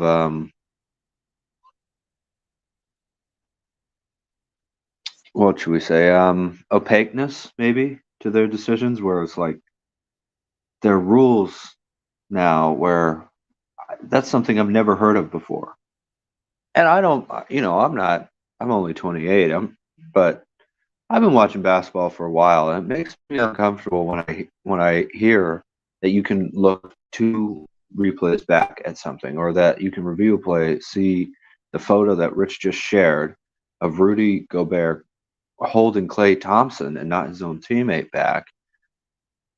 And you're making these decisions where, like, I am completely unsure of what the rule is now. That's upsetting for casual fans, and I mean that in a positive sense. People who like football, baseball, basketball equally, might bounce between an NBA game and a sitcom or something like that, as well as the hardcore fans like all of us, and you wouldn't be a hardcore fan. You wouldn't be on this chat if you weren't a hardcore fan. So like, if we're confused, that's a problem, because I don't remember being like, I've never heard of that before in 2010. Like it just wasn't like that, man. Hey, a lot of fun things can be casual, Rich. Definitely. Like casual dress at work. I mean, there's nothing wrong with that. It's fine. Just admit it too. Just admit that you're a casual fan, and that's all good. Doesn't mean you're stupid. It shouldn't mean that. Just like clown isn't really an insult. Like, it's a talented, humorous, performing artist. So, but I'm glad I got this browser to work finally. Thank goodness. Oh, Nicole's taking off. Night night. I got work tomorrow. Yes, ma'am. Kids hate clowns. Yeah, that's fair. Well, they're a strange kind of concept, but they are talented. Anyway, I loved the Warriors fight tonight. I loved it. I was clapping all night. I'm trying to take it a little bit easier this season. Emotionally, not have my day ruined if the Warriors lose. And I came into this game thinking like, this is going to be my future one day. Or not as Steph, or Steph's, it's not only that Steph's out tonight, like he's not playing anymore. He's retired. And I just wanna soak up and appreciate, everything that's going on in this franchise. And there, like I realized I haven't questioned whether I thought these guys were winners since I first saw them competing. In 2016, it was like, after all that winning and everything, and I wasn't as deep into the Warrior, like everyday Warriors back then, but I liked the team a lot. Even then, I had a lot of, I had a lot of friends in college from the Bay too, so it was big, like hometown feeling almost amongst my friend group at least. But I never questioned, their character, and this is a good, smart, hard-working team with a lot of talent that has not put together an A game yet this entire season. And we've had a lot of travel and then a lot of games in a row. And we got 70 games to go, man. 70. That's like, that used to be almost a whole season back in the day, and even only a few years ago. I remember 2021. It was a 72 game season. That was long. So comparatively, we got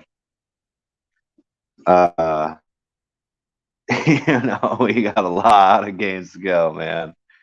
And everyone in this team looks like they're able to fill a role that we really need.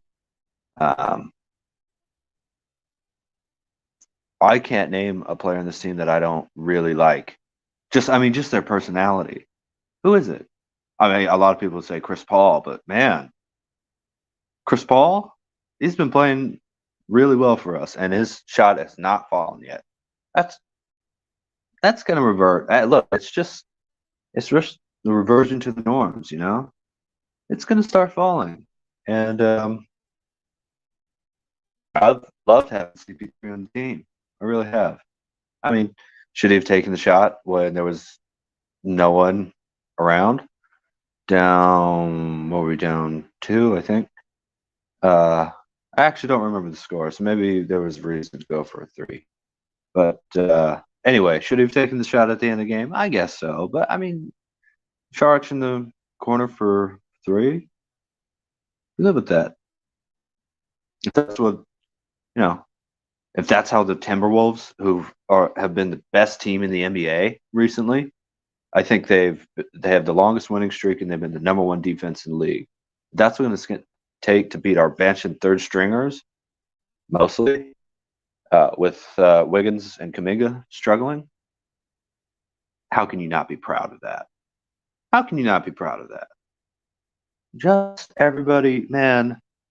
People are going to say, "Oh, you coping." Yeah. Forget that. This is basketball. It's supposed to be fun. And Steph, Klay, and Dray, if there's anything that's going to light a fire underneath them, it's watching guys trying to punk their little brothers, So I don't know if I have much more to say, really, after that. But, yeah, this is, this is the kind of game where you come back to this feeling, you come back to the energy that we played with tonight, and the season will be just fine.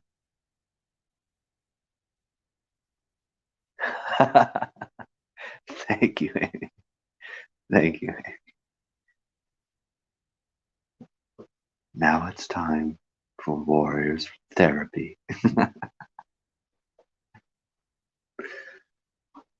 Yeah. Well, I guess I should ask: does anyone have a question about the team? Want to hear maybe about? Well, I guess we have to see. I mean, Rich was saying that he thought Draymond might be suspended or something. I honestly don't see the NBA doing that. I really don't. I'm sure they'll mention something about the altercation, I guess. The little grabbing match that happened at the beginning of the game, but I don't think they're going to suspend Draymond. So I'm hoping that Steph, this is just a late game, little sore. Again, lot of games in a row. Basically, I mean, it's one day off, even if you're at home. I don't know. This team hasn't really practiced all that much yet. I mean, I remember Coach Kerr saying the team hasn't practiced a lot off the road trip.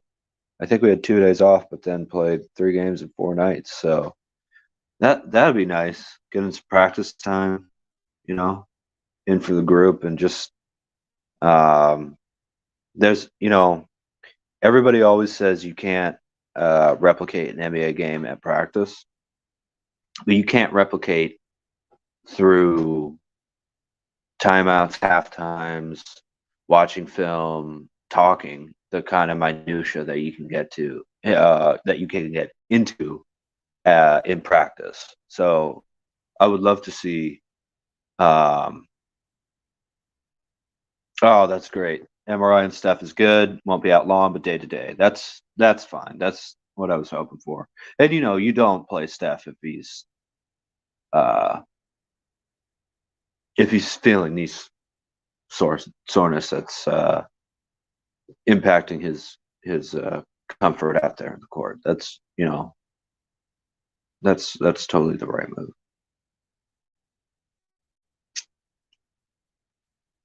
Yeah, absolutely, Cholo. The statement that the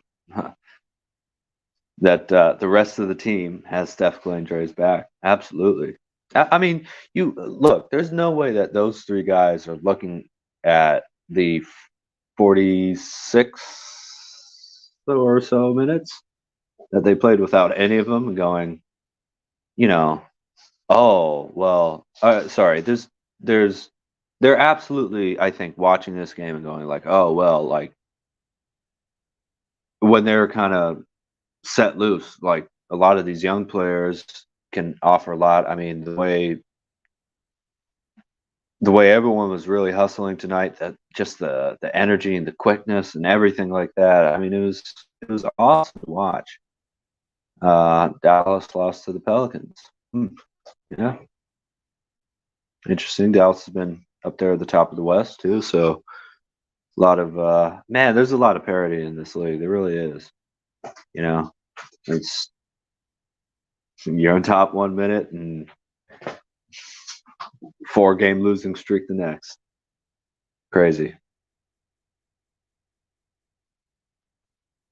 Okay, RJ, how do you know? Because if you don't, you're saying maybe Thursday night, but like, are you hearing that from somewhere? If not, then just say like, I hope Thursday night instead of maybe. It's Richard's rules, not mine. All right, Dean, take it easy, man. That's us, yes, sir. Night, night.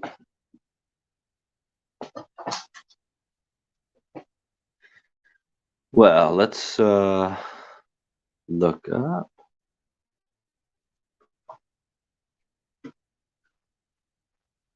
See if my computer will respond to this. Oh, there we go.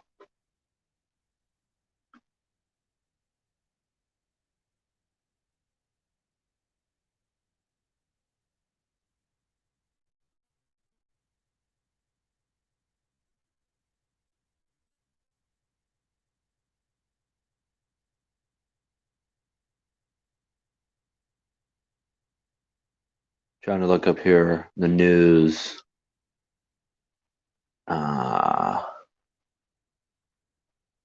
If there's been any official. I know we heard from the lead ref today, but sometimes the NBA itself issues a report. I'm not seeing anything though. But we'll keep an eye out for that.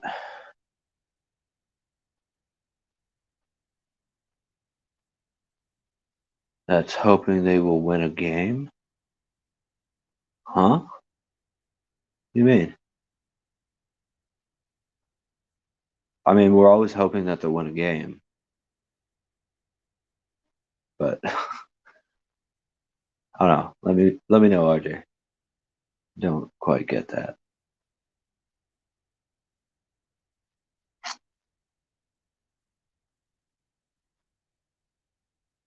Well, of course they'll win a game. I mean, come on. Yes, they will win games too.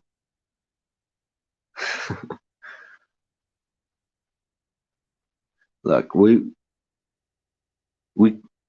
if someone's not going to overreact to a 4-game losing streak right now, it's going to be this channel. You know, like, you know how the other, and let's admit, it's not just Let's Go Warriors, unfortunately, that we're all consuming. You know, we all hear stuff from other people. This team is full of smart, tough, committed players. And that is just a recipe for success. Like always, you know? It's not a team that you have to worry about them getting too high or too low, getting overmatched or definitely out experienced. It's just trying to figure out how to put all the pieces together. So we have a puzzle, and what the puzzle is kind of abstract, right? It's not a clear image that you can just say this piece goes here. You have to keep working with it to figure out exactly how to maximize all the talents on your roster. And you know, we didn't see Jonathan Kuminga have a great game. As far as I haven't looked up his stats, but as far as I could tell, he wasn't. You know, he didn't pop out while I was watching the game. Wiggins is still struggling a little bit. You know, CP3 still seems a little hesitant to shoot the ball once in a while.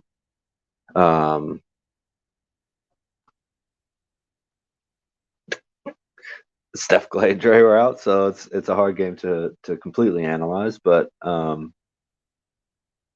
here's a great little thing that we were privileged to be able to take from tonight. Brandon Pajemski is tough, steady, and very confident in his game, and he played awesome tonight. In fact, let's look up the box score, because I'm sure BP had some really great numbers.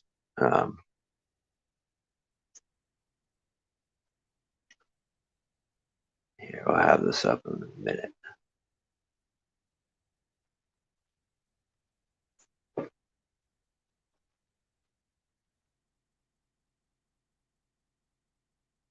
So,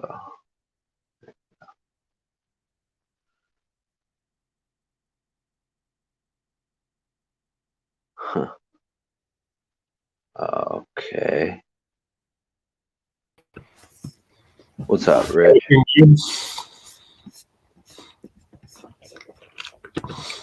Everything good? Yes, sir. Just looking up the box score here. I wonder what BP got tonight. Here we go. Oh, here you go. Thank you. Yeah. There it is. 23 points, Wow. 5 assists, 7 rebounds, and a steal. Incredible. 3 for 8 from 3. 9 for 18. 9 for 18, yeah. 6 for 10 on 2-pointers. Wow.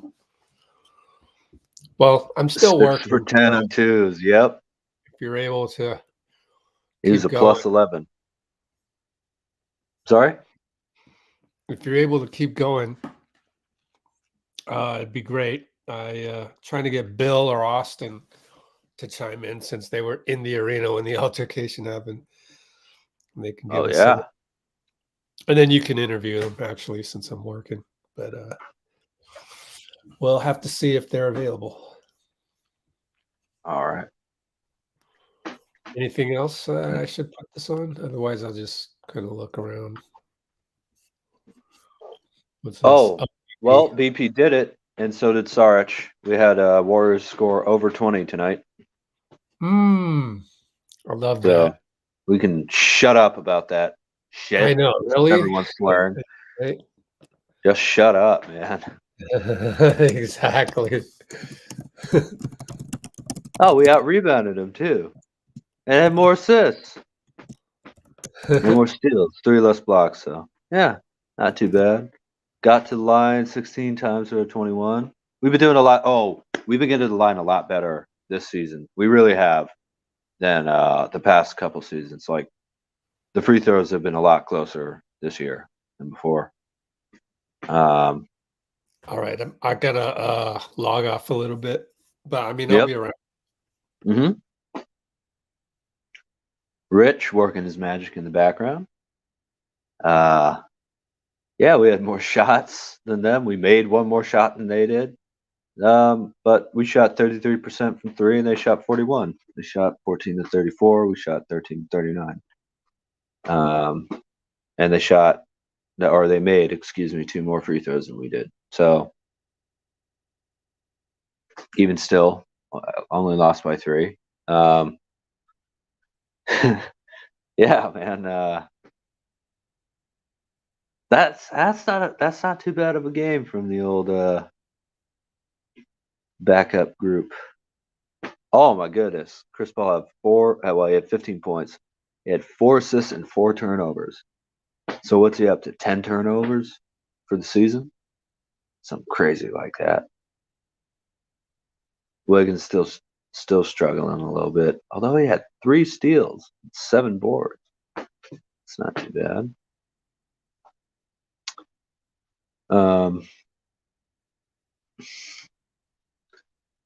Dray on Klay with 2 minutes. Really? I mean, think about this is a NBA Cup game in Chase Center.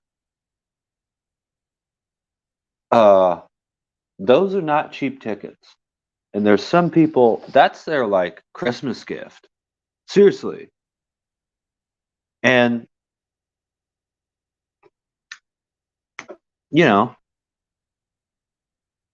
I guess maybe if we're saying Klay and Draymond shouldn't have gotten ejected, maybe Jaden Daniels, but maybe not because he kind of started the whole thing. I don't know, but please don't kick out Klay for defending himself and Draymond for doing something Gobert was doing, got nothing for. But I'm saying that calmly because, please don't do that. That doesn't help. That doesn't help anybody. I mean, yeah, I can't imagine. No, on the other hand, they saw a great Warriors game, but the score was 0-0, man. Just gotta have, as Rich was saying, you do have to have a feel for the moment,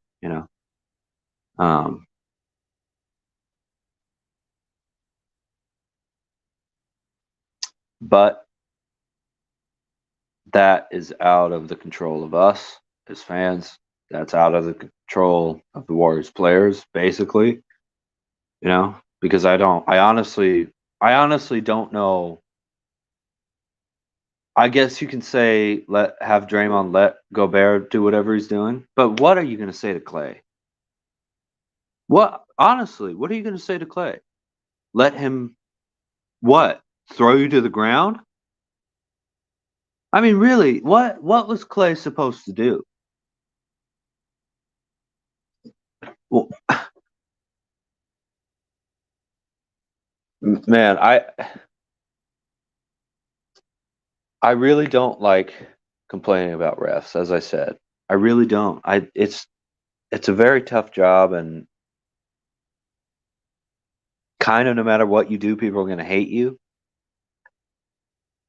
But a state of confusion is not what you want for your league. You know, soft NBA, yeah. I don't know. People have been saying that for years, and I don't think it's soft. I think it's just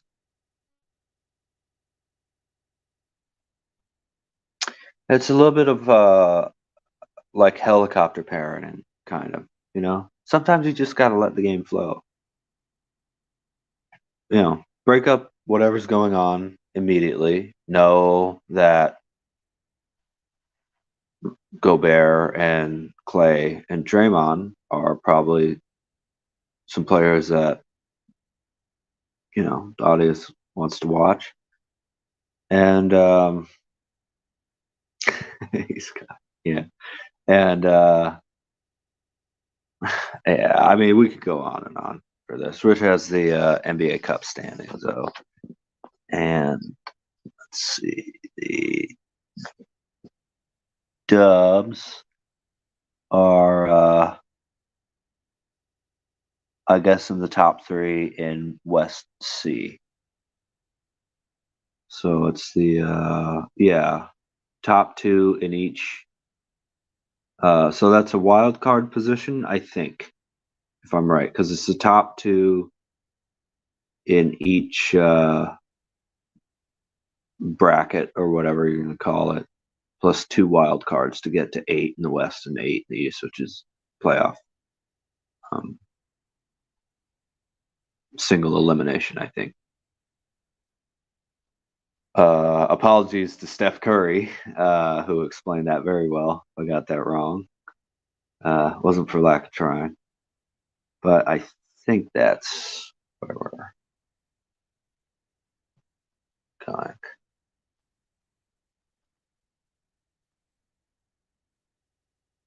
I got her a Christmas gift. That's nice.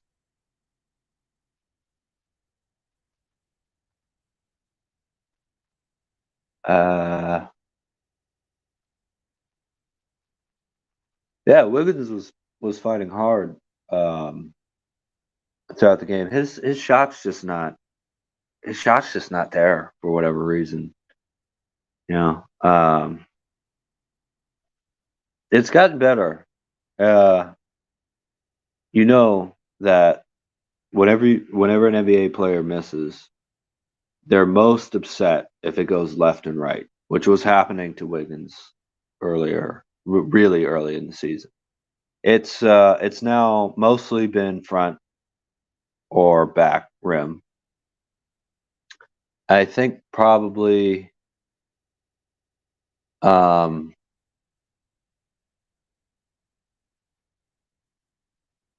there's probably a little bit of a foot balance thing where once he figures that out, his shot's really going to start falling, which of course opens up the lane, because right now teams are looking at the Warriors, finding any way where they can get a little bit of help defensively, and they're looking at Wiggins and they're saying, he's not hitting it right now. We can try and cut off his drives. Because Wiggins, when you have to respect him from the 3-point line, as he's been very respectable shooting the 3, high 30s, close to 40% in his, it's coming up close to his half decade on this team.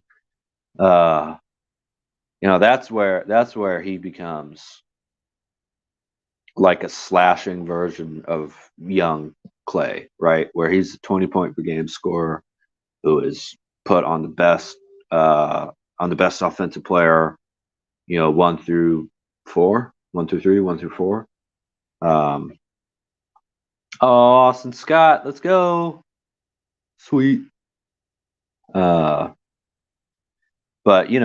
Wiggins, if his shot starts falling, everything else will just be eased. I think it'll start to click into place. In my opinion, at least, I think that's also bound to the law of regression to the mean. Yeah, trying to figure out the official term for that. Regression to the mean. So his mean is like 38% for 3. So yeah, I think that'll be good. And that's why I mentioned that man of wisdom, Homo sapien. It's harder to attack the rim when teams are backing off of you, for on your jump shot, when they have to be close up to you and really respect you from distance. It's way easier to get past them and to get into lanes and to back cut them. When they're backing way off of you, they're preparing for your drive to the hoop. So that's the conundrum Wiggins is in. But man, that's Andrew Wiggins, man. We've seen him play forever, basically at this point, in the biggest games of his life. And once he gets it going a little bit, we should be, hopefully, if we're healthy and steady, I think we should be a very, very difficult team to beat.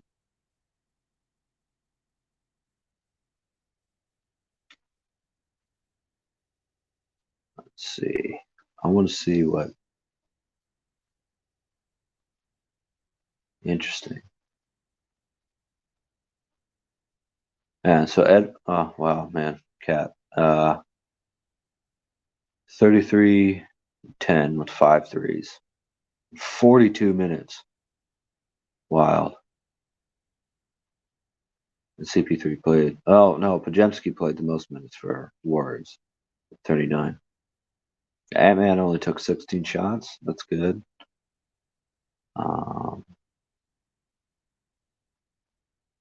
Yeah. We had the same number of turnovers, 19.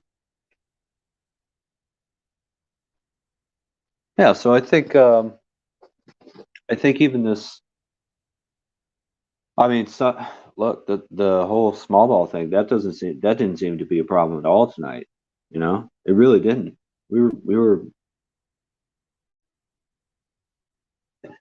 were matching up well against them, and also lots of times we're talking about like a 2-inch difference in height, as if it's like the end of the world. Like 6'11" to 6'9". What?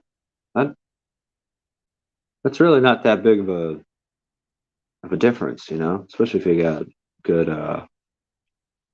wingspans, which this team does. Other than CP3 and Steph, the top 10, they're all like 6'9", 6'10" wingspans, I think, and above. Maybe GP is like 6'8" or something like that, but yeah. I was very encouraged by that, and I also enjoyed seeing the Looney Saric, Looney Saric, TJD, Kuminga Wiggins, that type of front court rotation. I think we actually have a lot of depth, and we still haven't seen anything of Usman Garuba. Nothing. But I don't think he's played a second, hardly, the whole year. Thank you. Oh, that's right. Let me get back. Yeah. Thank you very much, Amy. It's very nice of you. But,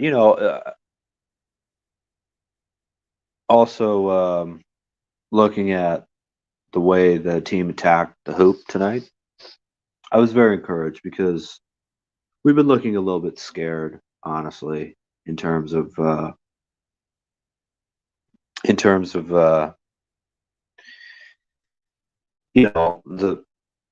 desire to get into the paint and look at the rim. And there was some of that tonight. There was some of that outside only basketball where you'd get into the paint, not even look at the rim, like 12 feet away, and just fire it back out to 30 without even looking at the rim. Not Steph Curry 30 feet away with 6 seconds left on the shot clock. And that is not going to work. I'm just telling you, man, that's not going to work. But we got a much better at that this game than I've seen in the past maybe 2 or 3. There was a real leap of like Saric going to the rim, Pajemski going to the rim. CP3 is an old man, so we'll let his free throw jumpers count as paint, shots, and those are going to start to fall more and more, I'm sure. Moody had some great layups, and I would love to see, Moody have maybe a little bit more defined role, because it feels a little like coach is throwing Moody in for spot minutes here and there, and that's fine. But Moody is a kind of guy who will have a couple mistakes, is not a guy where you're like, we're expecting this dude in 2 years to be averaging 24 points a game. Not necessarily that, right? But every game, there are 2 plays where it's like, wow, Moody, man, I love this guy. Like, he's in the right place at the right time, or he just has a sense of the moment, or he hits a clutch shot, or he has that great twisting, like, backwards layup that he had. I think it was off of a made shot. Maybe I'm getting that wrong. I don't quite remember. But, yeah. Moody's really playing well. And again, Kuminga look, I'm sure he didn't have huge points today. I'm 3 shot attempts for Kuminga. That's kind of unacceptable. In 16 minutes. 0 for 1, 3, 1 for 2 from the line, 1 rebound. 2 rebounds, 1 assist.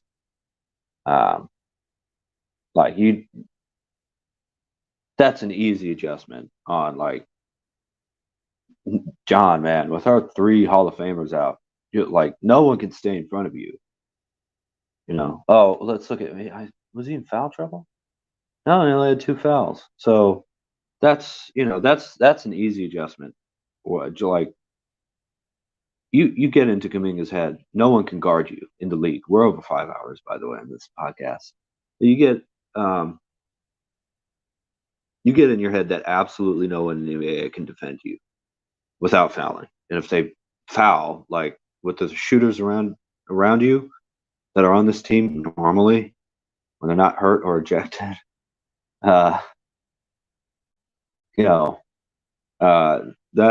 that's an opportunity for JK not to play out of control, but just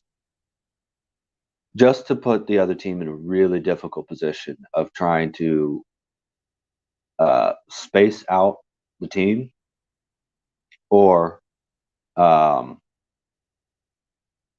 have JK drive on them, back cut them, get the tic-tac-toe short roll, Steph Draymond short roll, Draymond alley-oop type stuff.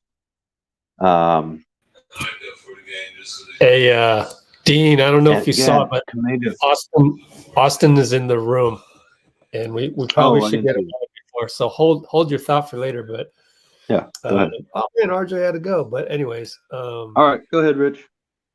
But I need you on to ask him the questions. Hopefully, you can hear him. Oh yeah, okay. Okay, so I'm gonna go, but I'm gonna add Austin, and then you run the show. Ready? All right, Rich. All right.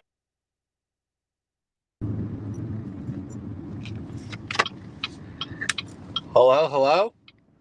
Hey, how's it going, Austin? Hey, what's going on, man? Can you hear me? Yes, I can. Heck yeah, dude. Nice to meet you. Nice to meet you. You too. Well, take it away, man. What'd you think?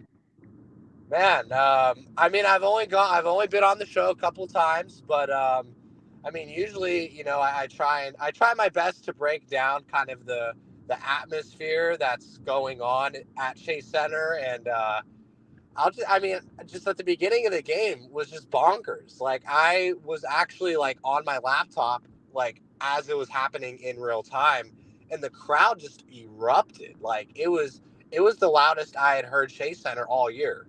Yeah. And I was with my writer Danny Everman, who writes for KNBR, and we were just like, "What is going on?" No one had scored yet. It was 0-0.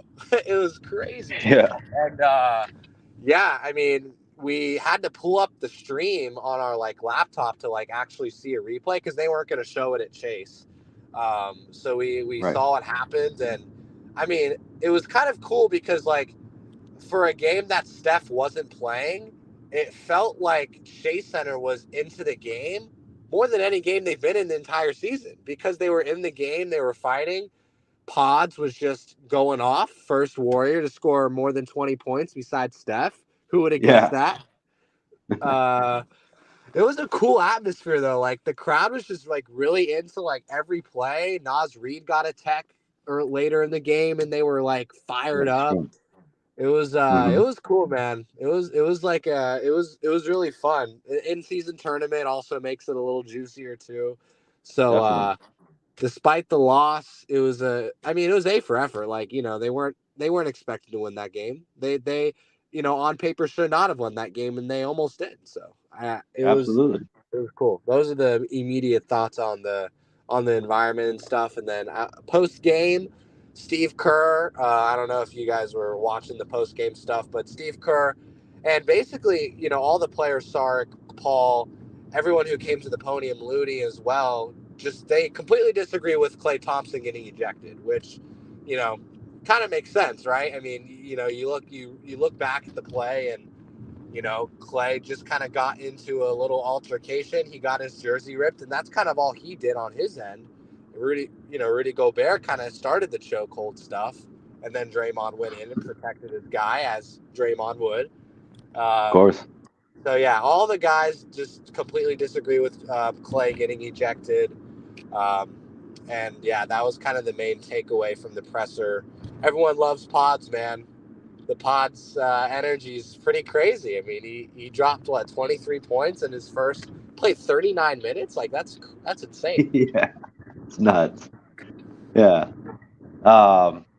Well, as far as the energy that you were talking about, that I think that actually came through pretty well on the cameras.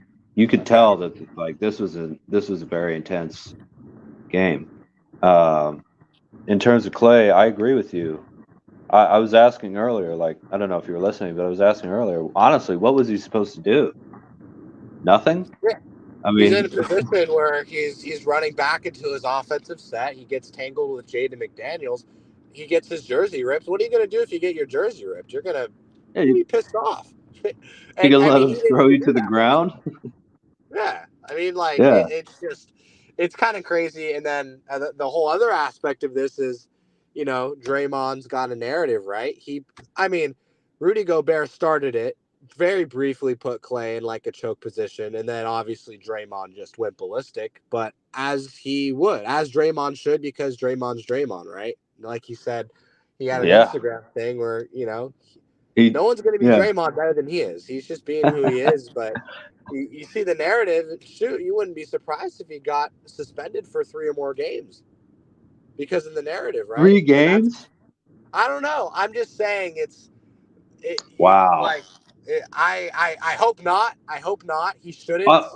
Are you hearing this from somewhere, or is that more of a feeling? I'm not hearing. Okay, this. I got you. Gotcha. No. Don't take this. Yeah. Take this with a grain of salt. But gotcha. like, okay, just want to clarify. the just the way it's surfacing around, the narrative Draymond already has. He, dragged Rudy Gobert. He put him in the chokehold.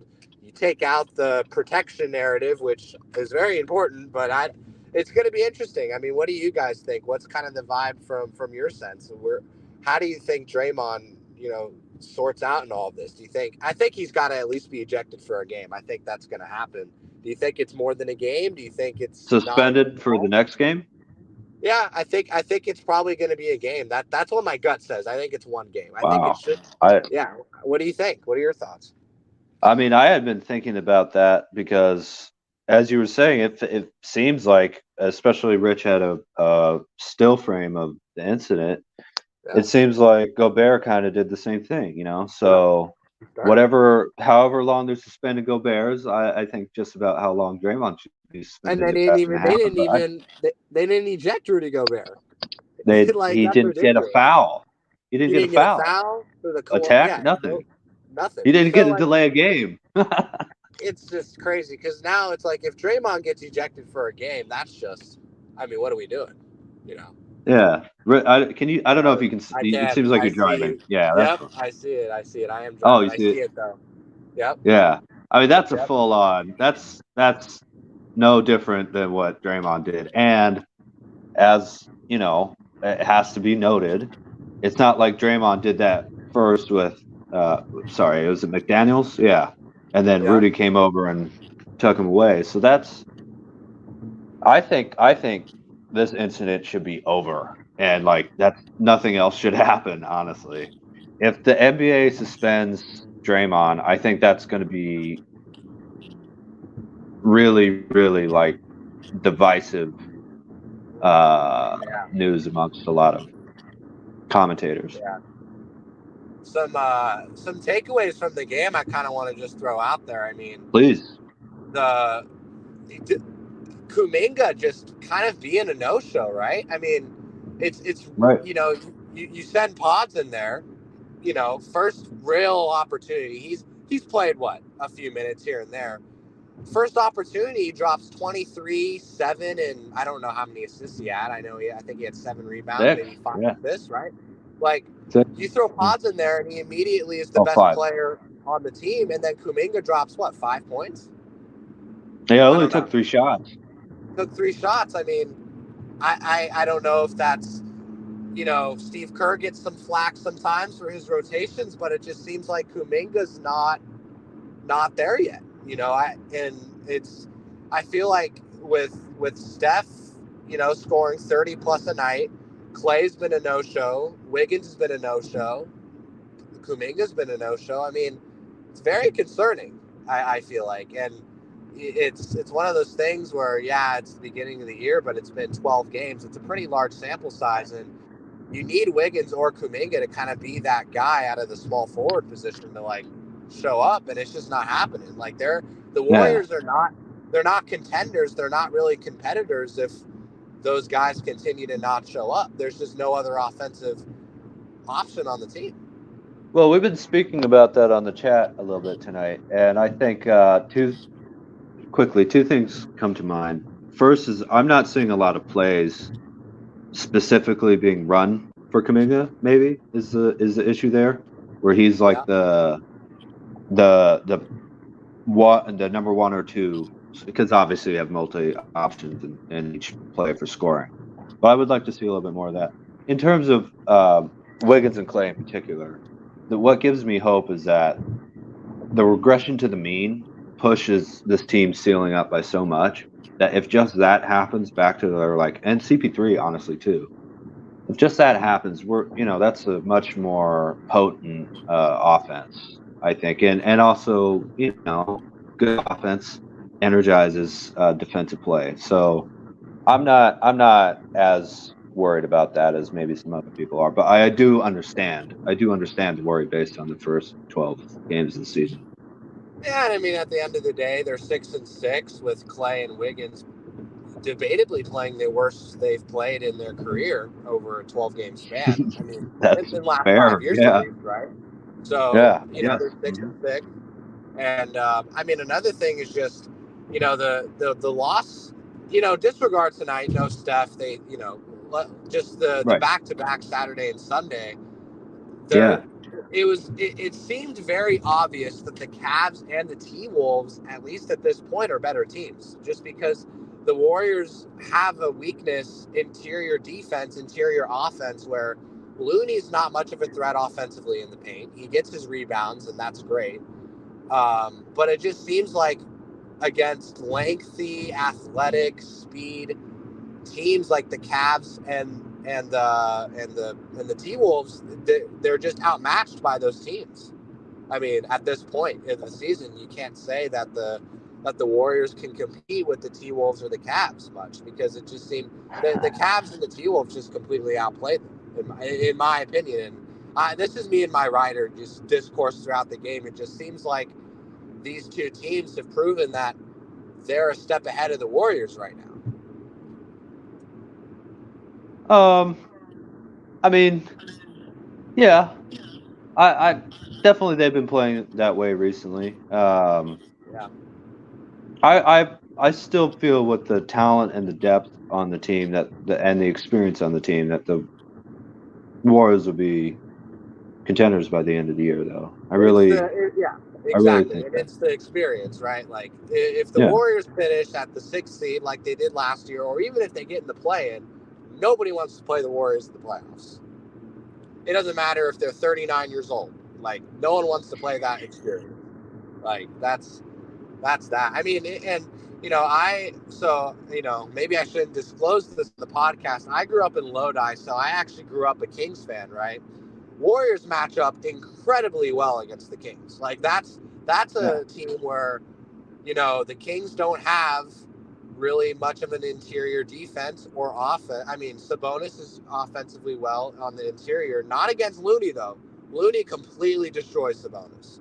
So that's a team the Warriors match up well against. It's all about the matchups. The Lakers, I don't think the Warriors match up that well against. You saw it in the playoff series. That was a different team than this year, of course, but it really depends who the Warriors match up with. It's the experience, but I think the fact that they're 6-6 and they have hit no offensive stride whatsoever outside of Steph is pretty promising. And most games, it's Steph and the bench are the best, and the other four starters haven't really reached there. Well. Yeah. You made me think of something, though. You do only actually have to beat 4 teams to win the title. Like, that's true. Yeah. Yeah. So it's a lot of that is just trying to get to the best matchups. Unless you get the play-in, of course, anything can happen. But yeah, but if you're in the play-in, it's I guess the Heat just did it, but I was thinking it's not all that likely that you make the finals. But yeah, man, anything can happen. Anything can happen. Yeah. No, it's Lodi, huh? That's Lodi, cool. from Lodi, California. Yep, I live in San Francisco now, but I was born and raised in Lodi. Yep. Every CCR fan knows Lodi. Yeah. Okay. Yep. Yes, sir. Yeah. I'm excited to cover Warriors for the rest of the season, though. That's kind of I'm new to KNBR. I've been there for about a little over a month, and Warriors have been my beat. But it's a fun atmosphere. CP3, Draymond, Steph, Klay. I mean, they're so good. Like, in the pressers, and the content's been great. Like, they're such an easy team to cover content wise, because there's always something going on. 3 minutes into the game, you have the headline of the NBA of the day. The whole altercation that happened, and that's just like, all right, post after post after post. Like, it's been fun, and I hope the listeners have enjoyed the Warriors despite the 4-game losing streak. It's early on in the year, 6-6. Interesting that they're 1-4 at home. It's a complete 180 compared to last year, but unbelievable. If the road record is like it is now, and they turn it around at home, then they're good. They just have to play at home well. Yeah, absolutely. The being good on the road, I think, is a really good sign of team chemistry. Yep. Yeah. We had a great home record, and try not to mention last year too much, but we had a great home record last year, kind of despite the chemistry. But I think the road chemistry that we've seen shows me that. Well, just if the starters play with the energy that the rest of the team played with tonight, like that'll solve a lot of what we're a lot of the marginal kind of mistakes that are dooming a lot of these Warriors games, all of which have been close. Like every game that we've lost has been a close game. Yep. Yeah, they're in every game, and the weekend games were crazy. The whole media section, 2 games where they were down by 12, 10, 12 with under 2 minutes to go. Kerr waves the white flag, and then they get themselves back in the game. Like that Cavs game was nuts. They were down by 4 with the ball. They could have, if they had made a 3, they would have been down by 1. I mean, imagine like the way that the Warriors are fighting till the end of games has been nuts this year. I've never really seen anything like it in my time watching basketball. Usually when a team's down by 12 and there's under 2 minutes, that's the game. But the Warriors were able to come back and like turnover 3-3, like that's impressive. That was really cool to watch in those weekend games. Yeah, definitely. I think we have to see how Gui Santos is, but it's from the fact that there isn't that garbage time unit. Like we have 13 guys who definitely can play this year. I mean, like Chris Paul honestly, was a full court shot from tying this game. Like, yeah, we didn't have a timeout left, right? No, so that would have been really. I don't know. I honestly don't know. But the fact that the T-Wolves turned it over, I mean, CP3 was the one that ended up with the ball. He's probably not the one to be shooting that, but still, I mean, they had a shot to tie the game. Yeah. Down by, I remember last year though that Draymond did that on purpose on the other side of the court. I think it was against the Pacers. I think that was a way for them to, take a chance on a 3/4 court shot and maybe just end it. It looked. What I'm saying is, it looked to me like they might have thrown it away on purpose. Which tells me we didn't have a timeout. But you're right. We got a Moody clutch 3 and got possession on the inbound. Which is a shot away, as hard as it might have been. It's only a shot away from tying the game again. Yeah. Well, I'm pulling up to my house, so I'll probably wrap up here kind of soon. Yes, sir. Thank you so much. Yeah, man, it was great meeting you, and I always love coming on and just talking Warriors, man. It's great. Yeah. So, are you a fill-in host, or are you kind of just filling in for the night, or? Yeah, I'm a co-host of Rich's. That when I'm not, super busy with work or school or whatever, I hop on as much as possible. Hey, Austin, I hopped back on. Earlier on, people in the comments were like, Dean could host the midnight show on the radio. Oh, you're gonna kill me, dude! I'm gonna get no sleep ever. Oh my god! You can take over KNBR tonight with FP Santangelo. Hey, man, sign me up. As long as it's top Warriors, I'm there. But that's the thing is Dean is he just has good chemistry with anyone you throw up here. So thank you, Rich. Thank you very much. So I appreciate you, Austin. Heck yeah, man. I will. Made it home in one piece. Appreciate you. Oh, we lost him, but love you, man. Perfect timing. Perfect timing. Oh, there he is. All right. Take care, Austin. There he is. Oh, that's a weird setup. All right. And there he goes. Okay. Awesome. That was really appreciate hearing him. That's cool. That last play, I wasn't even paying attention, but it was good observation, guys. Well, for what? Sorry.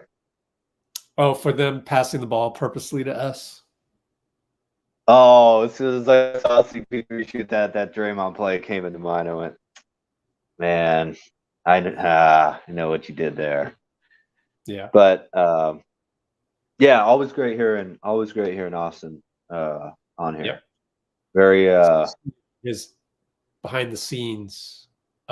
He's got a good energy whenever he speaks. Really cool hearing him. Yep. I don't know. You'd have to ask Dean Agon how old he is. Sorry, DVTV.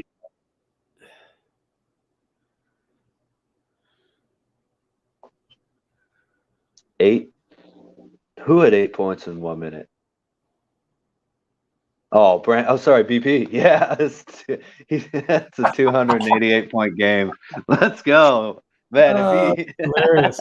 Oh, if he yeah. gets half that, he's the greatest of all time. VV, we're gonna screenshot that and send it to BP's people. So let me. Oops, that's a Oh, you're gonna be famous, man. All right, ready, Dean? Smile. Boom, and yeah, let's get that over to the Pojemskis.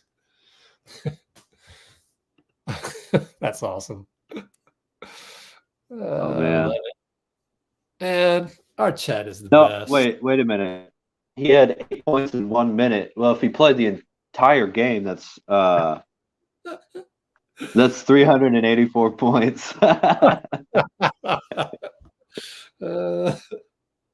Man, talk about go Jemski, man. We talked about Kaminga's per 36, but wow, look at BP. Yeah. Oh gosh, if we could just unlock Wiggins, and technically Klay is still in a slump, unfortunately. And not tonight. He was on fire tonight. Yes, but yeah, if we can just tweak their mental somehow, I don't know what's up, but yeah. Well, actually, I think JK, a lot of his corrections are actually technical based. Like he can do a little bit better closeouts and things like that. But why did he only take? Minnesota's a different squad, so yeah. But why did he only take 3 shots in 16 minutes in a game with Steph, Klay, and Dray out? Well, my theory with JK is, and what was he? Oh, and by the way, on Twitter here, I know Nate Jones. He's a very well respected guy.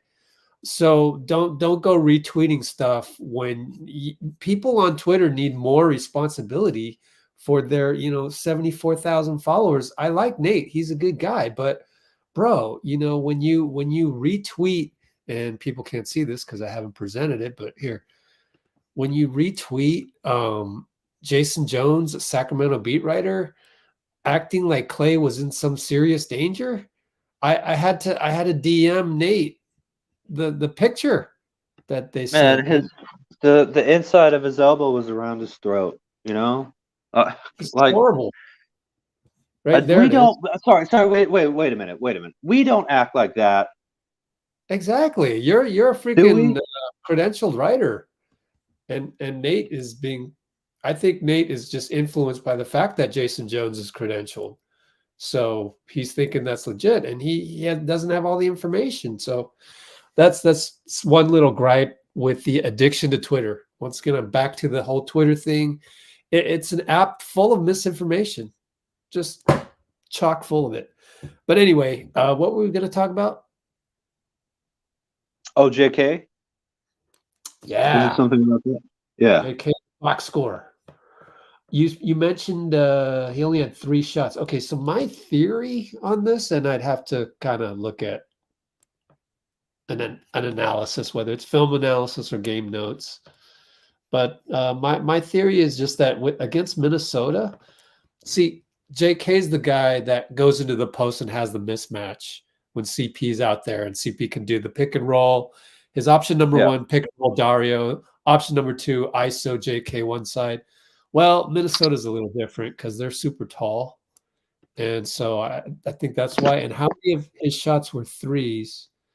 2 out of his 3 shots were threes. So I think just matchup wise, it's a little bit tougher for JK, and that's okay. We're not going to play Minnesota, 75 more times or 72 more times. So the good news is we won't have to do that, and they're a different kind of animal. So, but I mean, there must have been areas where he's so fast and so athletic. I have to imagine that if he's confident. I know, but with CP, you got, kind of walk it up offense type deal. So it's a little slower paced when you don't have Steph and Klay out there. Oh, It's just understood. you Understood. kind of revert back to traditional basketball. But you said he only took 1 2-pointer tonight? Yeah, because it's hard to post That up. would just well, you don't I mean I don't know. Can't we put the ball in his hands and let him just put his shoulder down and get to the rim? I mean, Oops, sorry. it's Anthony Edwards is good, but he's not an incredible defender. He's athletic, but he's not the world's greatest defender. I don't Slow-mo? think Anthony was guarding him, right? Mike Conley? Who is it? Gobert? Big guys. Hey, man, bring Gobert up to the 3-point line against Kuminga. Go to work, baby. He can get past Gobert. I've watched a lot of Gobert, Rich. Kuminga can get past him. Cat? I mean, I don't know. I think. Well, let me look at it. I can go back and look and see who was guarding him. Yeah, I would love to see that. Naz Reid is long and somewhat athletic. It's very tough. I can understand him. Anybody in the But Cholo? What do you nobody think? can defend Kuminga, though, right?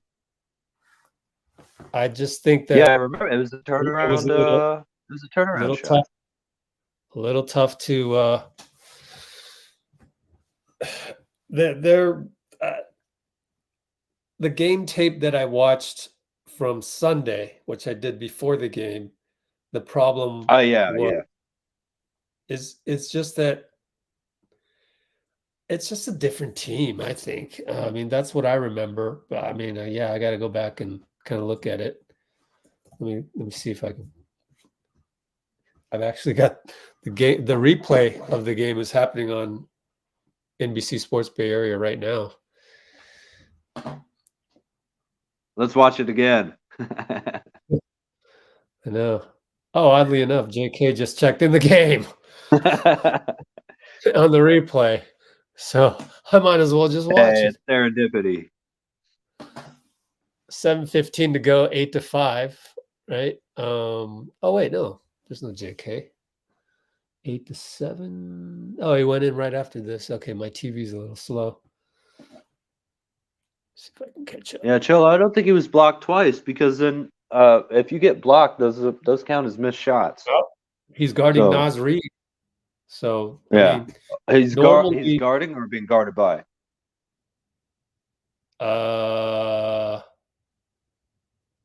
They're in a zone, and that also creates problems for JK, right? I saw one play in Sunday's game. The ball went down to Dario, post up. It's Naz Reid is guarding him. JK's supposed to post up. I mean, JK's supposed to cut. He does it half-assed. Bro, cut with force. That's the problem. This dude is unstoppable athletically. Yeah. Like, use that with a little fire and see what happens. So I think Naz Reid's on him. And, Naz is kind of, I guess he's a little bit of his kryptonite. Because, I was saying that he's really big and really tough. JK sizing him up, and then if it's not Naz on the break, what do you call that? Not the short break, the high break. What's the wording for that? But he's the trail on the break. Yeah. And Cat lunges out on him, so you got another 7-footer lunging out at you, and he's not taking the shot. So that's the issue. If you have two 7-footers on you, that should be a wide open layup for someone else at the rim, right? It's not really 2 7-footers on you. Let me look.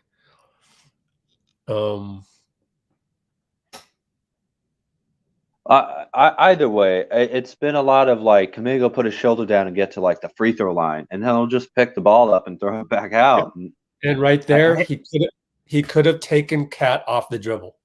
The whole left side, except for one help guy, was there. And we're talking first quarter, 7 minutes to go. And he passes it up and keeps it on the strong side, which is crowded. So he doesn't even swing it to the weak side. Yeah, be aggressive, man. This dude is the fence bender of all fence benders on the team. So that's where, honestly, when you meet a team like Minnesota and you're young, it just screws with you, and you're not able to, because most of your game is based on instinct. And right. you're seeing things. I mean, just think of a leopard, right? It's just based on instinct. And so you see tall guy, Definitely. Yeah. and then it's just that's not processing the fact that, okay, cat just switched on you. There's two guys to beat on your left. Boom, go. And for some reason, he's already thinking, oh, there's two 7-footers. So it's affecting the processing of his decision making. So, anyways, but go ahead. Oh yeah, but speaking of cat and seeing leopards, you're a lion. Yeah. You know what I mean? Like, roar while you go to the hoop. Because if they stop you from going to the hoop, you are going to the line. You're Jonathan Kuminga. They cannot guard you. You are bigger than the people who are fast enough to stay in front of you, and faster than people who are big enough to stay in front of you. And I really believe that. There's like, think about the way Anthony Edwards is playing. Kuminga is way bigger than him. You know, Edwards has a really great handle and a very soft touch on his jump shot. But man, like, it's 4:30 to go. Wiggins, Wiggins. You know, he just needs to get back to being two-way Wiggs, which we've already seen. If you can instill that confidence in Kuminga, you know, like, hey, if there's one person on you and you got 4 dubs on the strong side, like, you know, I don't know. Have him train with the 49ers with the 2.5 step, you know, football carry to the rim thing. Man, you know, I could see Kuminga being big. Oh, there's a little echo there. Let's see if it happens again. No, okay. I could see Kuminga being a nightmare with the type of shooters that we have around him, in terms of just constantly getting into the paint, causing foul trouble on the other team. You know, being a pretty consistent shooter himself. That's not like a 2 years from now understanding of the game thing. That's like, put your head down and go and just use your physicality. Like, he can do that right now. I really believe that he can do that right now. Strengthen his grip on the ball. Yeah, maybe. I think it's just getting used to the fact that, you know, honestly, it's unpacking what you did wrong. What was your thought process? And my theory, to give him the benefit of the doubt, is just that he's thinking, okay, this is Minnesota and they're long, and so I got to be careful. And it's like, I don't know what it is, but yeah, careful is the last thing I want. I mean, I don't want him being reckless, but careful is not what I want. I want him like, hey, let's see who's going to win in terms of length, speed, and vertical and strength. And it's probably not going to be you, Kyle Anderson. You're playing Minnesota. Burn them to the ground. Just go, like, attack. And you know what's funny? We come back to that word attack. I mean, look, I was 26. I was a pretty good amateur baller at the Japantown League. And one time I got on this other team. I think it was the summer draft league. Every summer they would do a draft league. So I'd play on somebody's team, and one of the old vets picked me, or he was the point guard type. And he knew what I could do and everything, and he'd go, attack. But I didn't really know what that meant. I was too young. Like, I really just blanked out right there. Yeah. You're just young and stupid, honestly. You just don't know what you're doing. You don't know what to put together. So I get it, but hopefully someone can talk to him and just show him the tape right there. 4 minutes, 40 seconds, first quarter. He gets the ball. Cat lunges out because Nas has switched over. And not only does he not swing it to the left weak side, he swings it back to the right side. It's like up fake, burn cat dunk, two-handed dunk, and you're on ESPN. Boom. I'm sitting here watching that as you were talking, which was weird because just like you said, just landed on there. And it's just like, oh gosh, I just don't want to get too frustrated thinking about that. But yeah. Oh, no, I'm not frustrated with Kuminga. Crazy. Look, he took 3 shots and made 2 of them. That's like, and he's been doing that for a long time, shooting a high percentage.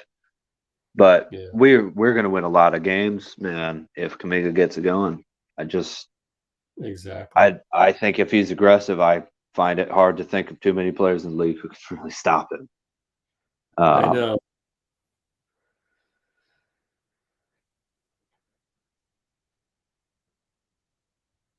You were saying something about being 26, and I forgot. Yeah. My vet on my point guard vet was attack, Rich, attack. And I'd Oh, be like, right. oh shit. What? You know. Yeah. And then you put me in any other environment, just pick up, and I would do that. It's just that in that environment on that veteran team, and like, you know, you just We're trying to make the right play all the time, right? Yeah. Yep. Yeah. Yeah, try. And that's good. It's the problems that he's having right now is being too team focused in a way, and Right? that's not a bad problem to have. So please don't take what I'm saying too negatively. But also, you know, I do think that Coach Kerr, having been, you know, definitely a skill oriented role player, you know, that's. I mean, maybe Iguodala was kind of the, you know, I mean KD, but he was so skill oriented and You mean like already at an MVP caliber anyway. So like a Iguodala real athletic slasher. Yeah. Iguodala isn't there to tell JK the adjustment right on the spot. Right.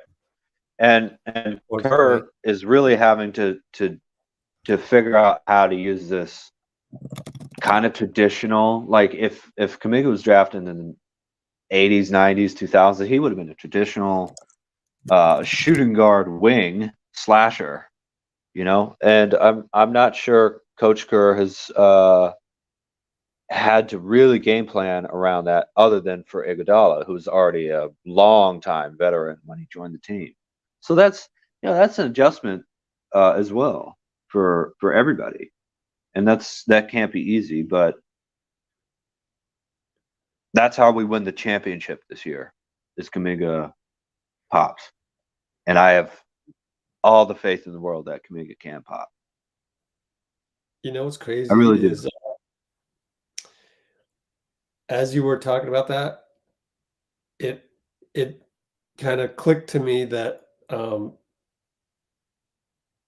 let me just pick this one. Okay. So I wanted to try and get Coach DJV on here, Dustin Van Loo, who is Brandon Pajemski's trainer, and he goes, it's late, and then we talk a little bit more, and he goes, I'm just so he can't make it. He's on East Coast time, obviously. It's 2 a.m. or it's 1 a.m. and he goes, I'm just not excited. And I quote you here. This is breaking news from Pajemski's trainer, Rich. I'm just not excited for that 2 a.m. phone call where he's going to be beating himself up over his fourth quarter performance. Don't you love that? Pajemski, you talking about, right? Pajemski's going to be calling Dustin pretty much right now or an hour ago to I can't even beat himself up about the fourth quarter performance. I can't even think what he beat himself up about. Well, he missed yeah, the first round. yeah. I mean, but this is his first real game, and he had 20. I mean, you know what I mean. It's his first game of any important minutes, and he had 23, 6, 5, and 7. You know, and That's the was type of guy. honestly the spark that kept us in the game in the first place. He So is what incredible. conditioning? So let's put two and two together. Wouldn't it be great if JK could hire Dustin Van Loo to be his personal guy to watch out for things? I mean, that does add more on Dustin Van Loo's plate. Okay, but dude, the guy is I didn't tell you this. I wrote it up in the website. Everybody should go check out the website. Right here is where I wrote it up. Not this one. This is an old article on referees from last year's playoffs, but this one talks about in there among different little tidbits is Brandon Pajemski's trainer Dustin Van Loo telling me that they talk about having 1 minute, one opportunity. And I told Dustin, I go, you know what that reminds me of? That reminds me of Tom Brady. You guys ever seen the viral thing on Tom Brady? He goes, it's on Instagram right now. It's getting passed around, but Tom Brady is in a talk show and he's telling the guy, you know, in practice, they would only give me like 2 reps. So then my mentality was, okay, let me make these 2 reps the best reps ever. And let me get 3 reps. And then pretty soon he would make those 2 reps awesome and he'd get 3 reps. Okay, let me make that 6 reps. Just gradually. Pretty soon he's getting 20 reps in practice. And pretty soon after that, they're like, this guy's, we got to play him, right? Of course, Bledsoe got injured and then, you know, the rest is history type of deal. But it was just kind of that mentality. And he loved that. Dustin loved that. So he went and looked up the Tom Brady thing. Well, what if we could get so I forgot to tell you, remember BP came in the game on Sunday. What did he do immediately against the Timberwolves? Do you remember? I was at work, so I only watched the highlights. But please tell me, Rich. If anybody can remember, he immediately hit an open 3. And Coach Dustin Van Loo told me, he goes, that was something we noticed on tape. Actually, he noticed. He passed it on to Brandon. Goes, hey, they're dropping on you. I mean, of course, you're the rookie. We want to dare you to shoot. Yeah. So they're going to drop on you. You're going to have an open 3 right away. Take it. Mm-hmm. He took it with confidence, drilled it. First touch of the game, or one of the first touches, 3-ball by Brandon Pajemski on Sunday. And then that just translates to now. So what I see is this attention to detail. And I got to assume Anthony Vereen but he's got a lot on his plate. But it sure would be nice for what we just talked about to have somebody dedicated to JK to go, hey, look, okay, so you're playing Minnesota. They got tall guys. The first thing that should go in your mind is, can I blow past these guys, right? Just simplify it from like that. Come in there with a game plan. You know, Kobe would do that, right? Oh, let me get Rudy out here at the top of the key. Clear out. Yeah. Yeah. I mean, granted, I don't know that JK would have that authority to do something like that, but I mean, pretty if close. If you do it and it works, it gives you the authority. That's how you do it. And they would have this discussion right now. What we just said, JK would go, well, I don't know if I have the authority to do that. And then his personal guy would tell him, blah, blah. So if I were running the organization, I'd make sure every single guy has a guy. And I hope that would be the case, but you never know. But I'll tell you what. I think it is a more private thing, right? Like BP's guy isn't a Warriors guy; it's his own personal trainer. Yeah. So, yeah. But if I was an NBA player, I would want that dude. You know. Oh yeah. I would want someone like that, you know. Yeah. Not really a hype man or a Exactly. trash talker, but just like it's hard to find a guy like that. So I still sure. love the story when Dustin came on here to say that BP actually found me. It's crazy. Yeah, absolutely. I think too that you know, Pajemski's his whole background and everything, the military school and the Yeah. you can tell by his dad is probably a very cool fella, you know, but I think he's pretty professional, you know. Just that whole vibe he has about him is really that's not just you know, that's not just rare for a rookie. It's not necessarily all that common for a young person like that, really in any field, you know, just that kind of level of maturity as I was saying, and also kind of the team focus. That's just a really special thing, you know.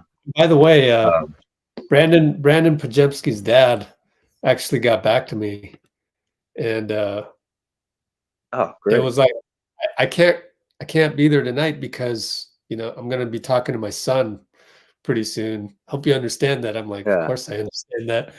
No, but get on the stream now. There's a chance we can get him. We can get Brandon Pajemski's dad on here pretty soon. So absolutely, that'd be awesome. That'd be awesome. That'd be so awesome. Yep.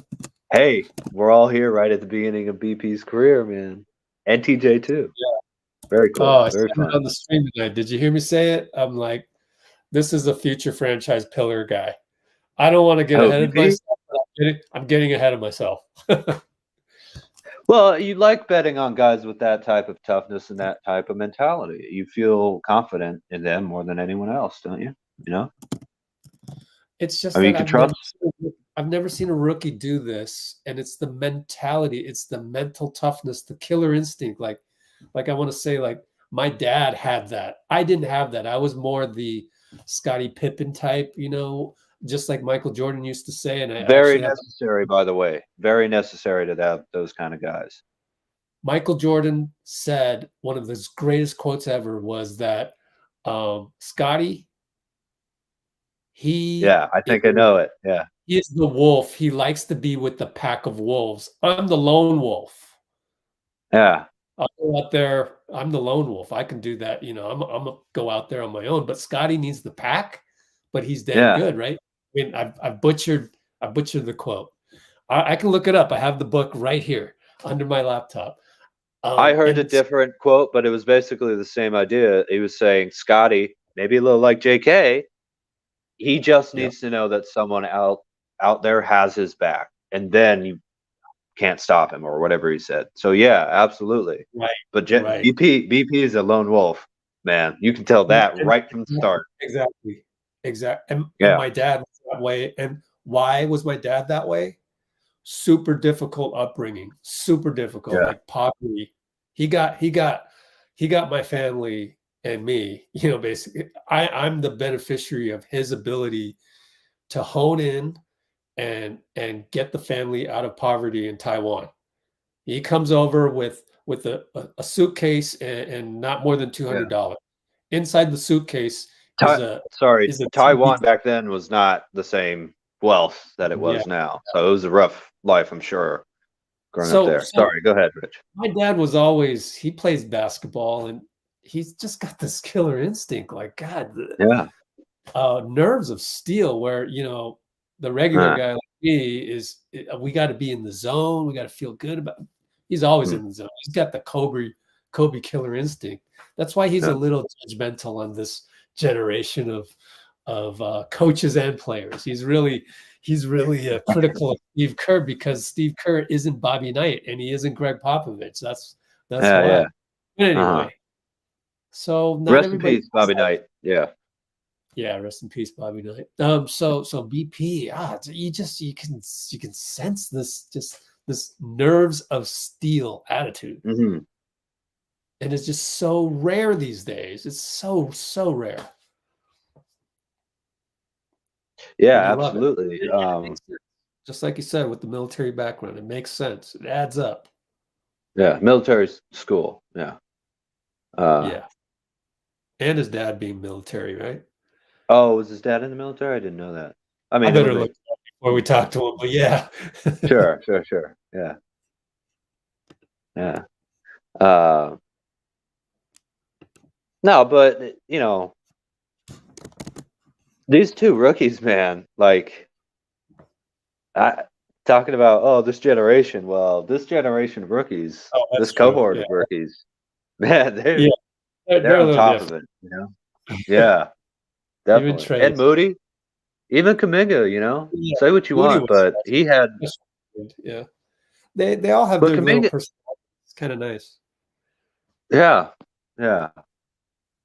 That's true with a lot of other young players around the league right now, outside of the Warriors too. I would say. We got kind of misfits.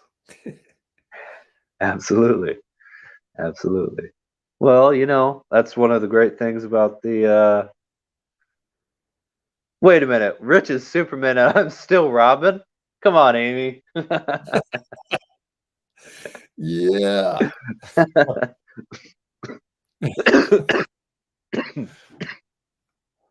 Better than Supergirl or Superdog. I'll be underdog. I don't mind. Hey, I mean, you got to just rest on your laurels, man. You got the midnight show. You already got No, that, I'm Brandon Pajemski. I'm gonna call my dad at 4:00 in the morning and tell him all the things I did wrong in the live stream. No, I won't. I won't wake him up. Oh, good Is it stuff, tied to guys. Eminem? Oh yeah, I wonder. Maybe. Yeah, right. That'd be cool. We're almost at 6 hours, by the way, Rich, on a Stephless Well, Tuesday I mean, night. I gotta credit you for coming on. It would have been ended a long time ago if you hadn't Oh, come I'm glad on. I figured out the browser thing. Oh yeah. Yeah. My poor iPhone was overheating, I think. So Ooh. that's why it wasn't working earlier. You're on the Android? Oh, what was the solution? Oh, I opened it in a different app other than I tried the browser in Google, but then I realized I have just an internet app and I opened it in that. Beautiful. Yeah. Yes, sir. Now we know how to get around that. I'm gonna try and get a laptop going for Thursday. I'm off Thursday, so okay. Hopefully be available. Wow, Not we're hopefully. blessed. I'm going to do everything I can to be available on Thursday. Oh, thanks, man. Yes, sir. Well, what opportunity. It's the same sentiment. Yeah. Okay. We're going to do 10 hours one day, probably. But why don't we go ahead and if you don't mind, I'm sitting here doing videos in the background, but I'm trying to upload Steve Kerr, Brandon Pajemski. So I'm still I'm doing stuff, but luckily you're on, so I can kind of do this at the same time. So how do we integrate BP into the rotation? Go. And really, the right answer, we're just play him more. Yeah. Well, no, what's the rotation? And it includes Steph. Well, see, we can go on for hours, right? Because there's so much to talk about. Let's say Steph isn't playing Thursday. What would you do? And you assume Klay is playing, and let's assume Draymond, right? but you never know, right? But anyways, let's assume. Oh my God! If they suspend him and don't give Gobert anything, I'm just gonna.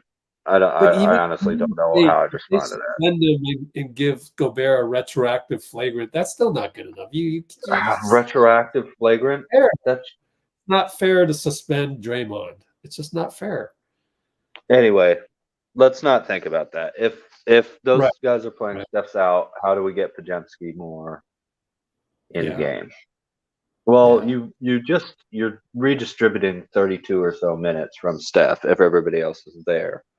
Right. So then in a few minutes we'll talk about when Steph gets back. So that's the tougher one, but yeah. Honestly, you might just try and shave off like a minute from a lot of your other important guys, and that'll give you 10 minutes a game, 12 minutes a game, something like that.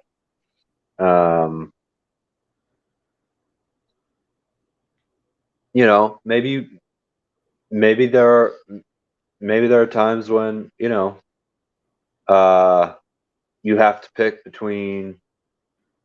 I mean, he's really not competing with Steph. Let's not get ahead of ourselves. He's not competing with Steph. And that leaves kind of Corey Joseph, Chris Paul, and maybe GP a little bit. So I'm thinking you pick between CP and GP, and maybe give a little bit more minutes to Pajemski.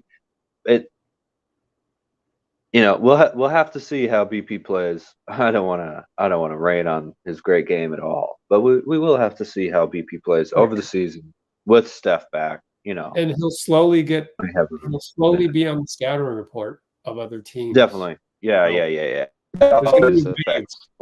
Remember, Jordan Poole went through struggles after he started being scouted against. Yeah. Mm-hmm. Enjoy the honeymoon phase. Yeah. Yeah, absolutely. I don't know if you really want to take in Moody's minutes because Moody is potentially a 3, and while I don't love it, sometimes he'll be played as a 4. Pajemski's not. He's a 1-2.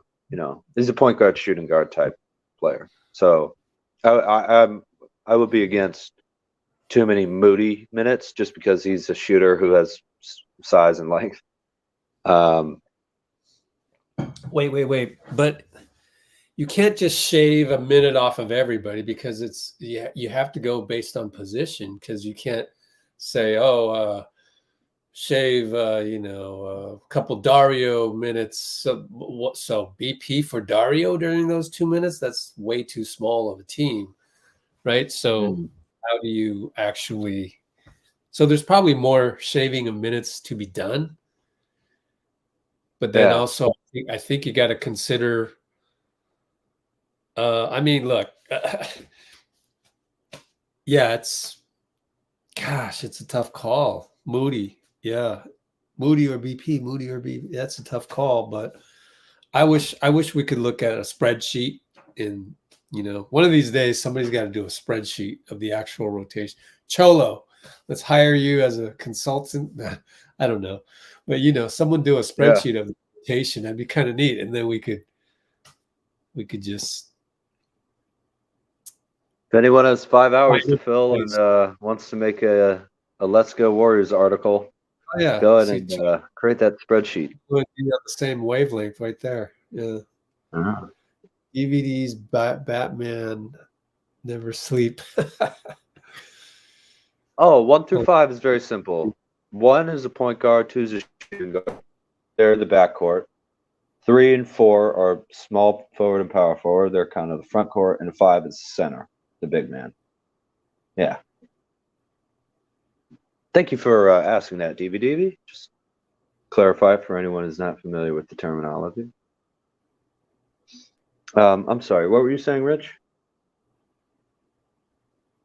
What was I saying? That it probably does come down to BP or Moody. So I don't know. I don't know what else were we talking about. I'm kind of doing multitasking here. So.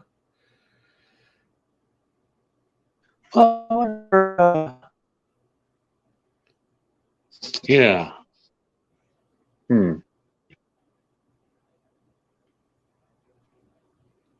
Let me look up. What am I doing? There. Yeah, we'll do Warriors.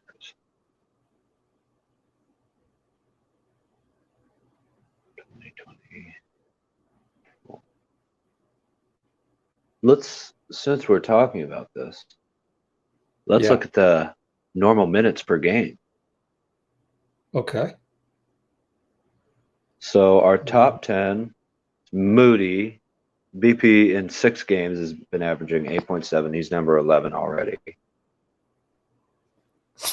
There's a nice big old ad blocking this right now. Thank you. Okay, so BP is number 11. He's been averaging 8.7. Then there's a jump to Moody at 17 minutes a game, Peyton at 18, Dario at 20, JK at 21, 20 and a half, Looney at 23, Draymond at almost 25, Wiggins at 26, CP at 27, Klay at 31, and Steph at 32 and a half. So, you know what's funny? Speaking of minutes, we were like, how many minutes is Draymond going to play before the game? At least I was thinking that because he played 90 only seconds. 20. Yeah, and it ends up being 90 seconds. Oh, I jinxed it. I want to see 2 points. Oh my God. Excuse me. Yeah, man. God. 90 seconds in the game or whatever that was. It was so fast that I totally messes up Klay's points per game. You know, it's so unfair. Yeah. Oh, that's true. Because that's just counted as one game. I know. And I guess not as per 36, but yeah, wild. Right. Again, what was Klay supposed to do? What? You have to take that into consideration. Let him, seriously, let him throw you down to the ground? How does he not get ejected? What is he supposed to do? Not have Draymond? He's not in control of Draymond. Anyway, we're over 6 hours. But if you take Pajemski's already 8.7 and cut Steph down to 30, Klay down to 30, CP3 down to 26. That's 13 and a half minutes a game right there that he's playing overall. Okay. Well, that's not bad. Yeah. If you wanted to do flourishes in those 13, then you bump it up a little by little. 2.8. So if you cut Steph down to 30, Klay down to 30, CP, Wiggs, and Draymond down to 24, that's 18.3 minutes that you could play Pajemski. Now, looking at season overall, minutes per game is a little up and down because it's not season. That's not minutes per game, right? It'll show, it'll average out a high minute game with a very low minute game. But thank God we have this problem. You know, this is a stacked team, but very few teams in the NBA, even now. Sorry, this is a very stacked era, but very few teams in the NBA right now are having to worry about how to get 18 minutes a game for their 13th man. I know, that's wild. That's wild. Yeah, I mean, all right. Let's give Mike Dunleavy Jr. a little bit of credit in the immortal words of Draymond Green.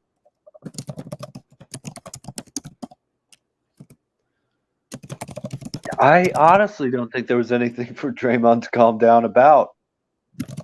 You know? Has Faisal, you haven't seen the picture, huh? Here's the picture. I think he just got on, so maybe not. I believe Nicole says she posted it on Twitter.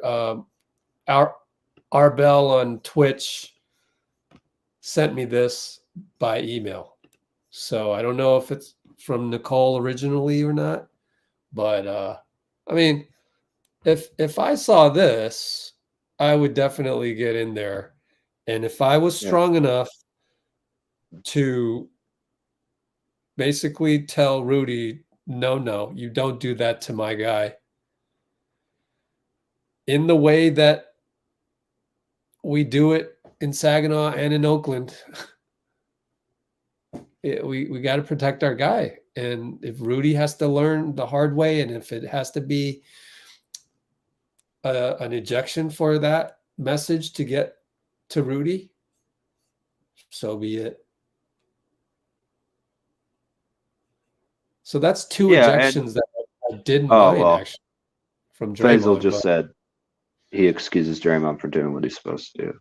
But I honestly also want to say I don't think I would be supporting Draymond if Draymond started that and Rudy came over and got him off of, Jaden McDaniels or whatever. I don't think that'd be like, what are you doing, man? Like, don't escalate the situation.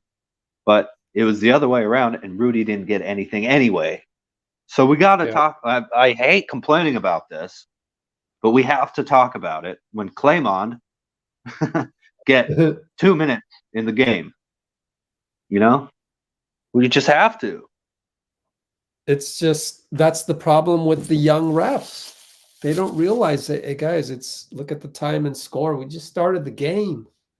We just started the game. This isn't something that brewed the whole game long and was premeditated by either Jaden or Klay. That was the start of the game. We see this all the time in Saginaw and Oakland. It's like, well, the other thing is there's the bit should be ejections there. Yeah. Not even Jaden. I wouldn't just double tech. Let's move on. We did that in the poll early on, and we all said, let's just go double tech. Let's move on. But no. Well, I would love to know why Jaden McDaniels did that at all. What the hell happened? What happens is, so according to CP3, they know on tape that Jaden McDaniels does hold you. So they told Klay he's going to try and hold you. Make sure you do something about it. So Klay but McDaniels went from 0 to 100. Klay held Jaden's hand. Jaden and kind of pushed him in the chest. And then Klay Jaden pushed McDaniels in the chest. And it wasn't even a shove. It was just kind of there. It was just like straight arm him in the chest. Normal, get off of me, stuff you see in inbounds all the time. Yeah. Klay's like this, and then he's like this. But then Jaden grabs the jersey. And that's why I said during the live stream, there got to be a rule on holding the jersey, because that's a fighting move. But it's not in the rule book yet. It should be in there. And that's where you call double tech immediately. If you're a ref, as soon as you see it before the replay. Grabbing a jersey should be just as bad as swinging at somebody. Why? Because you grabbed Klay's jersey, and there was a part when nobody's talking about this, where he lunges up on Klay, nearly hits him, holds back, but that's still as bad, because if I see that coming at my face, what am I thinking? I'm not thinking this is neutral. It doesn't matter if you're also an NBA player. These guys are huge, man. They're like, look at our bell, right? Good point. No one's brought that up. What? He broke his hand last year. Anger issues. Oh, that's right. Punching a wall during the play-in tournament. Yeah. Against the Lakers. Is that right? I think he just punched a wall or something. Yeah. Yeah, but I mean, it was after the Lakers game, I think. Anyway, so you see that Klay and McDaniels have a little fracas, and you call double tech. Rudy comes up, grabs Klay, tech. Dray grabs Rudy, tech. Right then and there, because we have, I don't want to get too into detail, but I think you know what I mean. We have a little bit of a electoral college problem with these reviews, in that it's there to try to solve something, but we've seen crazy stuff happen, and that safety mechanism doesn't turn on, right? Well, if the review in 2 of the last 3 games, Draymond has been kicked out on some questionable stuff, and that is happening not just with this team, not just with Draymond. Every fan base in the league is complaining about it. Giannis did a LeBron James celebration and got kicked out of the game after a dunk. This is not us. This is a problem. This is a problem that you can't afford with the media rights deal coming up. You can't afford having your star players kicked out for reasons fans don't understand and slowing the fourth quarter down to a crawl. That's not going to work. Duh. It's just, I just feel like Adam Silver doesn't love the game as much as we do. Well, I don't know about that. You know, he handled the bubble, introduced the play in. The NBA Cup stuff is cool. Well, no, I mean, handled the bubble. That falls under the category of I am an expert at pleasing the networks and getting billions from the networks. That's not to me like a love of the game. Yeah, but every commissioner is going to be like that, you know. Oh, well, I don't. Yeah. Well, I don't David know. Stern had Adam Silver as the guy to do that. You know, I just Yeah. to me, it's David Stern is the guy that really loved the game and protected the game. But anyways, Stern had a lot of problems, though, man. Stern had a lot of problems as well. Like, let's not. They weren't Silver's problems, but I mean, talk about referee stuff. You know, the dress code and the kind of subtle digs at that type of black dress culture. code isn't an on-court issue. I'm talking about on-court issues like the game. I know, but yeah, I mean, okay, the CP3 blocking the CP3 trade as the owner of the league owning the team. Thing. I still don't count that as an on-court issue. CP3, whatever. Like, I mean, the game, like my game. Like if I'm to adopt the NBA rule book for my rec league, those better be airtight rules. So well, that is a problem where, yeah. Mm-hmm. I mean, these rules right now, just like you said, we're ejecting Giannis, we're giving Joel Embiid a tech or whatever it was for his thing. Right. I mean, come on. I'm concerned I'm concerned when me and my dad are like, oh, I've never heard of that rule before. I know. And not like, oh, that's the flopping rule that they've just instituted, apparently, which never gets called. I know. It's just no, yeah, it's well, whatever. I mean,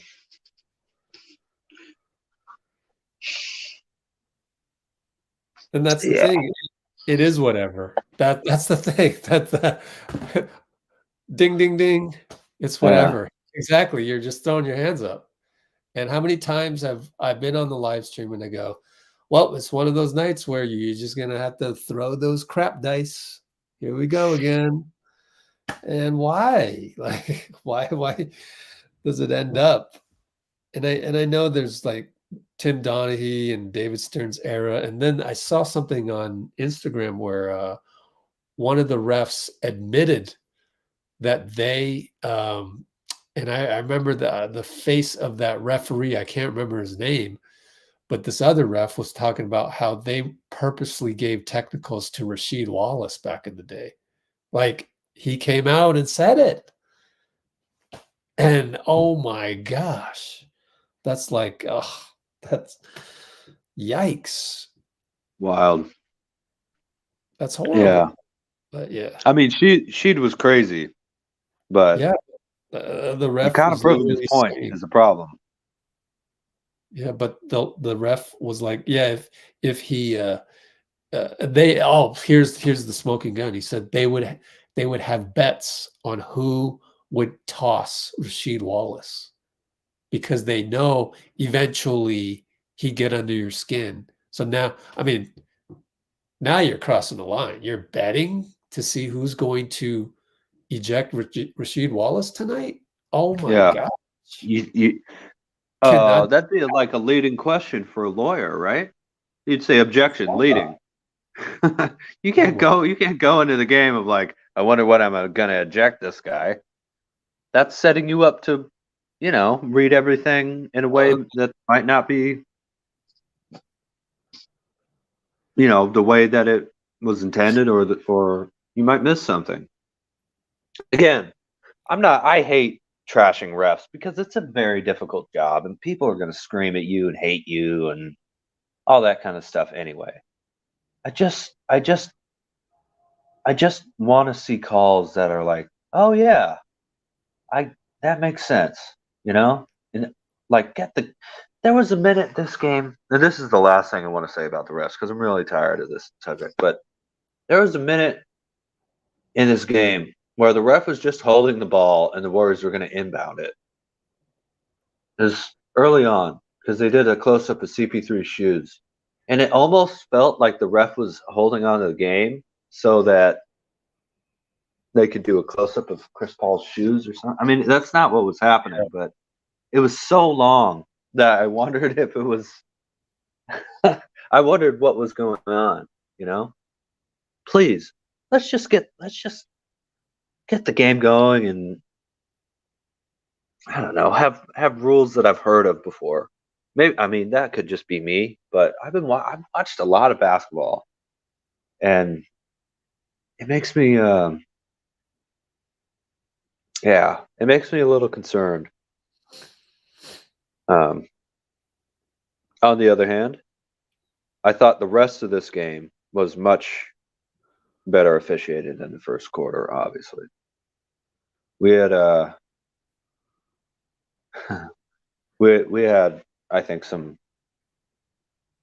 pretty reasonable calls after that, which might not be a popular opinion right now, but I thought it got a lot better. So they're capable of doing a good job, definitely. Yeah.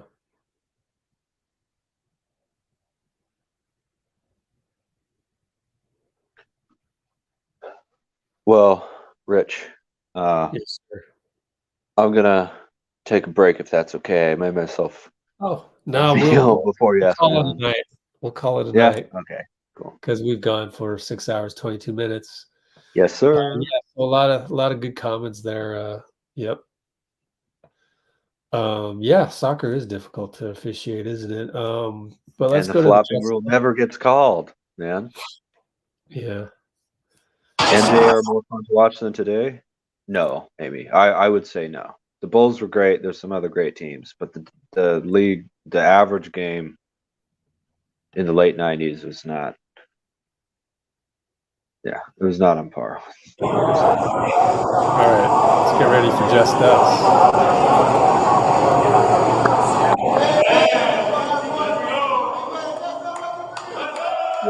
Just Us, yeah.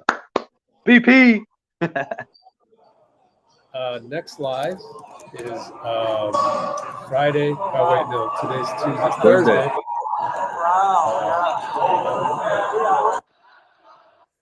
Let's Go Warriors as well.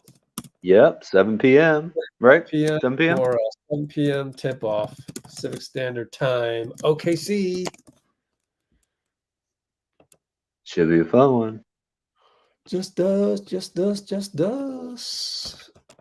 See you guys, and thank you, Dean. Take care, everybody. Thank you, Rich. See you soon.